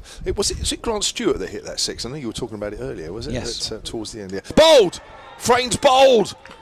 And Turner celebrates, and Frayne is just trying to drive on the up there, and I think that side just caught the inside edge, or it's nipped back in the top of the middle and off. But that's the line and the length you've got to bowl. Just watching it on the live picture feed, if you still watch, nipped back. And that's gone between bat and pad. And Frayne is probably driving a little loose there. He goes for 5, 13 for 1. Yeah, good delivery by Turner, and it came back quite a way, didn't it? The incline is slightly left down to right as we look at it from east to west, if you like, and that's come back slightly up that incline and has taken middle and off stumps. So an early introduction for Finlay Bean. Yeah, I'm looking forward to seeing this guy play after all the hype, after his 441 in the second team end of June. Beat Marcus Draskothic's 322, which was then a second 11 championship record. That was hit back in that was back in the 1990s, 1997. He can obviously play, this guy as well, can't he? 61 in that game against Kent. 20 years of age. Yeah, so end of the second over was that first wicket partnership worth 13. And the score 13 for 1. That's a big blow, that one, isn't it, for Yorkshire? It is, because you felt like the form he's been in this competition and on this pitch, he'd find a bit of joy today, Will Frayne, with his positive game. But Finlay Bean, left-handed, also in the, I've only seen him playing those couple of matches he's played in, and he also likes to feel bat on ball. Harry Duke, though, is the man who's going to be feeling bat on ball next, probably. Possibly. Who knows? Ian Holland is going to bowl. Looks like one of the ground staff. Change of bails, I think. Come on. Naeem Ashraf making his way back to the stumps to replace one of the bails. So slip in place, point, cover, mid-off, mid-on, straight mid-wicket, sweeper square on the leg side, third man, and a 45 inside the circle back out of square. That's the fielding setup. It definitely has dropped several degrees since the start of this second innings. I think it might be just a change of wind direction or something. This is how I remember Scarborough from the 4-day game. Here we go. Holland in, and Duke solidly behind it, pushes into the onside, and there is no run. Yorkshire supporters will of course want to keep half an eye on what's been going on elsewhere, and at Canterbury, Lancashire recovered well, didn't they, to make 295 for 9 against Kent, who are 3 without loss in reply in the second over. As Holland in again, and this one fades down the leg side and will be signalled as a wide, making the total 14 for 1. At Leicester, Durham 197, Leicestershire 11 for 1 in response. At Northampton, Northants made 311 for 7. Derbyshire 9 without loss in reply so far. Surrey all out for 181 against Nottinghamshire, who are 108 for 1, making a very good fist of rubbing off those runs, and strong favourites to do so. Holland's latest delivery is a repeat of the previous one down the leg side, and another wide. Sussex with a mammoth 400 for 4 off their 50. Down at Hove, Middlesex, well, they put him into bat as well. That's going to be a stinger in the dressing room for the skipper, isn't it, afterwards? If they don't knock him off. Holland down the leg side again, even further this time. That's 3 successive wides. I don't know what's happening with Ian Holland here. He's pushing everything. I mean, I know it's going down the leg side, but I don't know, his wrist is just wrong here. He's not normally somebody that pushes the ball into the right-hander. Now, Glamorgan made 356 for 3. Worcestershire 8 without loss in reply. Of course, Glamorgan still could potentially nick that third spot, couldn't they, if they move on to 8 points today. And neither Yorkshire nor Kent win, as Duke pushes a single square on the leg side to a delivery that Ian Holland bowls in legitimate fashion. 17 for 1, which would be a fair old swing, wouldn't it? They'd have to win that by a long way. Yeah, it's all about... Oh, it seems to be about Lancashire and Kent. Having said that, there's nothing to say Yorkshire won't lose this by a country mile. You just never know in cricket, do you? It's Finlay Bean watches one go wide of off stump. Ian Holland delivery to the lefty, as he was doing as a wide to the righty earlier in the over. Well, I was going to say the angle that he's bowling and the shape is actually, he's better off bowling to the left-hander, although he's going to switch around the wicket for some reason. But I don't know, it's just, I've seen him bowl a lot better, I have to say.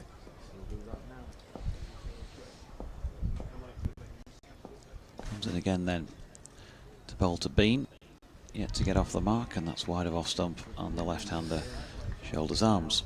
I just don't want to waste this new ball. You know, 2 or 3 wickets early on, if Hampshire can get them, will really put Yorkshire under pressure. But at the moment, I know they've got frame, but for me, they're just not putting Yorkshire under pressure enough here. Because this ball will get very soft and very old very quickly, and then it'll get hard work. Holland then, round the wicket, and Bean again. Happy to watch another one go by, wide of off stump. Just having a look, trying to get used to the pace of the ball. So yeah, it's fascinating, isn't it, really, in terms of the scenarios in this group. But I mean, I just love what's happening in Group A. 4 teams all on 10 points, all fighting it out for the top 3. Holland again. Bean has a little more of an interested push at this one, which is wide of off stump. And that will complete the over with a dot. 17 for the loss of 1 wicket after 2. Well, that was better than 3, last. I should say. Yeah, 3. that was better at the last. I mean, I would have done bowling. he's pushing it, even now he's still pushing it across the left-hander. Just to pitch the ball up like that, get him into the drive. Get him to see if he'll drive at one like he did there. For me, he didn't bowl that great, even at the left-hander. So it's a bit of a wasted over in a way. So it's going to be Turner, who picked up a maiden 5 wickets. A 5-wicket bag in this competition earlier. It's going to bowl from the Trafalgar end. That's driven out into the covers, fielded by Gubbins. Picked up 5 for 25 in the win over Lancashire at Ageas. That was a big win for Hampshire, beating a Lancashire that included Jennings and Wells and Bohannon at the top of the order. Those 3 blown away. I think I'm right in saying off the top of my head that I don't think they scored a run between them. As that's outside the off stump and that's left alone. In fact, they didn't. All 3 out for no score. That was a big win. That was a big win. Yeah. I think from then on, I think people then really sat up and said, well, hang on a minute, Hampshire could really do something in this competition. Don't think there was much expectation at the start, but they've kind of grown into this competition as it's gone along. 6 wins out of 7 coming into this game. As Turner comes in and bowls, it's full. Duke drives, doesn't time it, goes back to the bowler. Score remains at 17 for 1. Yorkshire needing 314. 2 slips, Prest and Curry. Turner turns. Bowls to Duke once more, and Duke gets one. It just bounces and nips back, hits him high on the pad, probably thigh pad, as it goes out on the offside. Still a bit of help in this pitch for these bowlers. Turner bowling a little bit more accurate than Ian Holland is, looking the more threatening. Yeah, a bit of movement in the pitch, a bit of movement among the speckies at the moment as well. There is, isn't it? Trying to keep warm, I guess. There's a couple of the jumpers going on. That's a little too straight, and that's worked down to fine leg, and that is fielded right in front of us by Albert. That'll be a single, takes Duke on to 6, and the total for Yorkshire on to 18 for 1, coming towards the end of the 4th. Albert and Lion, was it? Albert and the Lion? I remember listening to that on an LP when I was at school. Albert and Lion? Albert and the Lion, was it? That's new to me. Albert and the Lion. Stanley Holloway, the Lion and Albert, actually, it was called. Right, okay. It's coming round the wicket. Nice drive there from Bean. That'll be 4 through the covers. Genuine half volley there. And again, that's a gift for the batters as Yorkshire move on to 22 for 1, and there's 4 overs gone. Wrong side at Pennines, there's a famous seaside place called Blackpool that's noted for fresh air and fun, and Mr. and Mrs. Ramsbottom went there with young Albert, their son, and so it goes on. So it's a poem, or it's a song, or it's a poem, I suppose. Yeah, it's read as a piece of poetry on whatever it was, a 33 1/3 long player, with all the crackling that used to go with it as well. 22 for 1. Here's Holland, who is 22. Oh, that's the number he carries on the back of his shirt at least. Pushing into the offside, there's no run. Yeah, he's 31 otherwise. 31 years of age. Thought I'd just throw that in. Thank you very much. Yeah, that's all right. So I've learnt something new there then. Albert and the Lion? Well, no, the Lion and Albert, please, sorry. yeah. Holland to Duke, flicks nicely off his legs. Harry Duke, it's a shot he plays well, and he's going to pick up 2 runs. 22 bowling to 22, and the score was on 22, unhelpfully for 1 at that stage. Anybody who's superstitious? Stevie Wonder was, wasn't he? Ooh, they're all coming out now.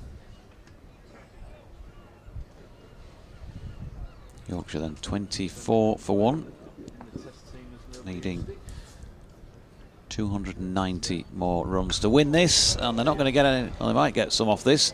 The ball's been hammered in the air. Felix Organ's underneath it, and they're not going to get any off it because that is a second wicket going down. And it's not a good shot by Harry Duke, who's chiselled it up in the air, and Felix Organ has been caught. Sorry, Felix Organ has caught the ball, I should say, and Harry Duke has been caught. And Yorkshire are 2 down now for 24. Yeah, he's trying to pull that from way outside the off stump there. Not quite sure what he was thinking about there. It was more of a shot that should have been cut away on the offside, but I guess he's in good form, Duke. Sometimes you feel like you can play any shot you like. And for me, that's just a little too far outside off stump to be in control of that shot. Hence why it's gone straight up in the air. Well, that's put Yorkshire under pressure. It has. It certainly has. After that early dismissal of Will Frayne, you would have wanted Harry Duke to stick around for quite some time yet, but he's gone. Gone for 8 off 14. And Yorkshire, after 4 overs and 3 balls, are 24 for 2. Well, we saw it a couple of times in the Hampshire innings where there was 2, well, I think on both occasions there were 2 new batters at the crease. Now, Finley Bean's been out there for 5 balls, but still relatively a new batter, and it's almost like Yorkshire have got to start again here. Not absolutely ideal when you're chasing 314. But Ian Holl's got a little bit lucky there for me. He hasn't been on top of his bowling by any stretch of the imagination. Duke 8 off 14 deliveries gone. Holland then to Hill. George Hill, Yorkshire's new batter. Ball that nips in on him. There's an appeal for LBW. Felt like there might have been some bat involved, but it's squirted out down towards gully. I think he might have done too much as well. Watching on the live picture feed, here's the replay. Yeah. It's come back a lot, isn't it? Yeah, it's going down. George has had a couple of, how shall we put it, fairly ordinary decisions on this ground this season. 4-day Might game. have been heart in mouth time. Holland in. Oh, he's got him here. Doesn't need a decision on this one because that has sneaked through George Hill's defences and he has gone without scoring. And Yorkshire already in trouble at 24 for 3. Well, that looks a great delivery. That swung back a long way and got between bat and pad. Now, when he's actually finished his forward defensive, it looks as though the bat and pad is close together. But as he's coming forward, there is a slight gap and the ball sneaked through. But I tell you what, that is a wicked, wicked delivery. And Ian Holland, who couldn't get it right in his first couple, has certainly got it right here. That's 2 genuine wickets out of the 3 that have fallen. Generally bowled out. Yeah, just the start Yorkshire did not need here. So difficult when you lose 3 wickets in the opening power play. And it's not just in the opening power play, it's inside 5 overs here. Jonathan Tattersall. Huge job now for him. Going in at number 5, Yorkshire's captain here. You have to make use of the new ball, or the new ball at each end. As we saw, didn't we, earlier on with the Yorkshire bowlers, Code and also Matthew Waite. Genuine swing and bounce. Swing more for Waite early on. There was bounce for Code and a bit of nip. But Hampshire managed to get through that before losing their first wicket at 87. Here, Yorkshire are struggling to get through it. The news coming through that Kent are 6 for 2 in response to that 295 by Lancashire. So the nerves in the crowd among the Yorkshire support, if they know that, they'll be feeling slightly better. But Kent are also doing it tough. You just need Kent to lose, don't you? Yorkshire, of course, are in 3rd place. Here's Holland bowling to Tattersall, who turns that into the leg side. Dot ball to complete the 4th over at 24 for 3. Before I say yes to that, I better just have another look at the league table. Is that it, Kev? Kev's nodding. So if Kent lose, Yorkshire are through come what may because they already hold 3rd place. Yeah. So there couldn't be a scenario where Yorkshire's... No, because Kent are 1 point behind, aren't they? Yeah. Essex have finished. So if Glamorgan win, though, Yeah, so Yorkshire still got to just score as many as they can here to narrow any margin of defeat and keep Glamorgan out, if you like, even if they win. Agreed. You don't want to be bowled out for about 60 or 70 because that No. really could be interesting. Yeah. So here's Turner bowling to Bean down the leg side. That'll be a wide. Good take by Ben Brown. It's not called a wide. Might just to flick the pad as it went through. The angle made it look a lot wider than it actually was then. So that's basically the scenarios that we've got here. Of course, we've seen teams recover from losing early wickets in this competition. But even so, Yorkshire have got a very big uphill battle to stop Hampshire from claiming the semi-final spot, as that's pushed up towards mid-on. Should Yorkshire qualify with a quarter-final? That'll be Friday, I think they are, the quarter-finals, aren't they? Friday, yeah. That'll be an away quarter-final for you guys. Yep. Had to go to Chelmsford last year, so it depends on the results in the other division, of course. If it was as it is at the moment, then they'd be going to Hove. Turner comes in and Bean pushes that to mid-wicket, no run. As in Sussex are... No, they wouldn't be going to Hove, they'd be going to Middlesex, sorry, to Lords, provided they decide to play it there, because they're in second place. Whereas Hampshire can put their feet up till Monday. 12 for 2 now, Kent. Smoke a cigar. Have a couple of beers. Here comes Turner bowls, and that's driven thick outside edge, safe past a diving Fletcher Middleton at backward a point, goes down to third man, Albert Fields, and that'll be a single for Yorkshire to take them on 25 for 3. Middlesex 10 without loss after 2, chasing 400 set by Sussex, so top of the table side you'd have to feel are very strong favourites with 400 on the board to win that. Middlesex lose and don't get that close, then Gloucestershire and Middlesex, well, Gloucestershire have completed their set, they're in third at the moment, and Leicestershire, where are we with them today?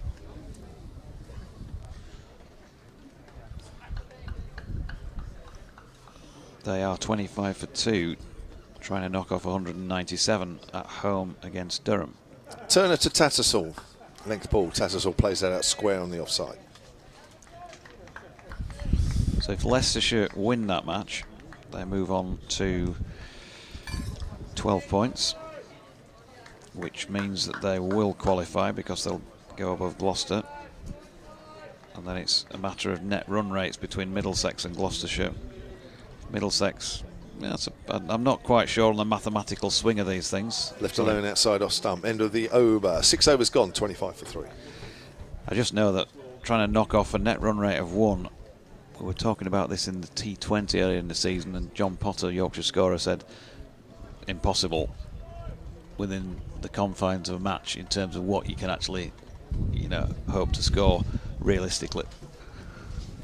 And at the moment, Middlesex's net run rate 0.825. Gloucestershire's, having completed their set of 8 matches, 0.027. So even if Middlesex lose, unless it's a calamitous defeat, they look like they might still be going through. But it could be that Yorkshire, if Leicestershire win, end up going to Grace Road on Friday, if they get through themselves. Shot. All the permutations and possibles, and that's a beautiful shot, as called by Kev James. Finley Bean driving through extra cover to the first ball of Ian Holland's over. Well, if that was meant by Ian Holland, I don't think that's the worst delivery in the world. There is a bit of shape away from the left hand, as I said earlier, just get him driving. But actually, on that occasion, Bean was more than equal. Might drag the length back now, though. 29 for 3. Bean waits, and he does drag it back to some extent. Then it's pushed out to point where Aaron Donald does the fielding. Dot ball.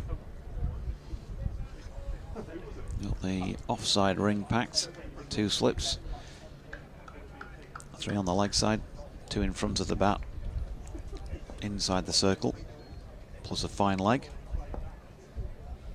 Holland coming right arm round the wicket. Bean gets an edge.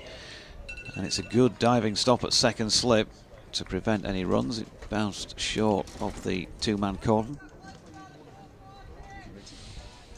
Have a change in the com box. JMO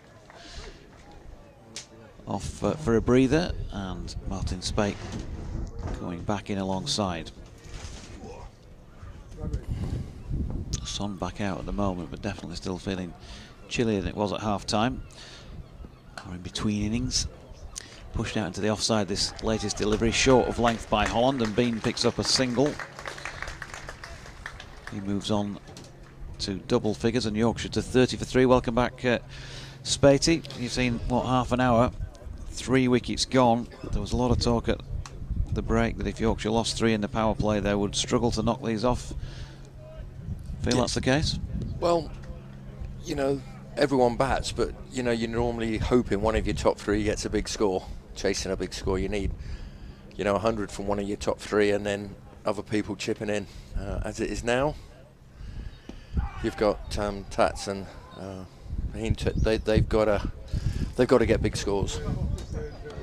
Dot ball from Holland to Tattersall, wrapped him thigh pad, I think it was. Just gone for 1 slip when the right-hander's on strike. Yeah, I mean, looking at this on the live stream, it's obviously swinging. There's more swing bowlers. They've got the ball to move quite a lot in the air. Holland in again, well wide of off stump this time, and wide signalled by Naeem Ashraf. To the scorers just in the press box to our right, so 31 for 3. Few wide so far in this innings. A long way to go if Yorkshire are going to win this one, though. Well, I think you've got to look at, you know, we always talk about, you know, every disaster is a potential opportunity. And if a couple of these guys get in, take the opportunities like anything. Holland in, it's wide of off stump. Tattersall watches it go by. End of the over, 31 for 3, and Johnny Tattersall played the knock of his life here. Spatey earlier in the season, 180 not out in the championship game, so loves it at North Marine Road. Yeah, loves it at North Marine Road, and you know, he's a fighter, isn't he? Johnny, he will fight. As I say, there seems to be a lot of movement in the air, which is obviously making it a little bit hard. Seems to be some really good balls and some really poor balls, nothing in the middle. Yeah, going to be John Turner continuing at the Trafalgar Square end, coming round the wicket here to bowl to the left-handed Bean. Big appeal, and he too has gone. The ball angled in towards him, and he was rooted to the crease, and a little outside edge on it, and straight through to the keeper. The end of a 4th Yorkshire wicket. Didn't look overly happy with the decision, did he? I don't know whether that is his edge, that was hit his back leg. Couldn't quite tell, but just a good area, good ball. Didn't look to do an awful lot off the pitch. So Ben Brown, of course, taking the catch. John Turner with a 2nd wicket, and Yorkshire in loads of trouble at the moment at 31 for 4. Yeah, deep trouble for Yorkshire. And, you know, Matthew Waite's a good player, but he's a very positive player. You'd like Matthew coming in more in that middle order where you've got a good platform for him to be very positive from. So again, he's got some runs as well, hasn't he, recently, Matthew Waite? He has. He's had a good tournament, you know, with both bat and ball. But relying on him to play a big innings is not something that, you know, you'd confidently say when he walks out that you think he'll do. Well, not to say he can't do it, but yeah, he's your sort of guy you want coming in and getting your 50 or 60, you know, off 40 balls and changing the game. As it is now, he's going to have to play his game, but go long. Yeah, Yorkshire having a shocker here then at 31 for 4. Will Frayne bowled Turner for 5.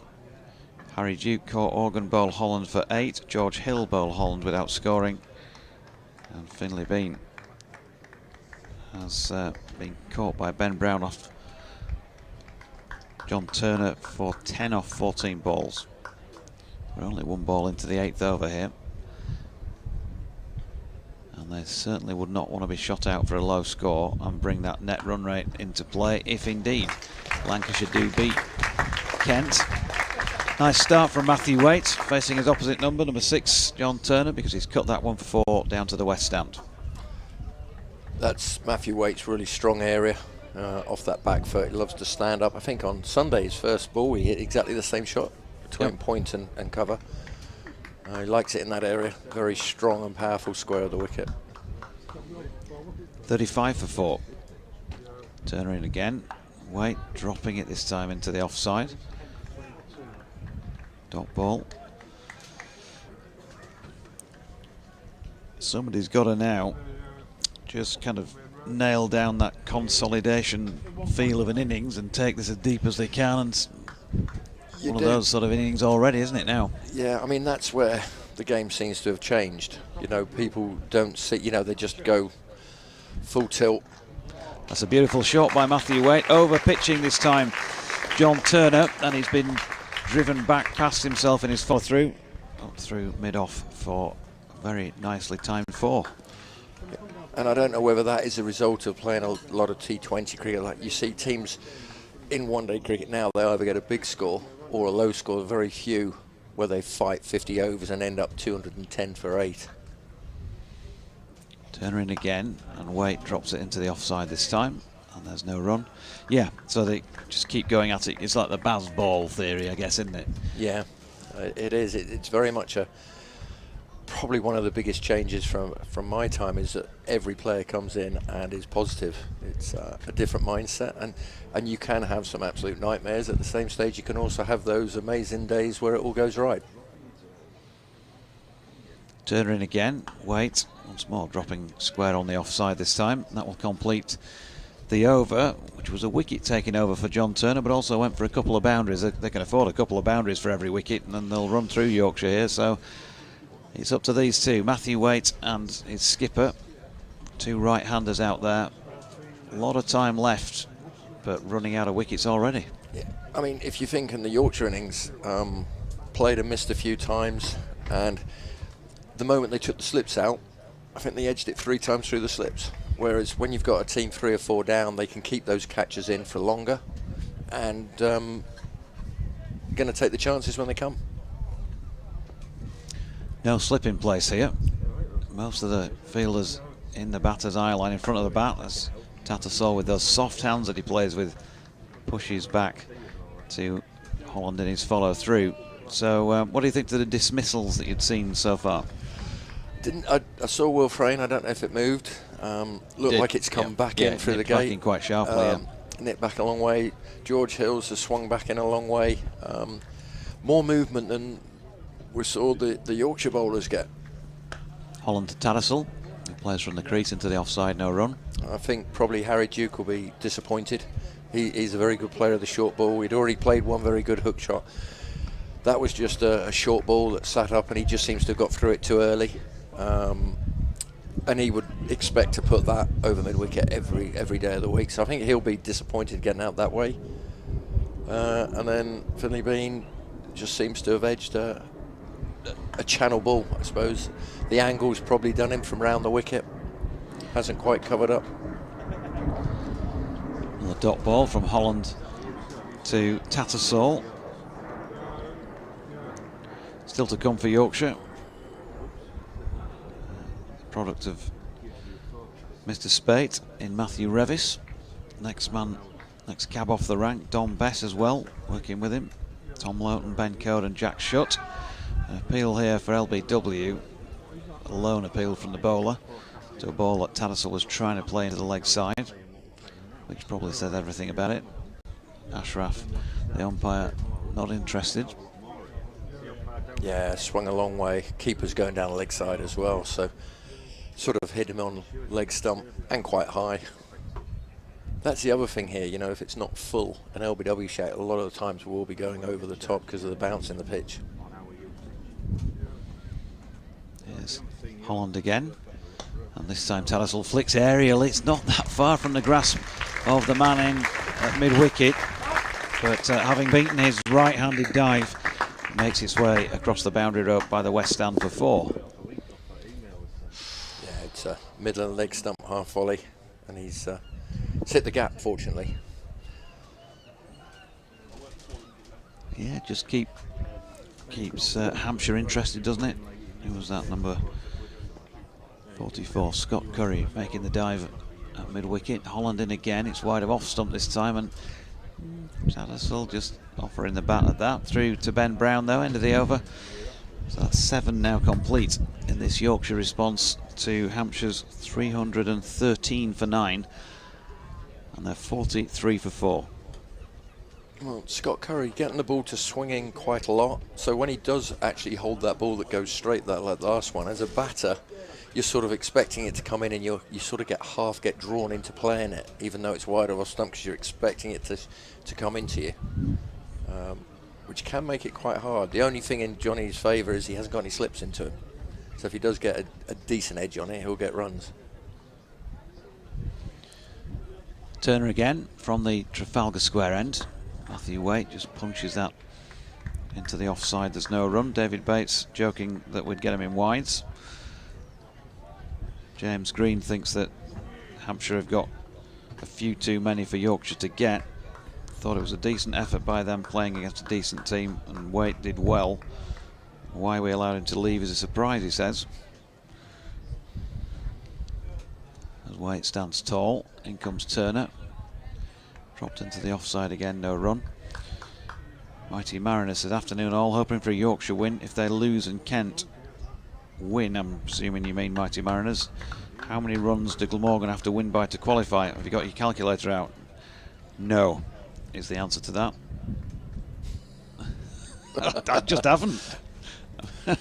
I'm not a mathematician, I'm afraid. Matthew Waite getting over the top of this ball, short of length from Turner, and playing it out to point. No run. James Green asking, would you change Yorkshire's batting order? Do you think the current order gets the best out of the team?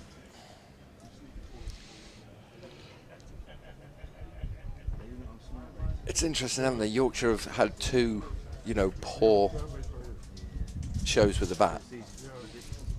Yeah, here's Waite, pulls this one, he's got right underneath it, but he's got plenty of power behind it as well, and that's gone 10 yards or so over the boundary rope, down through long leg.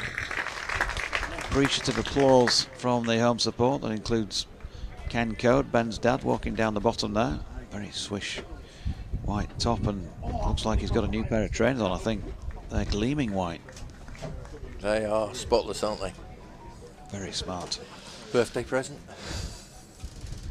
New wheels, certainly. 49 for 4 then. So Waite onto 14. Lovely shot that from Matthew Waite, wasn't it? He's banged it in, and he's just swivel picked it up and hit it a long way back. Here he is, standing tall again as Turner's in once more and dropped into the leg side this time. No run. Yeah, I mean, on the batting order front, for me, no, probably not. I mean, Frayne and Duke have had a couple of very sizable opening partnerships together and seem to be quite a good foil for each other. Obviously, Will Luxton was batting at 3 earlier on, but lost his place to Finlay Bean. You've got a lefty coming in at 3. You've got a very good player in George Hill. I know he's not scored any today, coming in at 4. I'm not quite sure what you would do that would change things appreciably for Yorkshire as Waite drops this no ball out into the offside. Front foot no ball. It's going to therefore be a free hit. I don't really know how you change it, because if you look at it, you've got top order batters in top order places, just mixed around a bit to try and take advantage of your power play, and you're trying to be on the front foot with Will Frayne and Harry Duke up front. They play very differently. And then you've got Johnny Tatsull and Waitey coming in at 5 and 6.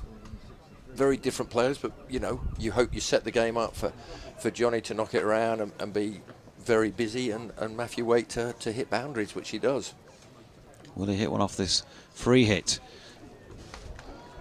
Yes is the answer to that.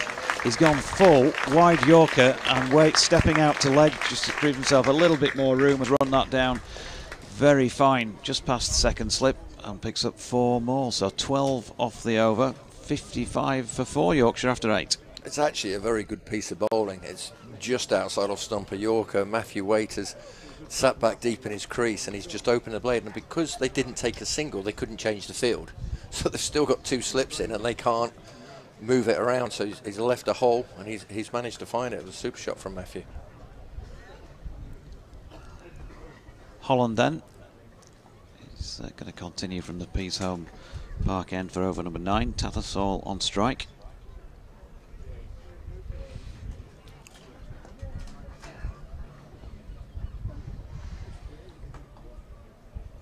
comes Holland, passed on by Ashraf, flicked aerially on the leg side, backward of square by Tattersall. There is a sweeper out there, the ball dropping well short, and he picks up a single. When you're looking at these players who you don't work with, who would you be hoping to get a phone call from to say, Spatey, can you give us a, I haven't got any time. It's hard enough trying to help the lads when they ask if they can come over. You know, working after Christmas with them in the new year. They're all great young people that want to work hard at the game. Holland in, nicely punched off the back foot by Matthew Waite, square on the offside, and a good diving half stop by Fletcher Middleton. They got through for a single. You know, and I think that's probably the hard thing for the coaching staff here. You game after game after game. You want players to learn from playing the game and be able to pick up on the odd thing, but Holland in, Tattersall flicking again to leg, misses out, punches the back of his bat in disappointment. So we are at the coast here. I mean, were you saying that the no vacancies sign is up in the Martin Spate bay window? If someone asked, I would help. It's, just there, Johnny Tattersall just getting a little bit offside of it there. You know, he'd be disappointed he's missed that. Maybe aim a fraction straighter. Holland coming in again. This time round about off stump, and he's dropped that into about a third, fourth slip position. Scurried through with good support there from Matthew Waite for one run. When he got that 180 here, that's obviously seen him play a lot before that point. I'd never really noticed how well he played square on the leg side until that innings. He nailed everything in that innings, square on the leg side. Yeah, and it sort of suits him, doesn't it? A pitch with a bit of bouncing. And, yeah, Holland coming in there to bowl to Waite here, who's got an inside edge on that. Safely away from his stumps, and they've got through for another one. Because he came in a very difficult situation then, didn't he? I think they were 5 down. And I think Surrey just bowled. They bowled very well, but they bowled a yard short at him. And it allowed him to just get himself in, hit off his hip a lot, and pull. Yeah. And they also bowled very straight at him, didn't they? So he was naturally stepping. And by the time, the longer he went on, the more he was just making room to play that shot. Correct. So 59 for 4. Holland to Tattersall, who's solidly behind this one. Back to the bowler to complete that over at 59 for 4. You know, Johnny's another of the players, if you look where his feet are, he's batting on middle and off, back foot, toe, off stump. So the key for him is keeping his head from you know, staying straight, making sure it doesn't slide offside, and he hits up straight through mid-on. And then as soon as you're a fraction off line or length, he'll punish you off your legs. And like the modern theory is, I know where my off stump is, but it also then means I'm playing to my strengths. I know Harry has always talked about, and he doesn't get annoyed if he misses the odd straight ones LBW. He gets annoyed when he nicks it to slip, because he says the whole of my game is set up about not nicking the ball to slip, and I shouldn't miss the ball. That's my great strength off my pads. I shouldn't miss the ball there. And a lot of players now think like that. It dwindled at the end of their time in the first division. Matthew Waite then. And then it went down. Waiting. And that's a really pinged cut shot. We have a change of bowling, by the way, here. John Turner has been taken off and replaced by Jack Campbell, the numberless Jack Campbell at the Trafalgar square end. Left arm over the wicket. You'd be a little bit disappointed with that, wouldn't you, Matthew Waite? You've got a ball in your air, you've absolutely smoked it. 5 yards either side, it's 4. No, it's gone straight to the man on the boundary. You could hit that worse and still get 4. Tattersall waits then, and in comes Campbell. Just drops that in front of square on the leg side. Bowler has to go and do the fielding. They get a single. There's your ball you're talking about. That's you think that's a good ball. It's sort of middle, on the angle, middle and off, and he's just stood up. A fraction, you know, that heavy ball just gone. Thank you very much. Yep. And that's what he wants.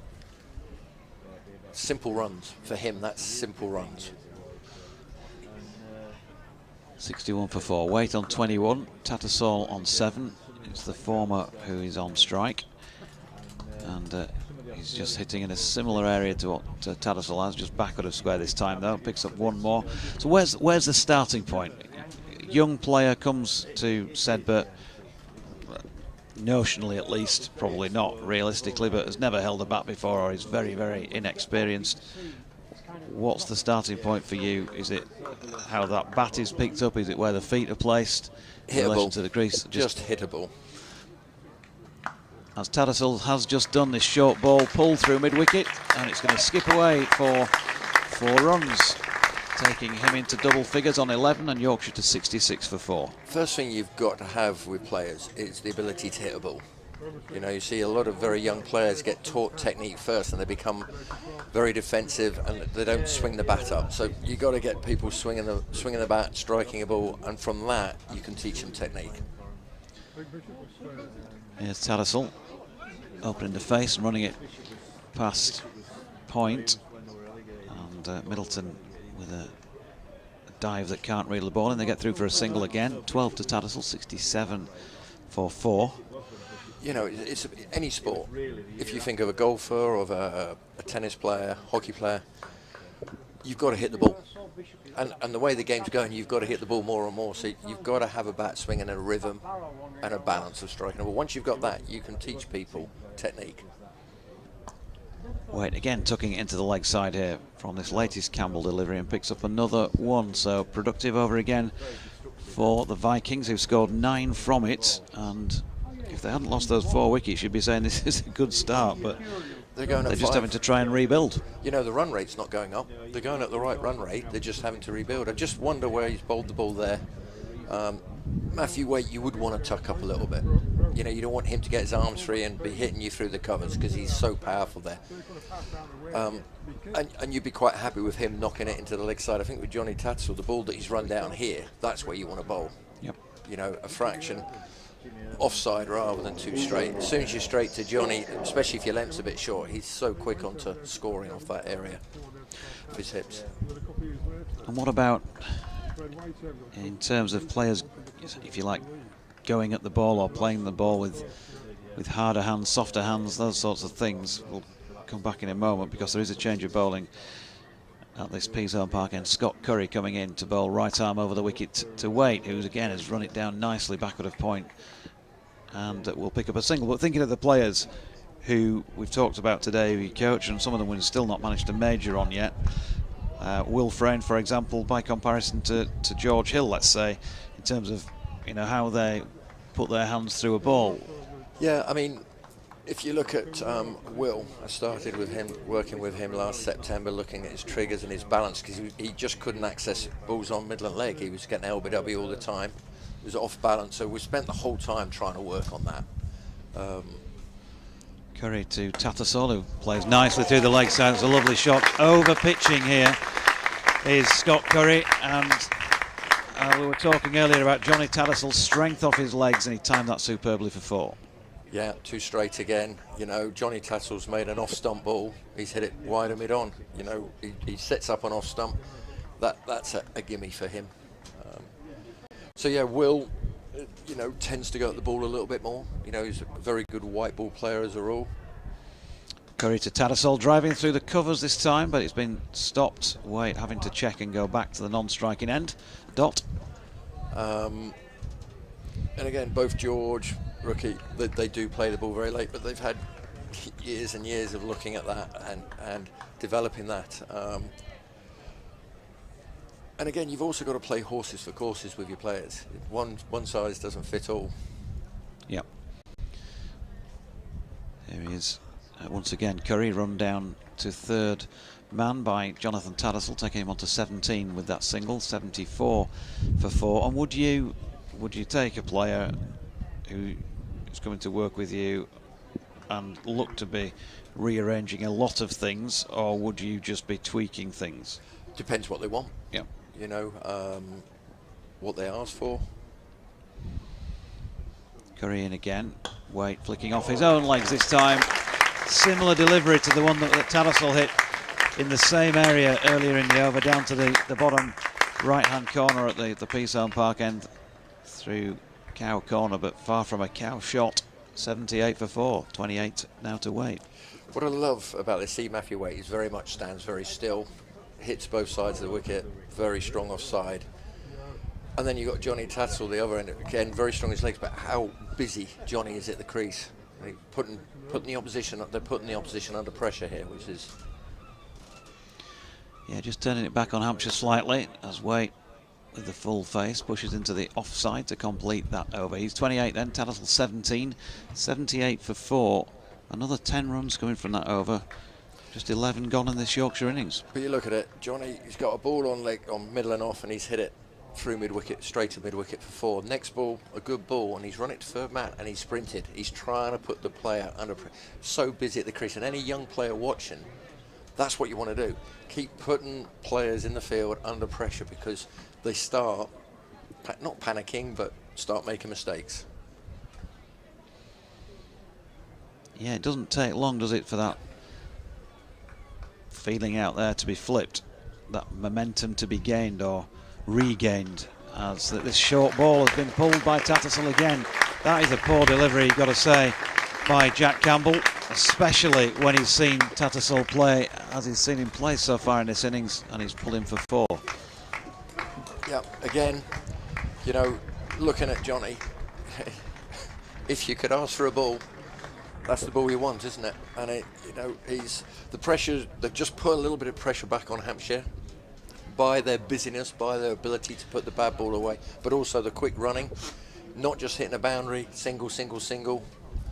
Yeah, so they put on 51 in 37 deliveries, just over 6 overs since they came together, and it's just swung the momentum back in Yorkshire's favour slightly, but of course they've only got the 6 wickets to play with here, as this latest Campbell delivery is wide of off stump, and Tattersall is able to watch it go by. So that's your first win for Yorkshire. The bowler's now changed his plan to what he's doing, so the batters have won that battle. Campbell round the wicket and pulled again by Tattersall. There's a chase on up the top boundary, but it's going to have the legs to make it there again. And so from 31 for 4, as counter-attacks go, this is going pretty well. Again, you look at that, I just think that's a little bit of inexperience on this pitch.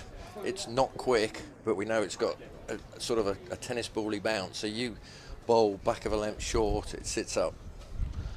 Campbell in again. Oh, Tattersall's got underneath this one and could go here. He will go. He's gone. He's just got a leading edge on it, I think, by the looks of things, and it's dollied up into the mid-wicket region, and the catch has been taken there, I think, by Tom Prest. JMO might give us a thumbs up on that one. He didn't see it. It's been taken anyway, and Johnny Tattersall's gone for 25 and Yorkshire 86 for 5. Well, I think Johnny will be disappointed with that. You know, he's banged it in again. It is there to hit, and he's almost bailed out of the shot, almost like he was on it too early. Bailed out the shot and spooned it up in the air. And again, you wouldn't say it was a great ball. You know, Johnny looked in great nick, and as I say, I think he'll be very disappointed that he hasn't gone on there and cashed in. So 86 for 5. The counter for the moment has come to an end. Matthew Waite might be able to continue the momentum, and Matthew Revis walks out to bat with him. And he was caught by Tom Prest there, Johnny Tattersall. So caught Prest bowled Campbell for 25 off 25. Wicket falling after 13 overs and 4 balls. That's all it's taken Hampshire to take 5 Yorkshire wickets. Partnership was easily the best in this Yorkshire response so far. 56 runs for it. They're going to need a few more of those before this one's done, if they're going to have any chance of winning this game. So Matthew Revis, been working with him. Yes, saw Matthew a few weeks ago. Difficult situation again for him. He's coming in where they're under pressure again. You know, hasn't been in the greatest of nick with this. You know, he hasn't. He's struggled in this tournament, hasn't he? First half of the year, you know, every time he walked out the bat, he was getting runs. I think he got a 50-odd down at Essex. Yep. He was a night watchman. He got 50 at Northampton as well. Yeah, and now under pressure, needs a score without much form to go on. So, you know, he's going to have to dig deep and find a way mentally to get through and give himself a chance. Campbell then round the wicket still, and Revis will get off the mark with running one down to third man first ball. I suppose what he has got, if you're trying to put a positive spin on it, is he's got a lot of time here to have a good look at this and play it around. Yeah, it's funny you say that. I think it was earlier on in this tournament and competition, and Tom Best sent me a message. Typical, I get 25 overs to bat and I miss a half volley. He was fuming with himself. And, you know, that's where you have to, but I even look at Matthew there, he's just jogged down the other end, sort of shows you that he's a little bit nervous to me, whereas if he'd have played it, even though it's only one, got down the other end, looked busy, that sort of confidence you see in the body language, and I can tell with Matthew, he is just slightly lacking with his confidence. We'll just do a quick head mic swap as I'm going to step off and vacate for Martin to step into my shoes, and JMO is back with us. Great counter-attack, wasn't it, that from Tattersall and Waite. Very disappointing the way that Tattersall got out there.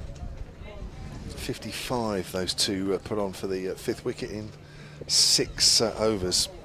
Good crowd here at North Marine Road. Lovely crowd, nice day. Yes, it certainly is, even though the temperature has dropped a bit. But I think you were right. I think the way Tattersall was batting, and in partnership with Waite, they were putting Hampshire under huge pressure. They made it look easy though, didn't they? Didn't they? Scott Curry is bowling, and that's off the back foot, punched into square of the offside, and there is no run. It's Matthew Revis and Matthew Waite out there, the two Matthews. You'd have watched a lot of cricket over the last number of years. An awful lot. Do you know, back in our time, Johnny there would have walked in and someone would have said to him, you're in, you've got to cash in when you're playing that well. Seems to have gone out the game a little bit. Outside the off stump and left alone. You know, it'll be, well, bad luck. You know, you hear it all the time, we had our plans, we just didn't execute. Whereas that's where we would have walked in and they'd gone, you know, today, that was your day. You know, you haven't set the world on fire, you've got an opportunity, good crowd, you've got yourself in, you're putting them under pressure, you just need to play. It seems to have gone out the game a little bit. Spacey, so much has changed in a couple of decades. Scary. It is the same game, but it's a different game. As Curry comes in, Revis pushes that to mid-wicket, good diving stop. And there is no run. It is very much, I think there's almost an attitude now is where you've got to dominate, no matter what the conditions, no matter what the situation, no matter how a bowler might be bowling in a situation where you think that perhaps you should be a bit more watchful. It's all about dominating. And if it doesn't happen today, well, it doesn't matter because it'll happen tomorrow. Or it might happen the next week. There's a lot of that goes on now. Driving on the up, that's a good shot. It's out, bounced and over the top of Fletcher Middleton and backward a point, and it's racing all the way over the rope. There's a couple of young kids out there on the boundary away to our left, and they are desperate to field any ball that goes over the rope, and more often than not the fielders are getting there before them. Well, there's that. I saw that lad in the orange top go to field one before and it flicked the rope and hit him in the chest. He's just come off his seat there to pick it up, and then all of a sudden one of the fielders was on top of the ball, so he very politely and very sat down. Here's Curry, slower ball, worked on the onside. That'll be a single for Revis, moves on to 6, 92 for 5. So there's a lot of that, but in a way it makes for more exciting cricket. It certainly does. And it, you know, I think the game is now where you look at it, it's you try and dominate, you try and be positive, and there's much more of an acceptance that you're going to have bad days. Yeah. They play more high risk. Length ball, which is worked up to mid-on. Quick single there for Waite this time.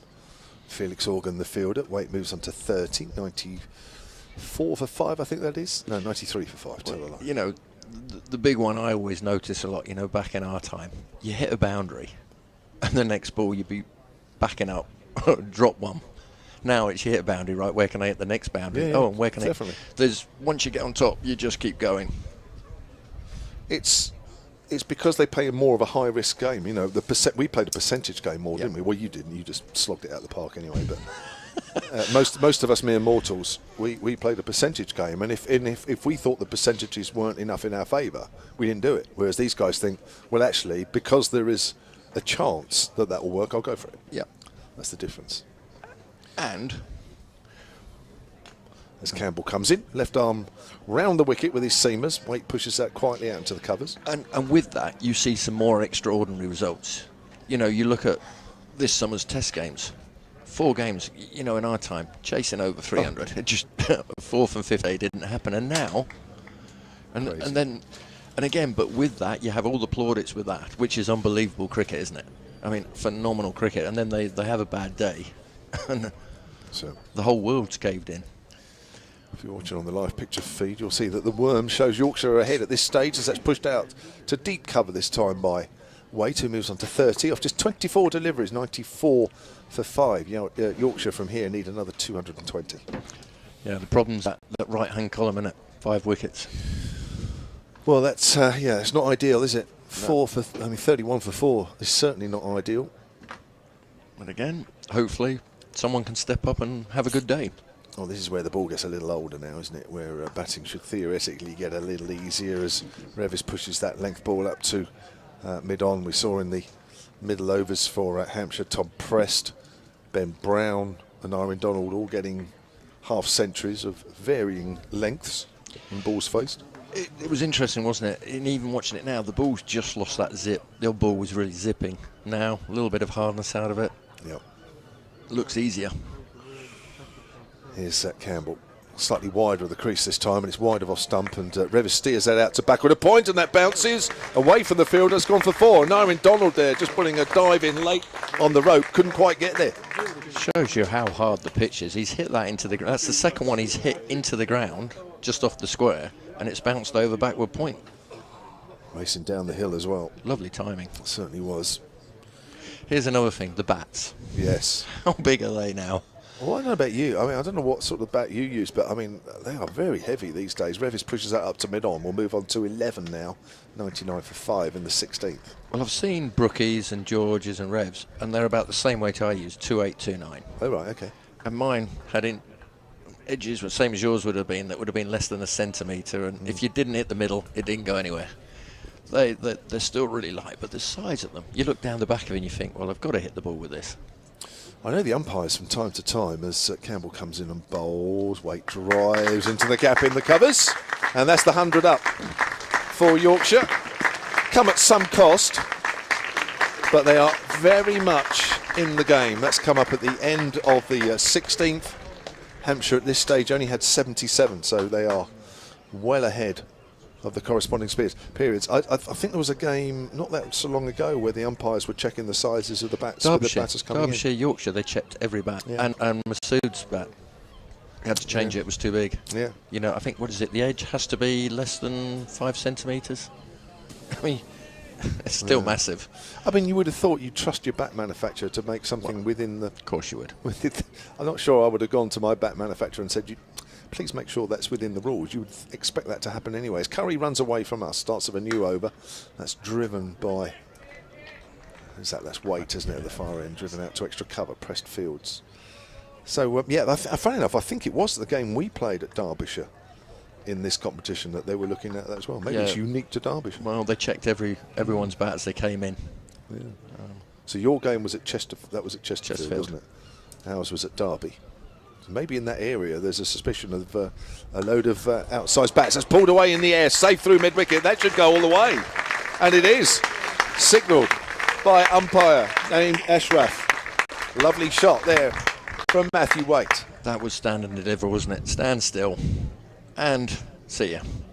Kept his eye on the ball all the way. Beautiful strike. So, so clinical. When you look at it, he hasn't tried to overhit, set a really solid wide base, and then gone bang.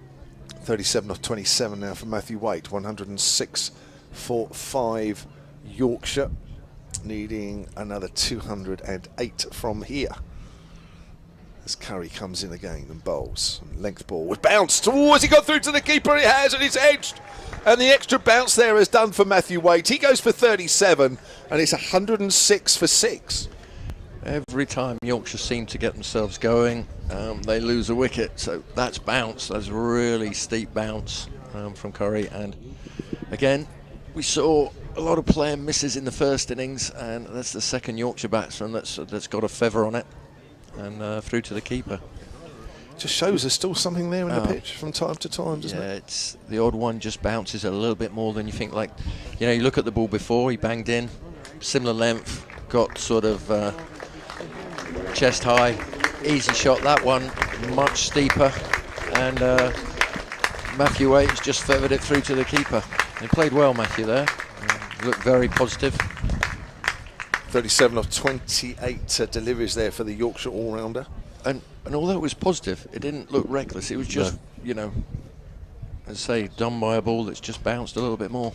And we haven't quite seen as much of that from this Peasholm Park end as we've seen from the Trafalgar Square end. From the far end, certainly Yorkshire ball, it did bounce a lot more the other end, hasn't it? But that one there has certainly bounced.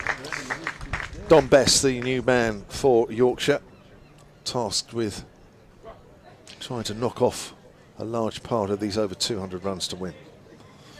Yeah, one of those situations you and I weren't really that used to. We tended to bat higher up the order, but the odd occasion when I was at Durham and keeping wicket and was batting at, you know, 7 and 8, I found that a lot harder. You know, you're either going in when everyone had done really well, so your expectation was to do well, or you're going in under a lot of pressure with having lost wickets and a lot to do. You know, the opposition were full on, and you look at it and you go, I need to play out my skin here. Yes. That's always a bit of a worry when you walk to the crease and you think, I've got to play out my skin. That's always a sign that you're under pressure. Especially at the Riverside, as it was in the 90s. And have a bit of luck on that wicket in those days. Yeah. Yeah. We were talking about that before we came on air, weren't we? We were saying, in those early days of the Riverside ground, my word, it was a minefield. Not much fun. Poor home batters for a little while there. They were shot to pieces. Yeah, there was 2 or 3 young lads, Jimmy Daly, Stewart, and they were good young players that, you know, really struggled because of it. So best to face Scott Curry then. That's Curry, right arm over, comes in, bowls, full delivery, he's gone for the Yorker. Best plays that up to mid-on, and there's no run. Well, I guess Yorkshire fans watching the live picture feed, listening to us on the BBC Sport website and app and Sports Extra. I'm not sure if they're still with us at the moment, but even if they're not, then I guess Yorkshire fans will be turning their attentions as well to the Lancashire-Kent game. Lancashire 295 for 9, Kent 63 for 4 in the 16th, so they need another 233 from just over 34 overs. Length ball to Bess, who gets on his toes, pushes it out to backward point, and there is no run. So Yorkshire will be all right, even if they lose this game, and by no means are Yorkshire out of it, but even if they do, then as long as Lancashire beat Kent, Yorkshire are okay. Who are they likely to play? Someone like Sussex? That'd be a tough game, wouldn't it? Or Sussex might win. Down at Hove. Yeah, but they're on fire, aren't they, Sussex? Batting-wise, I think they scored 400 today. Yeah, they did, yeah. Tom also got a big one. As Curry comes in, Bess turns that around the corner where there's a gap. Press runs round from mid-wicket, so Bess is off the mark. 107 for 6, and that is 17 overs gone here at North Marine Road in Scarborough. Kevin James and Martin Spate with you currently, and yeah, so if it is to be Yorkshire and Sussex, that will be Friday. Whatever happens and whoever Yorkshire play, it'll be Friday, the quarterfinals. I think it's next Monday are the semi-finals, and then the 17th of September the final at Trent Bridge.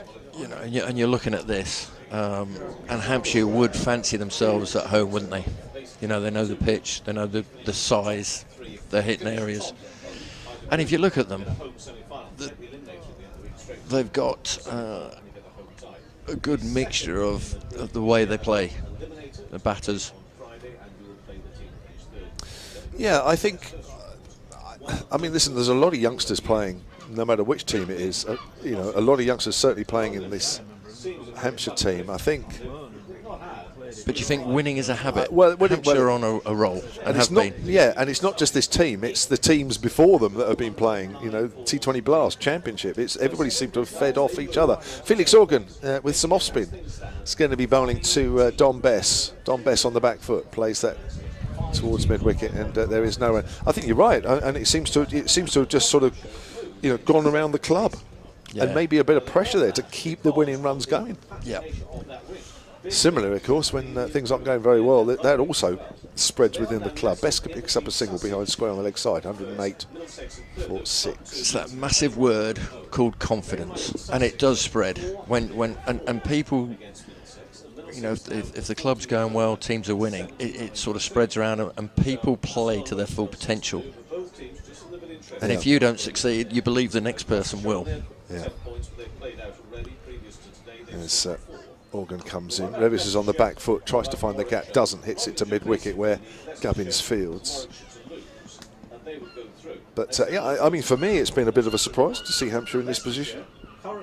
If I'm honest, as Revis gives himself some room, hits it into the gap on the offside for a single, moves Yorkshire onto 109 for 6. Can I quickly read out a couple of tweets I've missed over the last few minutes? Ashley at Silent Sport says, I'm going to look a bit silly if Yorkshire chase these runs down now. She's obviously been, or he's been obviously been saying some comments about earlier about Hampshire should win this. Ralph Brooker says, very interesting listening to Martin Spate on commentary. Get the batter to strike the ball first. I think you were talking about coaching earlier on. Let's play to mid-wicket. That's a dot ball to finish that over. I've been working with a French lad who loves the game. Bought him a bat with tennis balls, and he hits the ball really well, but can only cut and pull. That's fine. Start with that. Get him hitting the ball. Have a bat swing. Have a rhythm. Have a balance. You can always, with hours and hours of practice, teach someone to play the different shots. You know. And you'll play it within reason your way. Everyone will hit it slightly differently, but you can teach the basics of technique if you've got a swing.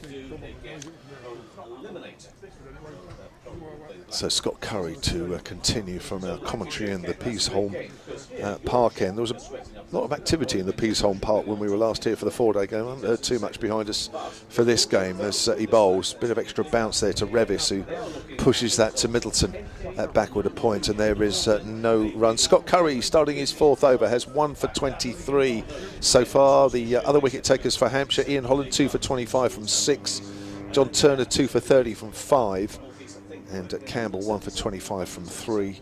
The other bowler we've seen, Felix Organ, his first over went for 2 as Curry comes in again and bowls to Revis. Length ball, Revis drives through extra cover, beautiful shot 4. A lot of power behind that shot. He's a big lad, Matthew, and you know, he's got nice hands. He's just leant on that, hasn't he? Hit it slightly on the up. Wasn't a bad ball, it wasn't a half volley, was it?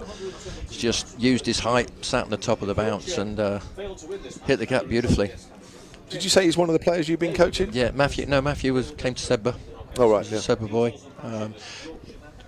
When he came to Sedbergh, he wasn't a bowler, and I said, you're 6'3" or 6'2" at the time. Get bowling. You're going to bowl, son. Get on. And he did a decent job with the ball as well. I'll have a look at that in a moment. Yeah, 4 for, well, he went for a few runs, but 4 for 77 from 9. Just pushes that one out off the front foot into the covers this time where Gubbins fields, and there is no run. I was going to say, yeah, I don't remember you playing too many cover drives like that. I remember you more leg side. Well, leg side, and used to slide off behind point. I used to love that behind gully. Gully line was always a big place for me. 113 for 6, Yorkshire. Welcome back to Sports Extra listeners. Short ball, Paul, top edge, over the keeper. 1 bounce for 4 up the top end. There's a couple of the crowd in the stand there, just sway out of the way as the ball quickly makes its way over the first couple of rows of the seats.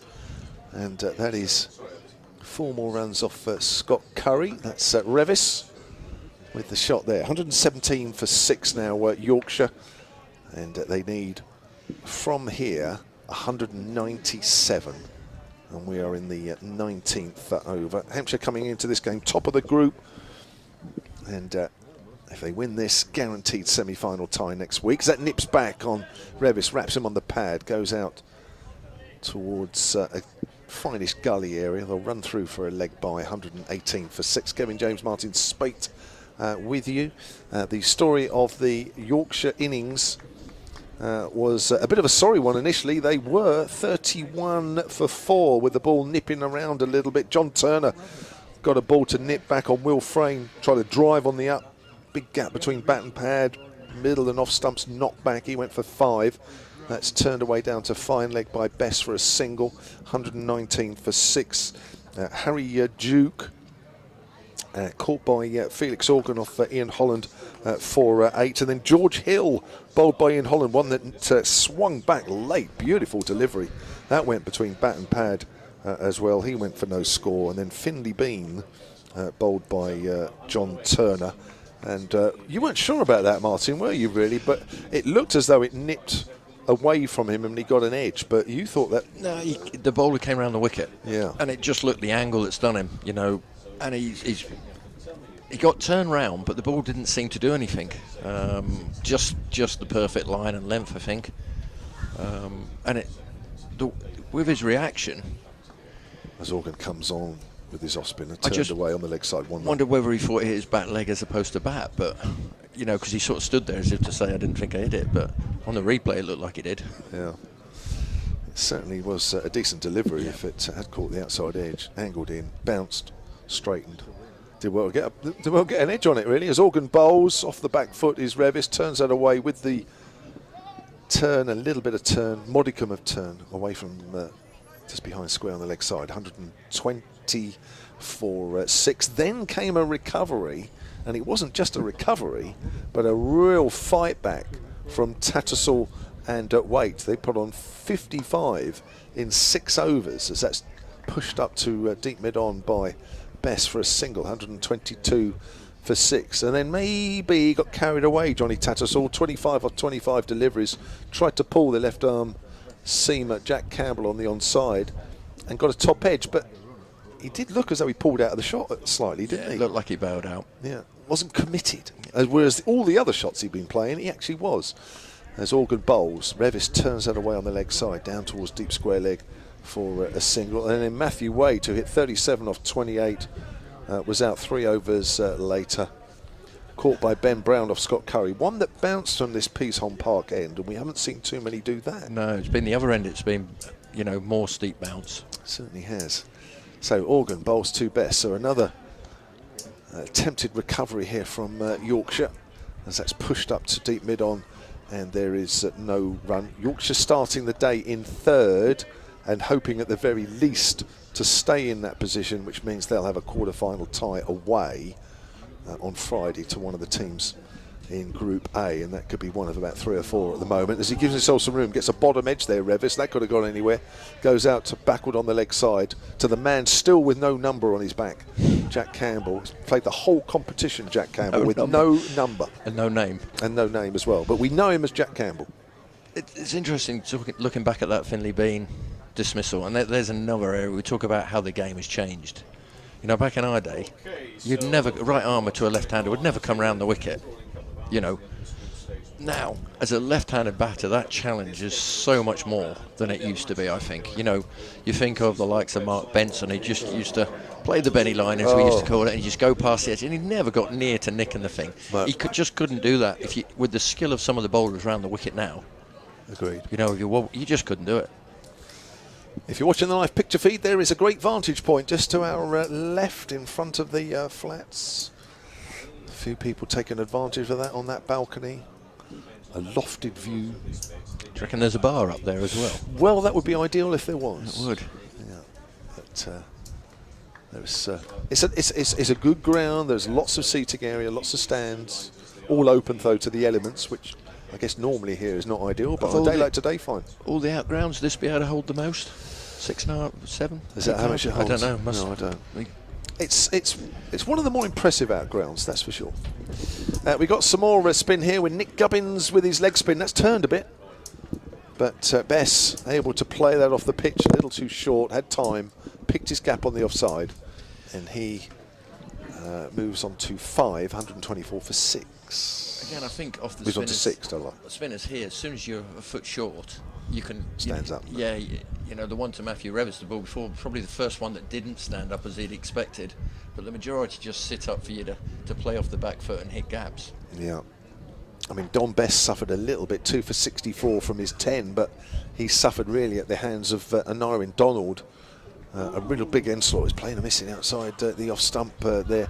And Aaron Donald really did inject some pace into the innings. 76 off just 31 balls. Put on 93 for the third wicket with Tom Prest. And that came off just 8 overs. And Donald just pummeled Best, didn't he? Deep mid-wicket, deep mid-on. That turns again. Revis just pushes it out square on the offside. I think he was the game changer. It was very much... Push you up there, sir. Very much nip and tuck at the time. And if you look at it, he's come in when it could have gone either way.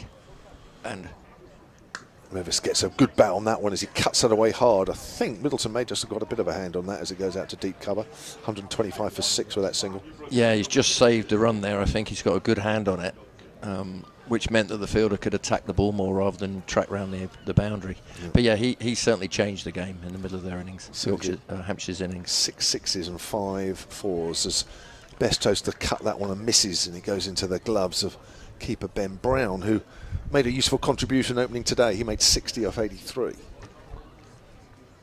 Gubbins comes in again, bowls. Again, that's turned, but a little too short. Best, although he didn't time it, finds the gap on the offside once more for a single. 127 for 6 at the end of the 21st. Yeah, you'll have seen Ben Brown play quite a few times. I wouldn't say it was the most fluent I've ever seen him, but he battled really well, didn't he? Did a great job. And I've seen him sometimes take people apart. Yeah, he hasn't been at his best in this competition so far. Promoted up the order after a handful of games. In fact, it was Aaron Donald that was opening. Yeah, the first 3 or 4. But if you have a look at how he worked his way through it, and that shows you what a good player he is. That's for sure, isn't it? In this 50-over game, of course, you've got a little bit longer to just play yourself in, even if you don't feel at your best. Hampshire at one stage when he was out in the 33rd, 150 for 2. It's given them a good start. As Organ bowls, comes down the wicket, does best, drives to extra cover, 4 runs. I think he might have made that into a low full toss in the end. Yeah, lovely feet from Dom Best. And it's got to the pitch of it, hasn't he? I think you're right. Maybe even a low full toss and hit the gap perfectly. Just watching that on the replay, that's a low full toss in the end. But good use of the feet for Dom Best, who's looking to make a little bit of amends for his bowling figures. As Organ comes in, 131 for 6 then. Best was way down the leg side. Oh, and he's asking for a caught behind there, Felix Organ. And you hear the crowd, what they think about that. They've just woken up. What is he appealing for? And we all know when the ball goes down the leg side, that's one or two fielders have a habit of appealing, trying to put the umpire off from sticking their hands out for a wide. That's a play behind square on the leg side to Scott Curry. As a wicket keeper, there used to be that trick. Every time it just missed leg stump, you catch it and skip back to the offside, trying to con the umpire there. He was actually straighter than... Oh, we wrapped on the pad, half shout for an LBW. It was straighter than maybe it looked. You'd have that little skip back. Surely you didn't do that when you kept wicket, did you? Well, you know, I never said anything either, honest. Here comes Organ again to Bess. Bess on the back foot. Cuts it away into the deep cover area. Looks like Fletcher Middleton has gone out away to our right there. So Yorkshire here are 133 for 6. And from here on in, they need another 181 as Organ comes in and bowls. Revis on the back foot steers that back to the bowler. And there's no run there. Revis is on 23, a runner ball 23. Bess has 12 off 18. And this is, I think, is the last ball of Felix Organ's over. Yes, it is. Last ball of his 3rd. None for 13 so far. Comes in and bowls, and Revis gets a length ball. He's on the back foot there. Steers it back to the bowler. That is the end of the over. 133 for 6. Looks like Martin Spate is finished for now. Yeah. Thank you, Martin. Enjoyed that as always. I'm enjoying your company a little bit more than I did when you were batting and I was bowling. Didn't enjoy that too much. Join a war.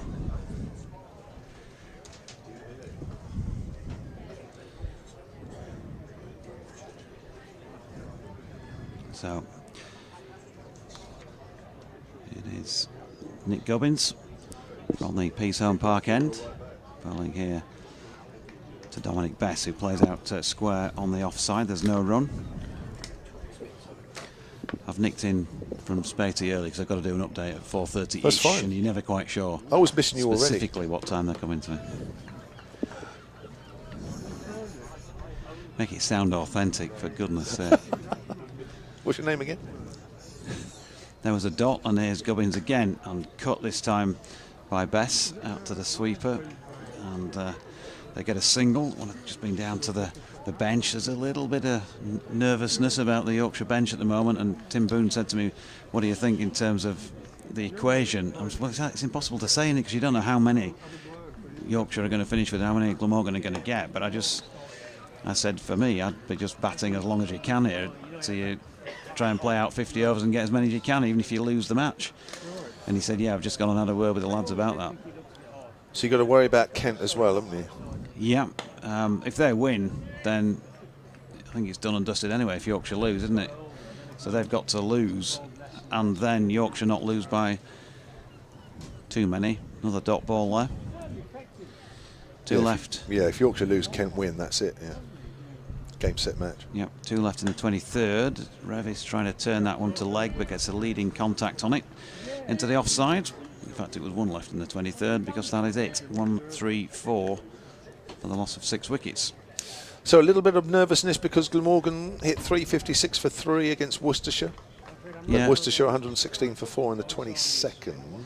Oh, they got 116 now. They were less than that. Right, okay. When I was giving those details yeah. to the team.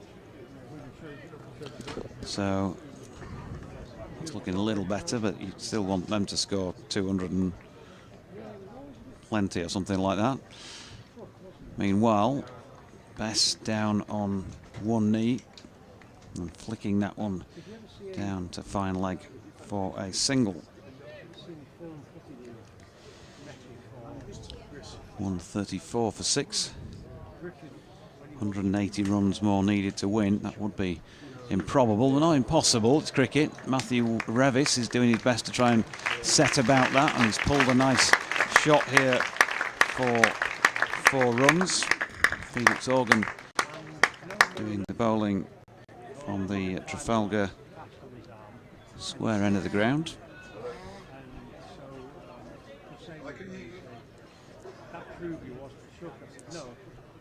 And Revis waits again, opens the face and runs this out to point. And they're going to pick up a single this time. 140 for the loss of 6.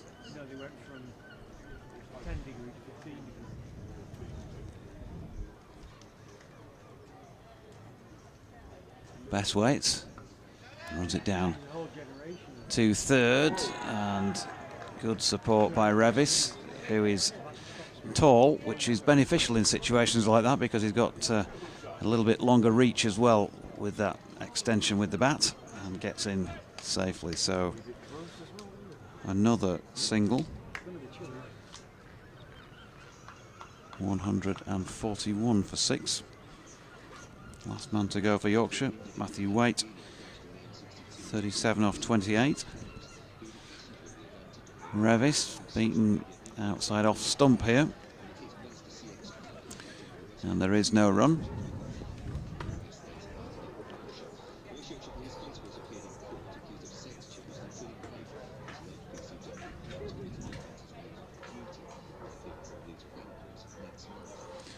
Organ in again, and this time Revis flicking off the hip out to the mid-wicket sweeper, and we'll pick up one more. 142 for the loss of 6 wickets.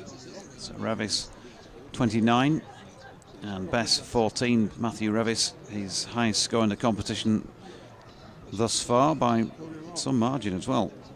So he'll be feeling a bit better about life with the bat in hand at the moment. Here we go with the update with Rima. Prepare for a bit of two-way chat.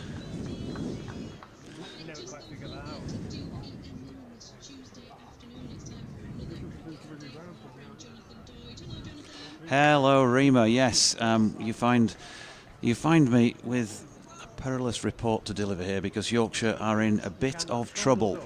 So you recall at the end of the first innings when you joined me last time, Hampshire had made 313 for 9 on a good pitch, which we thought was a chaseable score, but Yorkshire lost 3 early wickets. Will Frame for 5, Harry Duke for 8. Both of them scored big runs in this tournament so far, and then young Finlay Bean also went for 10. George Hill was bowled second ball without scoring.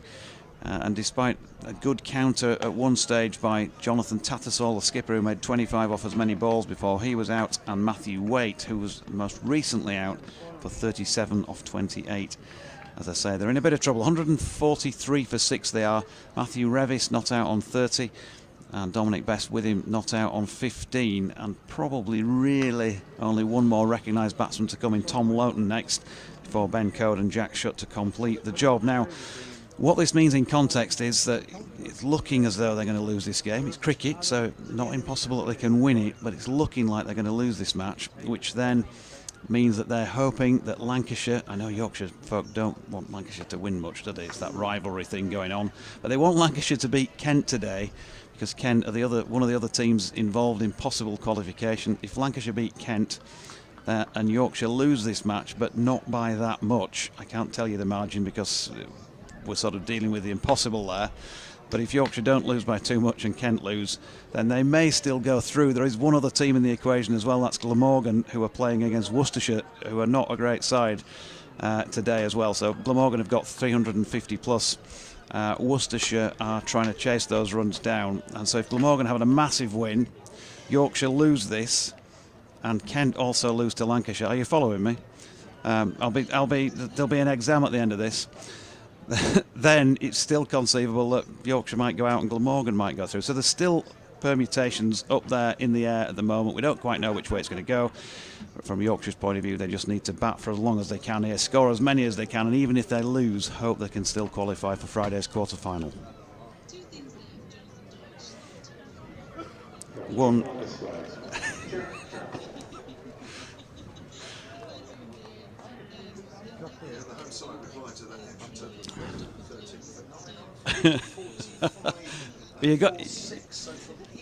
You had that sorted. You are very clever, I've got to say. You know, when I listen to your broadcast, you can tell that cleverness coming through.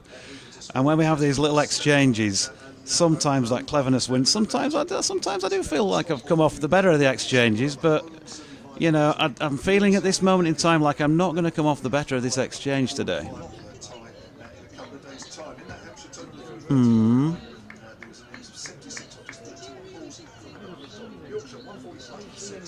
Sorry. Was that interference on the line? I'm afraid we've got to go now. Bye, folks.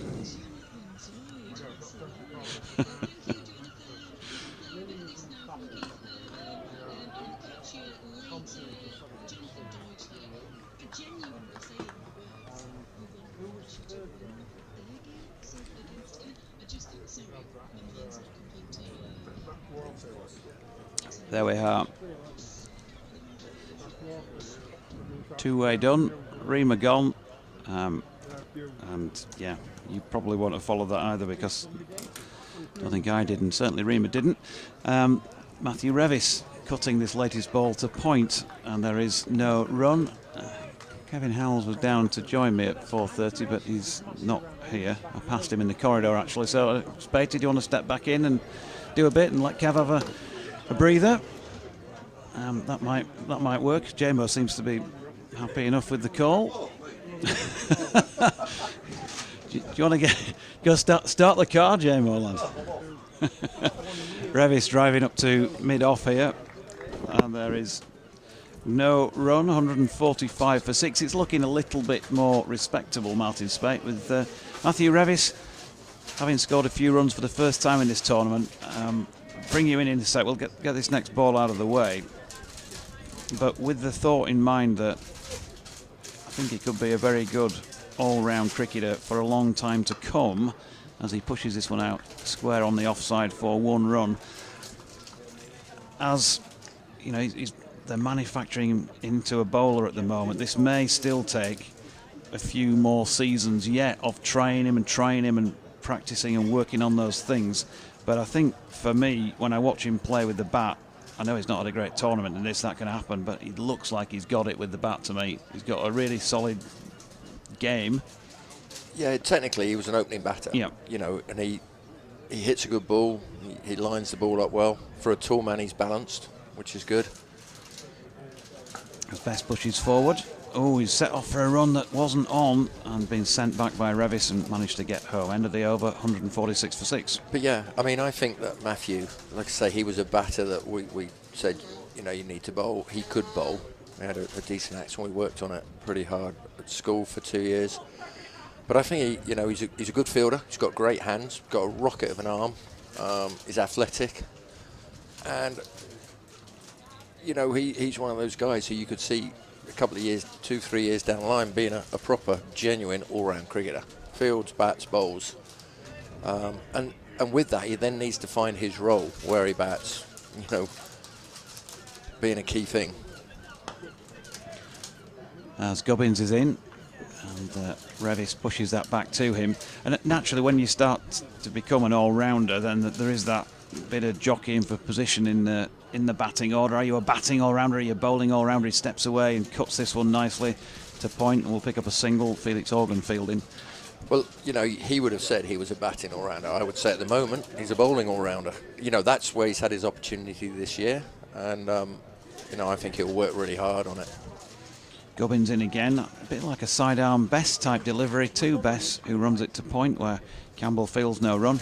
Yeah, I think I'd agree with what you're saying on the evidence of how he's been used this year, but I think his game for me, still his strength for me, is his batting, and his bowling is a work in progress. I think, well, you know, as much as anything, he's spent 10 years being a batter, and so mentally he knows the game better, whereas with his bowling he won't have a... He'll have an idea, but... Yeah, Best pushing forward into the offside, 2 successive dots. Gubbins getting through this over pretty quickly. But I think he will, you know, he'll work really hard this winter and look to improve again. Best then pushing down to long on for a single to complete that over at 148 for the loss of 6 wickets. But he's got some, you know, physically he's got some great strengths that particularly now people are looking for. He's got height, so he's always, and he hits the deck hard, so he's always going to be able to create bounce. And like I say, he's got some work to do. Hopefully tactically he's going to understand the game an awful lot better after the experience, the good and the not so good experiences of this year. And I think mentally he's a strong enough person. You'll have spoken to him a number of times, and he'll have a number of support people around him on the staff and fellow players that will help him work at improving his game and understanding his game. And you know, he's way off understanding his game. You know, he's 4 or 5 years off it, but he has the potential to be a fine all-round cricketer. He's at the non-striking end, just having had a quick drink, and it's Bess on strike to face Campbell here, flicking to leg but no run. And well, you know him better, significantly better than I do. I mean, the way things have gone with the ball and the fact that he's been pushed at it and he's been given repeat opportunities, sometimes your batting can wane because you're concentrating so hard on this new thing that you're trying. If you're something like, or if you're in the position that he is, more in a moment, because Campbell's coming in here to bowl to Bess, who did he get dropped? yeah, he's been dropped, hasn't he, by Ben Brown. He just tried to run it down to third man, and off the face of the bat he almost gave a catch. Looked like a slower ball that was barely carrying, and I think Ben Brown has had to dive forward for it as well as sideways, and I think he's just got a hand underneath it. I think if you look at Matthews last year as a batter in this tournament, he got some good scores. Yeah. But he wasn't under the pressure he's been under this year, where this year he's been under the cosh playing every game. Yep. And it's taken his toll, as you would expect. He stands and waits here for Campbell to bowl, flicking one to leg. He's going to get it wide of mid-on and therefore through for a run. 150 up on the board for Yorkshire, but for the loss of 6 wickets, 27.5 overs into this one. But as a person, as a character, from what you know of him and those discussions you've had with him and working with him during this period where they've been making him into a bowler who can but still want to retain his batting abilities to get a genuine all-rounder, long-term all-rounder in the team. I know my questions are taking too long between deliveries here, but I'm trying to get the point across as I'm asking them. Short ball here off the shoulder, I think, of Don Bess's bat. He's going to get one down to third man, and it. Oh no! In fact, no. He's Didn't off get his anything shoulder. off the shoulder rather than the shoulder of the bat. Helmet. Calling, it must have clipped him on the helmet, I think, because I've called for the. It certainly looks concussion all test. right, doesn't it? It's Yeah. fine. It was a glancing blow. I think you'd have to drag Dom Bess off. Yeah. Knowing Dom, he's not the sort that would want to walk off at all. But back to Rev. So things are tough and tiring. I think tiring is the thing. He looks jaded the last few weeks, and I think that's possibly been, accountable for some of his less brilliant performances, shall we say. And does he give you the impression that batting then is an outlet for him, a welcome distraction from his bowling, or is it that his batting is just his game's tired, and therefore that's partly why he's not got that many runs in this tournament? I think his game's tired. I think he probably finds it hard where he's batting. Sometimes he's being pushed up, sometimes, and when you don't know your role and your exact role and your exact position as a batter, it can be very difficult to be moved around the order and, I'm batting 5 or 6, or I'm batting 8 or 9, or sometimes even lower. Oh, and now I'm night watchman and I'm going in at 3. That's a hard skill to understand the situation and then play. And as you say, I just think he's tired. The one thing I do know with Matthew, and I've spoken to him at length, he will not use the fact that he's tired as an excuse. No. He just goes, no, I'm fine, I'll be fine. And that's the sort of person he is, and I still think, regardless of what happens with the rest of the season, he'll look back on this and go, that's the year that sort of gave me the eye into what I need to do, how I need to be physically, mentally, to survive a full season. Jamie and myself, we used to play more games. We'd play a 3-day game here, 3-day game there, a Sunday league game in the middle of it. You just stop 2 days in, play a Sunday league game, finish off on the Monday, get in a car, go and start again the next morning. I mean, I can remember playing 30 days on the trot. But it wasn't as pressurised as it is now. As a bowler, you're under pressure all the time, whether it be in the Championship. You don't get those 6-over spells where you can sort of go half cock and get through without any damage. As soon as you're not full on now, you get, people are so positive now, you get taken to the cleaners. So you're under pressure all the time, and and that's something you've got to learn to deal with. And the only way you do that is experience. And, he won't make any excuses whatsoever. And that, credit to him for that. Campbell in, and Revis punching that out to the sweeper in the covers, and we'll pick up a single. Is he where ultimately, if he continues just to play his game with the bat, which is already pretty sound, but I'm sure he can still improve in that respect as well. He'll be looking to do that. But where ultimately do you see his role? Is he a 6 all-rounder or a 7? 5 or 6. 5 or 6. Yeah, I think technically he's good enough to bat. Yeah, pretty high. Sure. And and he likes pace. He used to open the bat, and he made his debut as a 17-year-old opening the batting. And the great thing about Matthew, he's incredibly tough, tries his socks off, but he's also got when he's batting, and I certainly saw it at school, where he was very composed and would often see us through in tight games.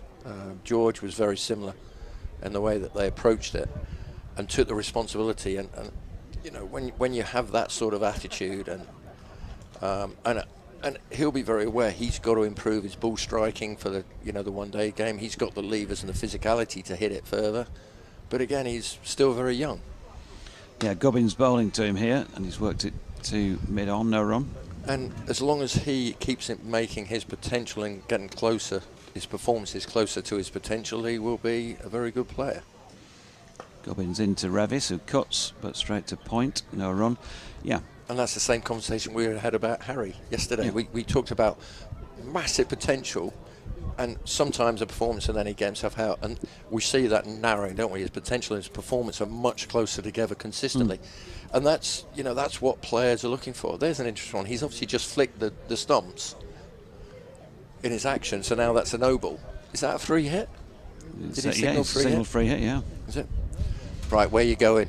You can try and mow it out the park. Yeah, I think sort of beyond the west stand would be quite handy, as long as it clears my car. Gubbins then to Revis. He's gone full and he's got away with the dot. Great piece of bowling. Yeah. Wide, full Yorker. Great bowling, that. Revis on 35 off 45 here, doing a power of good this today with the bat. Steps back and cuts this one. And it's fielded at point by Organ once again, so no run.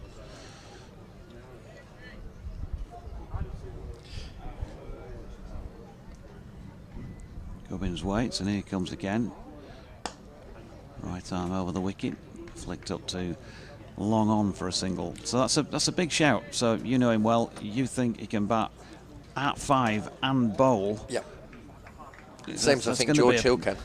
He's going to need to take a lot of pressure doing that, because he's going to be expected to perform with both bat and ball. He's in a batting position as Best steps back and tries to cut and misses. But I think he can.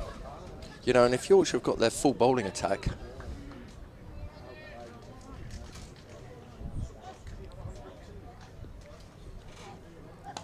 as Best pulls this one. Oh, it's just... Oh, no, he's claimed the catch.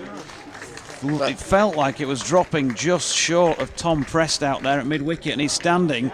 And I'm going to say there is a debate about this, because to me it felt like that pitch is at the point...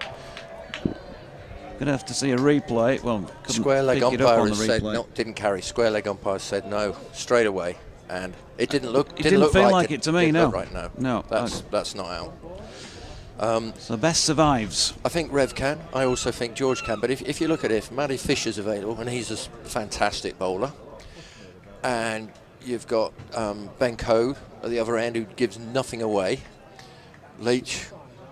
Well, if you've got Rev and George who are top 6 batters, but also fill that 4th role, and he got Best.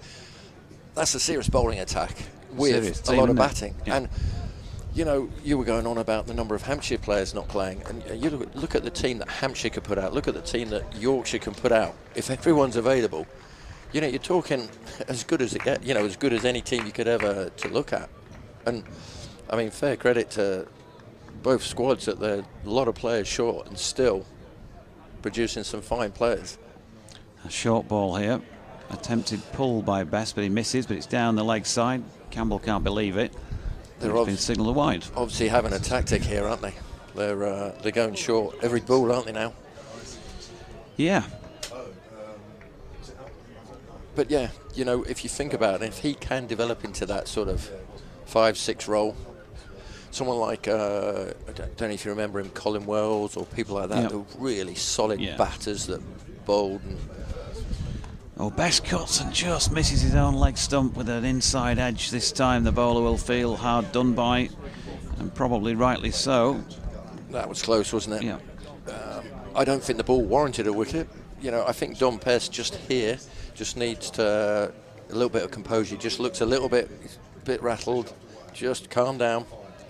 And knowing Dom, he'll want to go harder at this bloke, having been clonked on the head. Well, he needs to just ease off a little bit and get himself back in the right zone. Campbell in. He goes again, short of length on the back foot. Best in control of this little punch into the offside and picks up one. That's calmer, isn't it? Yeah. You can see that. That's the same ball. And he's just corrected it and gone, I'll just drop it in there, get down the other end, refocus. And the other thing I love about Don Best when I work with him, he sees every chance like this as a real opportunity to work on his batting and put into practice the work he's doing. He's very positive about it. Campbell in again. He's got a measured run up, doesn't overstretch himself. Gets through his action fairly quickly, pushed into the offside by Revis, no run. So you're thinking about a team then for your future, your longer term future. Matthew Revis steadily climbs up the batting order again to 5. You've lost Matthew Waite, who, you know, hasn't played as much as possibly he could have done this year. Obviously went to Worcester. Campbell in, Revis gets his front leg out of the way and ends up stretching for that one outside off stump, and there's no run. So there's one of your all-rounders gone. So he's, you know, there's a role. And you know who else they brought in? Obviously, you've got top 4 batters. You've got Milnes coming, strengthen the bowling, I presume, and Mike. I don't know that much about Ben Mike. Yeah, Campbell coming in to bowl to Revis, gets a full delivery, digs it out quite nicely up to mid-on for a single. Yeah, Ben Mike, who's got a little bit of zip with the ball and can bat as well. You probably think, actually, from what I've seen of him, and that is not a lot, that his batting might be his strength over his bowling at the moment. He got runs, didn't he, in the T20? Yeah. Early on, more of a power player in the T20. He smacked Adam Lythe out of the park. Correct. The last ball of a match, the T20 match at Grace Road a couple of years ago. I know it's only one stroke, but yeah, there's some power there. Who's best drops it into the leg side here, and we'll get through for one. 160 for 6.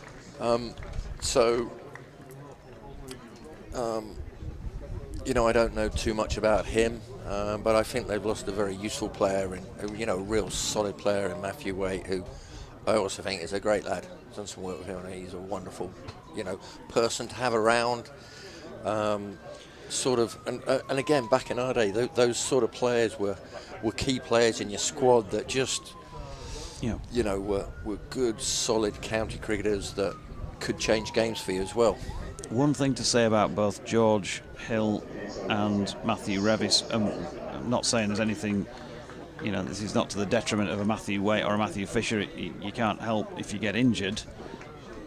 But that George, I know he's had a toe injury, which is just one of those things. It's not a muscular thing that's ongoing. George and Matthew Revis are both held up pretty well in the fitness department, and so you kind of, I don't know if they are just more robust, or if that's just because they haven't traditionally bowled as much as a Matthew Fisher has done when he was younger. And Matthew Revis obviously coming fairly late to it, so he's not maybe got to that stage in his body yet where it is being completely challenged, even though we have been saying he looks jaded. Short ball here. Scott Curry back into the attack at the Peatone Park end, and Don Bess plays that with control, guides it round to deep backward square nicely and gets back for 2. I think both of them as well, when you come to Sedbergh, you might be an elite cricketer, but during the 2 winter terms, whilst you might be in the gym and you'll be training cricket every day, you've got games every day, and they will have played football. George was a very good hockey player, so they're playing other sports. Curry in, Best drops it into the offside here, takes on the 1 and gets it. Don Bess is the same, he's a very good rugby player. So I think the fact that you played other sports as well, if you look at the way they move, they're not just cricketers. They're actually, if you look at George in the field, look at Red, they're actually athletes in the field. Natural, because they play loads of different sports, and I think that does help with injury as well.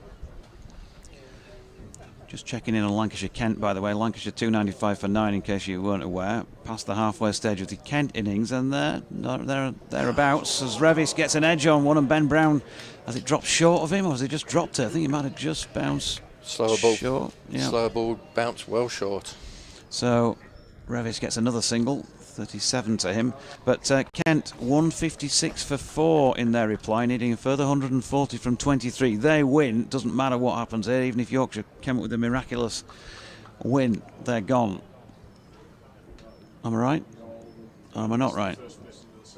No, I think I might have got that wrong, actually. There's so many permutations here, isn't there? Best pulls down to the bottom boundary, mid-wicket, and they get a single. Forget this, forget what I just said. Yorkshire, if they win, they're through. So it doesn't matter about miraculous wins. If they win, they're through. But if they lose and Kent win, then Kent are through. And Kent not doing too badly at the moment, so it could be out of Yorkshire's hands if they can't win this one, as Revis pushes out into the covers. No run. I mean, they're still going pretty well here. Still a big ask, another 150 and 20. Yeah, it's a the big few ask. wickets you've got left. That's the problem, isn't it? It's wickets. Yeah. We've lost too many wickets. Curry in again. Best pushing up to mid-off. There's no run. Tom Loughton still to come, who can bat. And another player who started at the top end of the order for Yorkshire. Yep. I haven't seen too much of him bat, Tom. But another very useful all-round cricketer. Again, I don't know, assuming, you were talking before whether Tim Boone has sent a message out, we need to bat long and get as many as we can to keep our run rate up. And, if you look at the way they're playing at the moment, they're playing fairly positive but sensible cricket. They're not going hell for leather. You know, if they were 3 down, they might now be going, right, time to turn and burn and take the game by the ball or the horn. But at the moment, it looks just keep knocking it around almost, like we used to. I thought you were slog sweeping it around. Well, as Revis pushes out into the covers for a single. Yeah, Campbell's still on. Back in those days, they used to just chip it to deep mid-wicket and run one off JMO. He had 2 men out like a spinner's field. Now a change there at Canterbury. Kent have lost a 5th wicket, 158 for 5, needing 138 from 22.3. So there's some pressure on there. Interesting. Now coming around the wicket. Say the sort of bowled a lot of short balls at Don Best recently. Yeah, unfortunately, Mr. James got me out a few times as well. Yeah, you did. A couple of LBWs, I seem to remember. Me playing across the line. Campbell coming round the wicket to Bess, who pushes into the offside, no run. Meanwhile, in the other match between Glamorgan and Worcestershire, Glamorgan look like they're going to get a sizable win the way things are going there. 356 for 3 they made. Worcestershire 160 for 5 with just 19 overs left. And Yorkshire 167 for 6 here. Campbell bowling round the wicket to Bess, who gets some bat on that into his hip, and that drops into the leg side, and there is no run. I say the way Don Bess and Matty Revis are playing here, you know, they're being positive, but there certainly must have been a message going out that let's just bat, let's see where we're at and play. Yeah, there was. I think I induced it, really. I just had a word with Booney and said, I think you need to tell the lads to bat. I don't want to tell you your job, Tim, but I think you just need to tell the lads to bat 50 here. And he said, yeah, I'll go mention that, Dodgy. As Bess gets the thick outside edge down to Scott Curry at 3rd man, and we'll pick up a single. No, I think actually what he really did say was, I've just said that to the lads in the dressing room. Yeah, Tim worked with Tim in the winter, and he's very much in, you know, calm. Look at it logically, sort of very methodical way of looking at the game. It's a bit like working with Kevin James and Kevin Howells, isn't it, really? Always chilled, relaxed, but uber professional. Campbell in, driven by Revis up to mid-on, and they'll pick up another single. Lily, thanks for the ice cream, Lily. She says, sorry I had an ice cream for you at lunch, but as you were busy, it melted and I dropped it. We managed to get one, didn't we? Let's have a look at what you could have won. We had one, it was lovely. And yours, yeah. It was great. Thanks, fellas. No complaints our side, was there, Kev? Campbell into Bess, who drops it into the offside, and Revis supports him through. There's a direct hit attempt, which actually direct hit hits Don Bess on the back of the head, is it? Or the shoulder blade, somewhere in that region.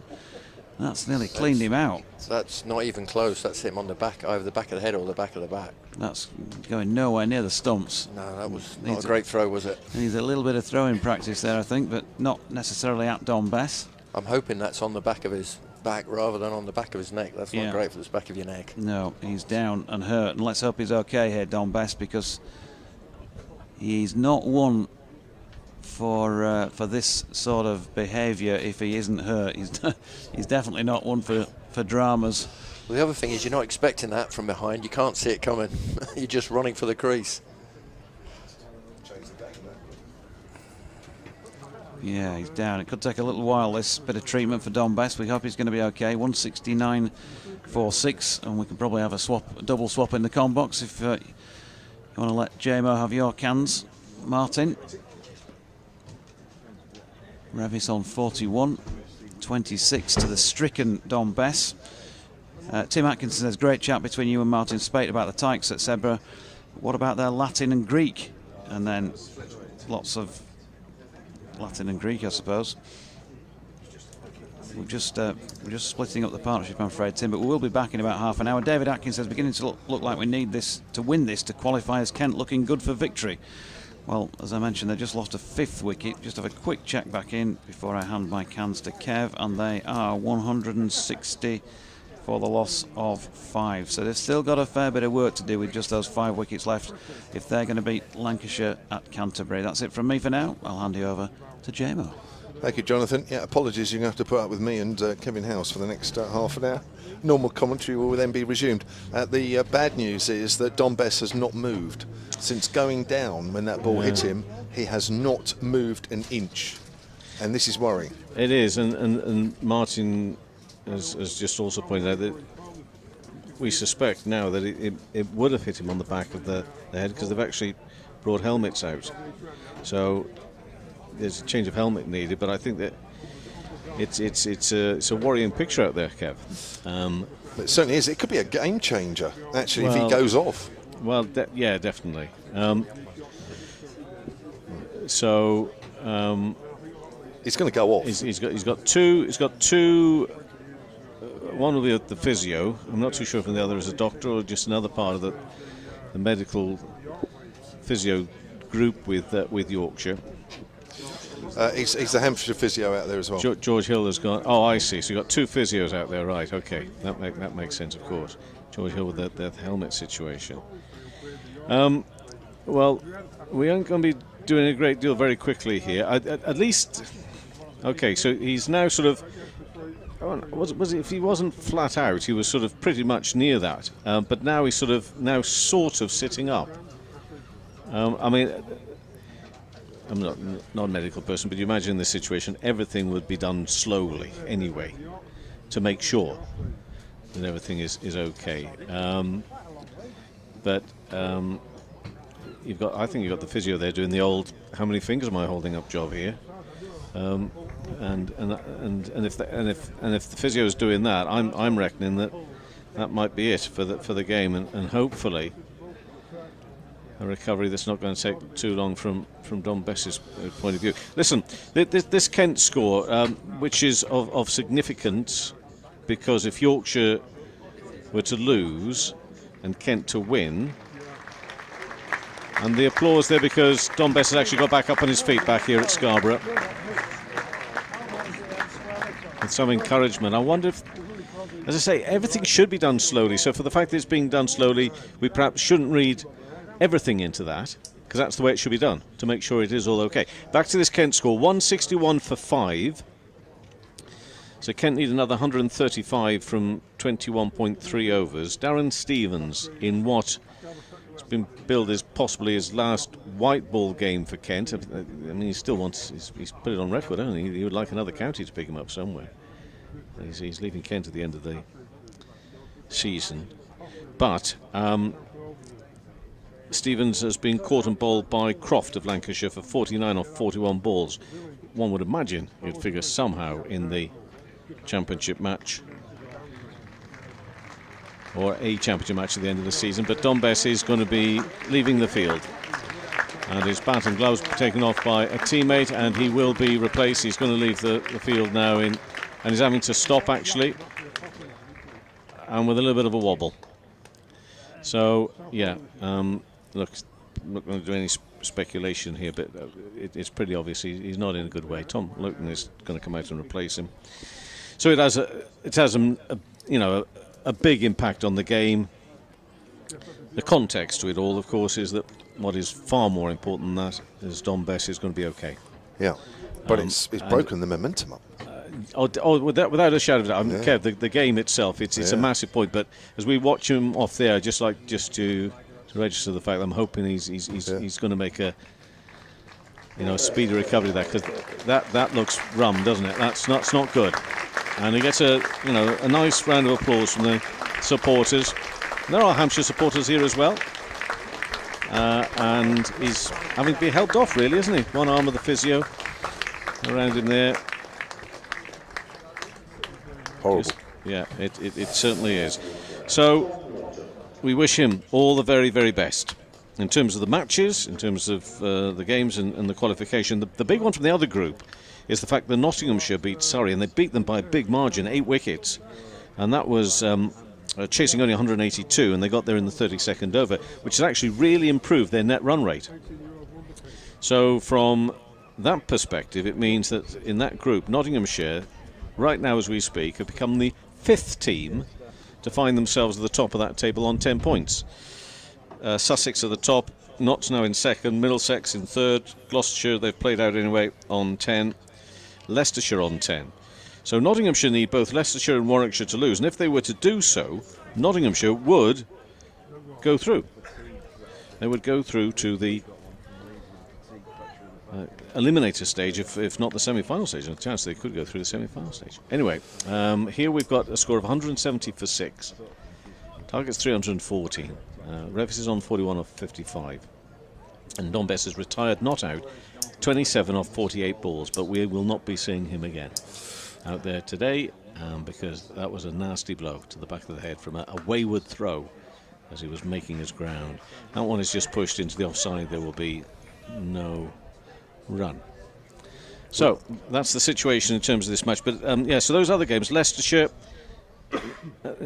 they were really struggling. I mean, there's been a bit of a tale around the country actually. Leicestershire recovered. They're now 148 for 6 to beat Durham. And to be in with a really good shout of progress, they need 49 runs from 16 overs with 4 wickets standing. Interesting finish there. Next delivery pushed into the offside. There'll be no run. Just finish off this over, Kevin. It might have been yours, and then you can pick up the next over. And then what else? We've got Warwickshire again in with a shout. Warwickshire need 88 from 12 overs. So they need to put their foot down a bit there. But I mean, you know, it's certainly doable. And they've got 6 wickets standing. The not out pair at the moment, Will Rhodes, former Yorkshire player, not out 56. And we've also got Ethan Brooks, who's currently on 40 or 45. Next ball in, and that's just played down towards third for a single here for Yorkshire. So both Warwickshire and Leicestershire could win that match, and that would ruin any hope that Nottinghamshire have of, say, sneaking in. But they've picked up 2 big wins in the last 2 matches that makes a massive difference. Sussex, Middlesex. Sussex set 400 for 4. Talking of massive scores, Middlesex 172 for 5.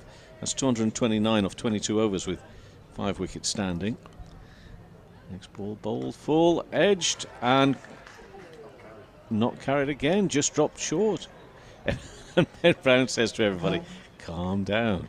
We've seen a couple now, at least, that have not quite carried out to him. We had one out in the deep where the umpire, David Milnes at square leg, upset maybe a couple of Hampshire players by saying that didn't carry when they were seemingly convinced it had, but he was so close to make that call, and he made it quickly. Very decisive from Milnes at square leg on that occasion. 171 for 6. Next ball bowled in the air, and that's definitely caught. And that's the end of Revis. He's gone for 41 of 57 balls. It's a 7 down, you could in effect say 8, but it's 171 for 7 in the 33rd over. This is falling away here now from a Yorkshire point of view, and Hampshire going along really well here, Kev, and it looks like, as much as you wanted so desperately to work on Friday, you are actually going to have the day off, and instead just get yourself ready for the semi-final. It looks that way now. It certainly looks that way, but what a moment at the end of the 32nd over, wasn't it? I mean, you know, there was a recovery going on with Bess and Revis. 64 they put on in 94 balls. And you just feel that with Bess going off, it's kind of sucked the life out of the recovery. And with Revis going there, it just feels like that's it. It just feels like this is going to be the end of the game pretty soon. Can't see Bess coming back. Even if Yorkshire needed 1 off about 2 balls, I would be very surprised if Bess would be back in that situation. And it's kind of sucked the whole life, isn't it? Watching Bess lie on the floor, walking off, it's kind of sucked the whole situation.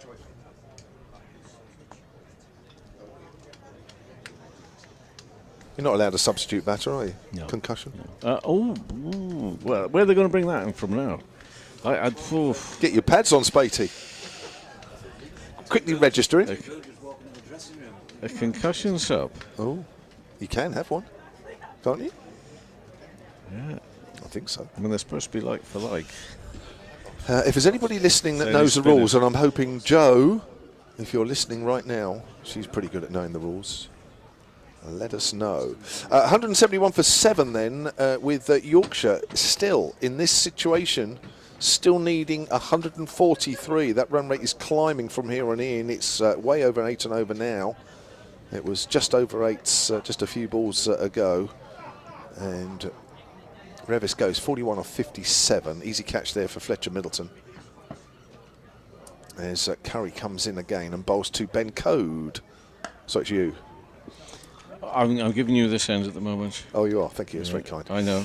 Just a ball, actually. So that's wow. 171 for 7, 33 gone. Oh, you do the next one as well. There's so much. There is so much at the moment going on. I may have to part these ways anyway. It's always the case on a day like today. I started off full of excitement, the fact that 11 teams of 18 could possibly progress. Yes. And by the end of it, I wish it'd just been a couple. Well, I was going to say, it'd make life a lot easier, wouldn't it? Ian at Sonar Sports says concussion sub ? We're trying to find that out. Whether we can get a message, I don't know. We'll try and find out. I know where we could get a message to, and that would be to Alex Swan, who's the match manager. Ah, yes, good old Alex. And he is in the press box away to our right-hand side. But it is a big moment in the context of Yorkshire trying to win this game and get themselves back in this game, having been 106 for 6. Both Bess and Revis took it through to 170 for 6, and as soon as Bess has gone, so's Revis. And we saw that a couple of times in the Hampshire innings. When one went, two went, even though if they were batting well. Here's Gubbins, who's switching ends with his leg spin. It's a length ball to Tom Lowton, who pushes it out square on the offside, and there's no run. We're at the start of the 34th. 171 for 7, which is effectively 8, unless we know there's a concussion sub coming in which case it is 7. As forward is Lowton, and that's out on the offside, fielded by Ian Holland, and there is no run. And Jonathan Doidge, who thought he was going to get a long break, has had a very short break. Welcome back. Yeah, thanks. Well, no, I'm ecstatic you're back, because that's pushed out in the covers, and that's fielded by Ian Holland. Yeah, the press are also at the moment trying to currently find out through the scorers, and I think liaising with the whatever he's called these days, CLO. It's cut away and fielded at backward a point, and there's no run. Lowton remains on 1. A bit interesting to see. I mean, I think I'm right in saying the only 2 players on the ground other than the 11 who have been selected are Will Luxton, who's been batting at 3 in this competition, so he's not like for like with the number 7, or Harry Sullivan, who's been batting lower than 7. On the back foot there, Lowton, who steers it into the gap in the covers for a single, and he moves on to 2, 172.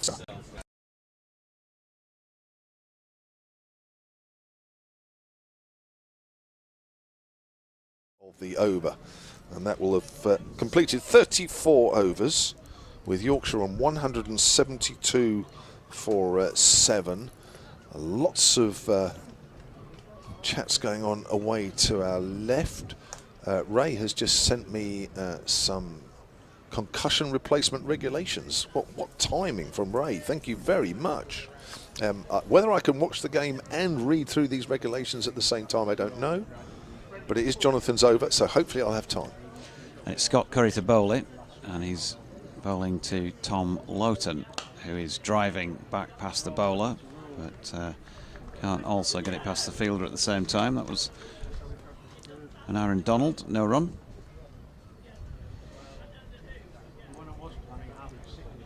At the moment, 172 for 7. And still plenty of time left as Lowton plays a nice shot here, just runs it down very fine through first slip. There is a 3rd man there, and for all of you who constantly go on about this during the season, you have a 3rd man in place, but the batter still gets 4 through 3rd man, so it's something we've talked about many times on broadcasts. But there you go, stick him down there, it can still happen.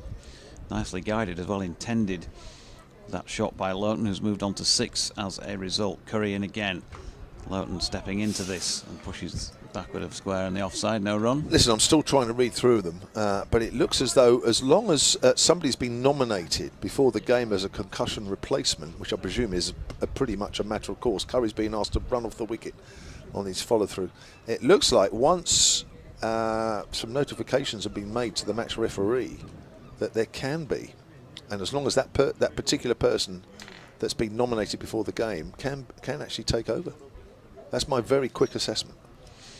Okay, Curry in, and that's run down to the gully region, this time by Loughton, and there's no run. So in some respects, well, in every respect really, these two want to stay there as long as they can, but also in the sense that if they are going to line somebody else up to come in and bat, he's got the opportunity to actually strap some pads on, if that's going to be the case. Curry again to the open stanced Loughton, who gets a short ball and flicks it off the hip down to long leg for 1. Yeah, the activation of a concussion replacement can happen at any time. So basically, now, I guess. Here's Swanee, he's coming back. Something must have happened with him. He's obviously not having any more chats with Yorkshire anymore, so maybe it's decided.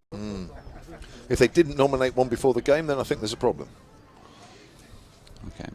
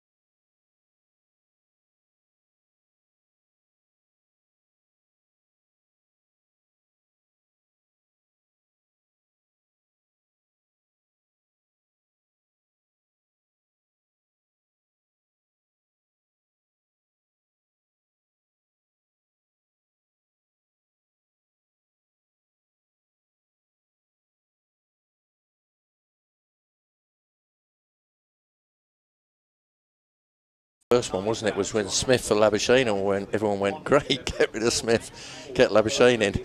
Yeah, really? Just set someone else up to be brilliant. Never looked back, has he? No, 2:33 for 9. Lowton strand at the non-striking end on 36. Gets a short ball, and not entirely sure he executed the pull in a right-handed way, as maybe an Adam Lythe might do in a left-handed way there. No, not quite. I think if that was Adam Lythe, that would have been going over the stand. Certainly the way he's been hitting it in the 100, he has hit the ball a long way. I think he's leading the sixes, isn't he? Most sixes in the competition. Yeah, banging it out of the park. Short ball here, which is well dealt with in the end, I guess, by Jack Shutt, because he got out of the way of it. Dot. Should have mentioned, by the way, Sullivan was bowled by Turner for 1 off 5. Partnership for the 9th wicket was also worth 5 runs. Turner coming in again here to Shutt, who does enough and defends that back to the bowler, and he's got through the over. What does Tom Lowton do here? Does he have a clue what's going on in the Kent-Lancashire match? Does he just have to try and get as many as he can and forget about, if you like, playing for a win? Just try and strike a few good balls and get as close as he can? It'll be an interesting one, won't it? I'm assuming that a message has gone out. We need to do this or this. But the thing is, they don't know what they need to do they still? No. Because that match is not a done deal. It looks like Kent will get across the line if those two batters stay together, but if either of them are dismissed, they might not have the firepower to get across the line. Correct. I think with the way that, you know, players play these days, I can't see Tom not trying to hit some balls, you know, ball strike. 6 overs to go, and there you go. That's a beautiful shot. Straight back past the bowler, and 4 runs. It was a beautiful shot from Tom there, and it was well played by the umpires. Ducked nicely, swayed nicely out the way of it as it's whistled past him. Beautiful shot. Not sure what's going on with the stream here, but we had a massive screen which is now filled about a sixth of its size with a very small about mobile phone streaming size. Yeah. Yeah, beautiful clean strike that from Tom Lowton, dead straight.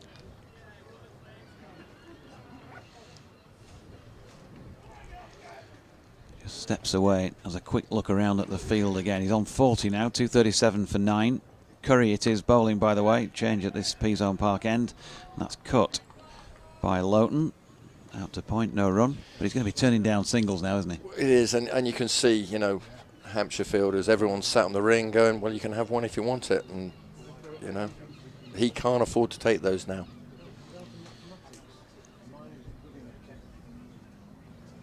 Kent needing 44 off 42 at Canterbury.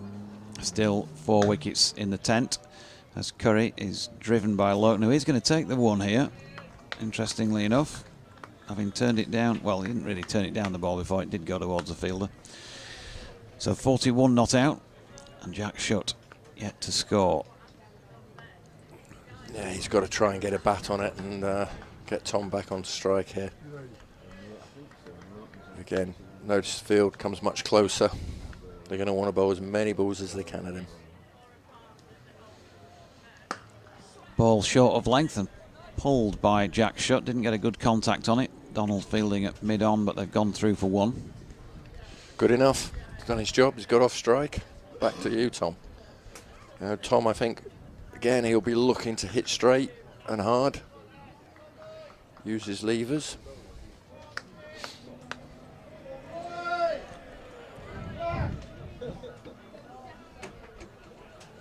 Something causing a bit of disquiet down to our right. Not quite sure what it is. 2 shouts from the speckies beneath our commentary position. Here, meanwhile, is Curry bowling to Lowton, who times it nicely enough, but unfortunately then picks out the man at point. Yeah, clever bowling. Rolled his fingers over the ball again. Took the pace off it. I think he's going to make Tom Lowton generate all the pace here. So I'm going to be wide, full and wide, or pace off. Curry in again. Lowton waits, steps across, gets underneath this one. Chance for a catch here. In comes an Aaron Donald who yorks himself, but you can understand him attempting it to try and finish the match. It's not going to do too much damage in the sense that it's cost him one more run. Gets back for 2. And changing the com box in a moment or two. Spatey, I think, to step out. Thanks for your contributions today, by the way, pal. That could be the last we hear from you. Maybe we'll bring you back on for a word at the end. I don't know. We'll see if JMO fancies that. He's not bothered. Not bothered by that, whatever, yeah. Do I really have to bowl? That's what he's saying. Well, if we don't hear from Martin again, it's been great to get an insight into working with those batters in particular today. Just his insight into cricket and his thoughts on this game in particular, but certainly those comments and understanding of the players that he's worked so closely with, who we've watched do a very good job for Yorkshire in recent times. Jack Shutt just dropping his bat on a slow Yorker there, dot ball. I'll have an update for BBC Radio Leeds in a couple of minutes as well. 2:41 for 9. Shot on 1. Has a big swipe at this one. Pulled into the onside. Donald doing the fielding. And there is no run. Tom Lowton's got to do it all, hasn't he, from here on in. Already got his top list day score in his 11th match, but he's going to have to do it all from here on in, even if Yorkshire have to get close. And Shutt has hit this one straight up in the air. Ben Brown underneath it to complete the win for Hampshire. And Jack Shutt, well, you couldn't expect him to go out there and knock these off. And Turner comes up with the final wicket of the day.